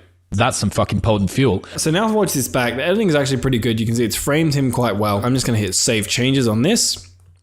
It's going to take us back to our clips here. And you can see that it's just going to load for a bit before it actually processes those edits. Now let's try another one. So I'm going to go home. I'm going to click on this icon here. Then I'm going to go over to this Jordan Peterson interview with Chris Williamson. And let's take a listen to this one. What a stupid way of starting your career. Well, that goes back to the truth, right? Telling the truth. What are you going to, if you tell a sufficiently seductive lie, what is the best that you can hope for? Right. The person that you're telling the lie to falls in love with a projection. Right, absolutely. Well, when I applied to graduate school, I wrote a crazy admissions letter, and I basically laid out who I was, flaws and all, and what I was interested in. So this clip has some potential, right? There's some interesting stuff there. And Chris Williamson says a pretty good hook around about here when he says, talking about telling the truth. But then Jordan Peterson gets cut off a little bit early. So let's hit edit this clip. Let's actually muck around with this a little bit. So the first thing we're going to do is like the last one.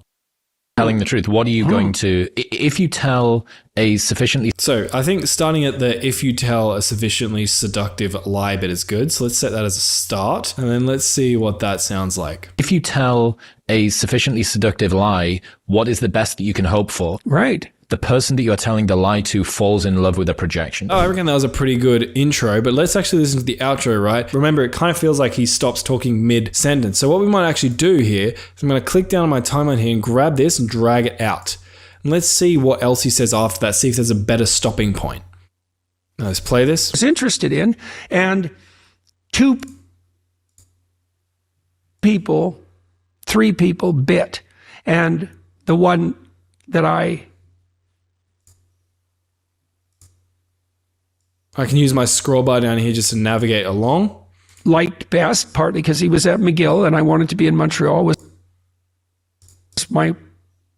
Cool, so it sounds like it got cut off here again, so let's just drag this out a bit more. Graduate supervisor Robert Peel, and he knew what he was getting, and we had a great time. I still work with him. I had one of the best relations. Cool, maybe and I still work with him one.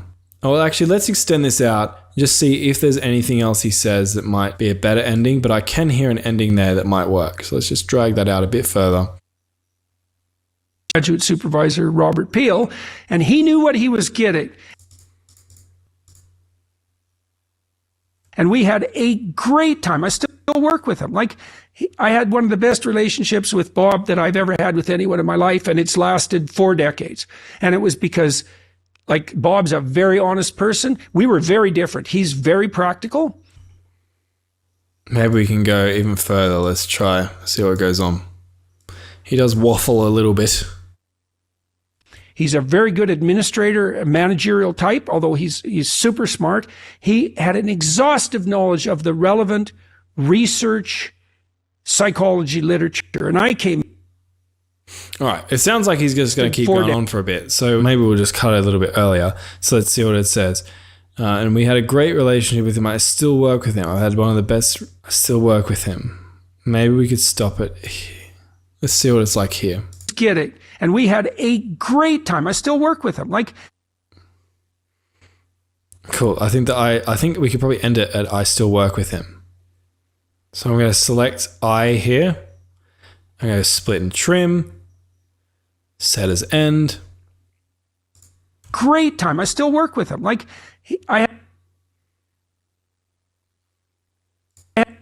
Let's get rid of this actually.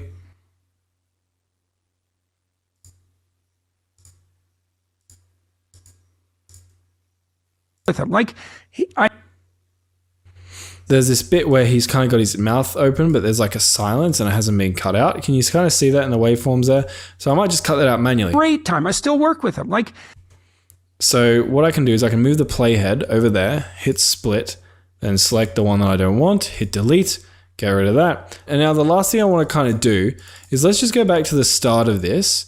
And I want to show you an extra feature that you can do, because what they're talking about here is might be a little bit confusing until you have the context. So what I might do is actually add some text on screen just so people immediately know the context of the conversation. So I'm going to go to text, I'm going to go heading text. I might drag this into the center so that it doesn't block the captions like this. And then I'm going to come over to the right hand side and do why you should never lie. I could adjust the background color. For example, I could go black. Can adjust the text color. Let's bring it to white. Font, let's say we go Comic Access. Actually, that's kind of gross. Let's go Poppins. Actually, back to Montserrat. I can make the text bigger and smaller here if I want. I might actually try and make it smaller, see what that looks like. No, let's go 50. Cool. Now that's pretty good. Now, if we watch this back. If you tell a sufficiently seductive lie, what is the best you can hope for? Right. You can see that text goes to that. If you tell a sufficiently seductive lie, what is the best you can hope for? Right. Let's drag it out to maybe where Jordan Peterson says right, since that feels like it could be a nice natural transition. And now you can see when this short starts, it shorts with the text banner that adds some context for the viewers. If you tell a sufficiently seductive lie, what is the best you can hope for? Right. The person that you're telling the lie to falls in love with a projection. Right, absolutely. Well, when I apply... That's pretty good for me. I think I'm just going to hit save changes. And we're going to be brought back to the dashboard like so. But now let me quickly show you what to actually do with these clips once you've created them. So I'm just going to go home real quick. Let's just go to some of these clips that I've favorited down here, because this is an easy way to keep track of the clips that you actually like. I'm going to go this one. And then what I can do is I just download this short to my computer for uploading. So I can just click on this button. That short is going to start downloading. Or another thing I can do is actually connect my YouTube channel to Opus and post directly from Opus. And I can even post to multiple social media accounts all from one place in Opus. So for example, I can come to this button here. You can see I have a bunch of channels all connected. And what I might do is I'm just going to untick the channels that don't apply to this particular clip. So I'm just going to repost on the Chris Williamson fan pages. And I can either publish them now or I can select a time. So I can come here. Let's say I want to post it on the 25th at 6 a.m. Done, hit schedule on that guy. The task is going to be scheduled. And if I actually come across over here down to my calendar, you can see now that that clip I just created has been scheduled to go live both to the Chris Williamson TikTok and the Chris Williamson YouTube fan faves channel. I guess I just exposed myself as a Chris Williamson fanboy. But yeah, so that's how to use Opus Clip and AI to really drastically speed up your edit time, to create those caption animations, to reorganize the screen and track faces, to actually go through the footage and cut out the individual moments and just do all the stuff that Opus just did for us. Would probably have taken me 3 to 4 times the amount of time it actually just took me to just go and create these clips with Opus. So link to Opus will be down below if you want to check it out. All right, you made it. Congratulations. I know that would have been technical, a headache, pain in the ass at times, but the fact that you made it this far shows that you're probably ahead of 99% of people already. So in terms of next steps, 1, obviously you need to practice all of this. I gave you a gym analogy earlier in the video where you can have all of the knowledge, but if you don't actually put in the reps, you're not going to see any gains. But the other thing I want to bring up is, especially if you're editing videos for your own YouTube channel, the biggest lever in whether or not your video will get views is actually the video idea itself. You could have the best editing skills in the world. But if the core idea, the core topic of your video is inherently uninteresting, then you're always going to be in a position where you're just polishing a turd. We don't want that. Everything is downstream. Everything, including your thumbnails, your titles, your editing, your hooks, is all downstream from your video idea. So on screen, I'm going to link a video that's going to walk you through step by step how to actually come up with data-proven viral video ideas. So when you set out to actually create and edit something, you know there are going to be people who actively want to watch that content. So I'll link that up on screen. Again, thanks so much for being here. I hope this was helpful for you. I'll see you in that video.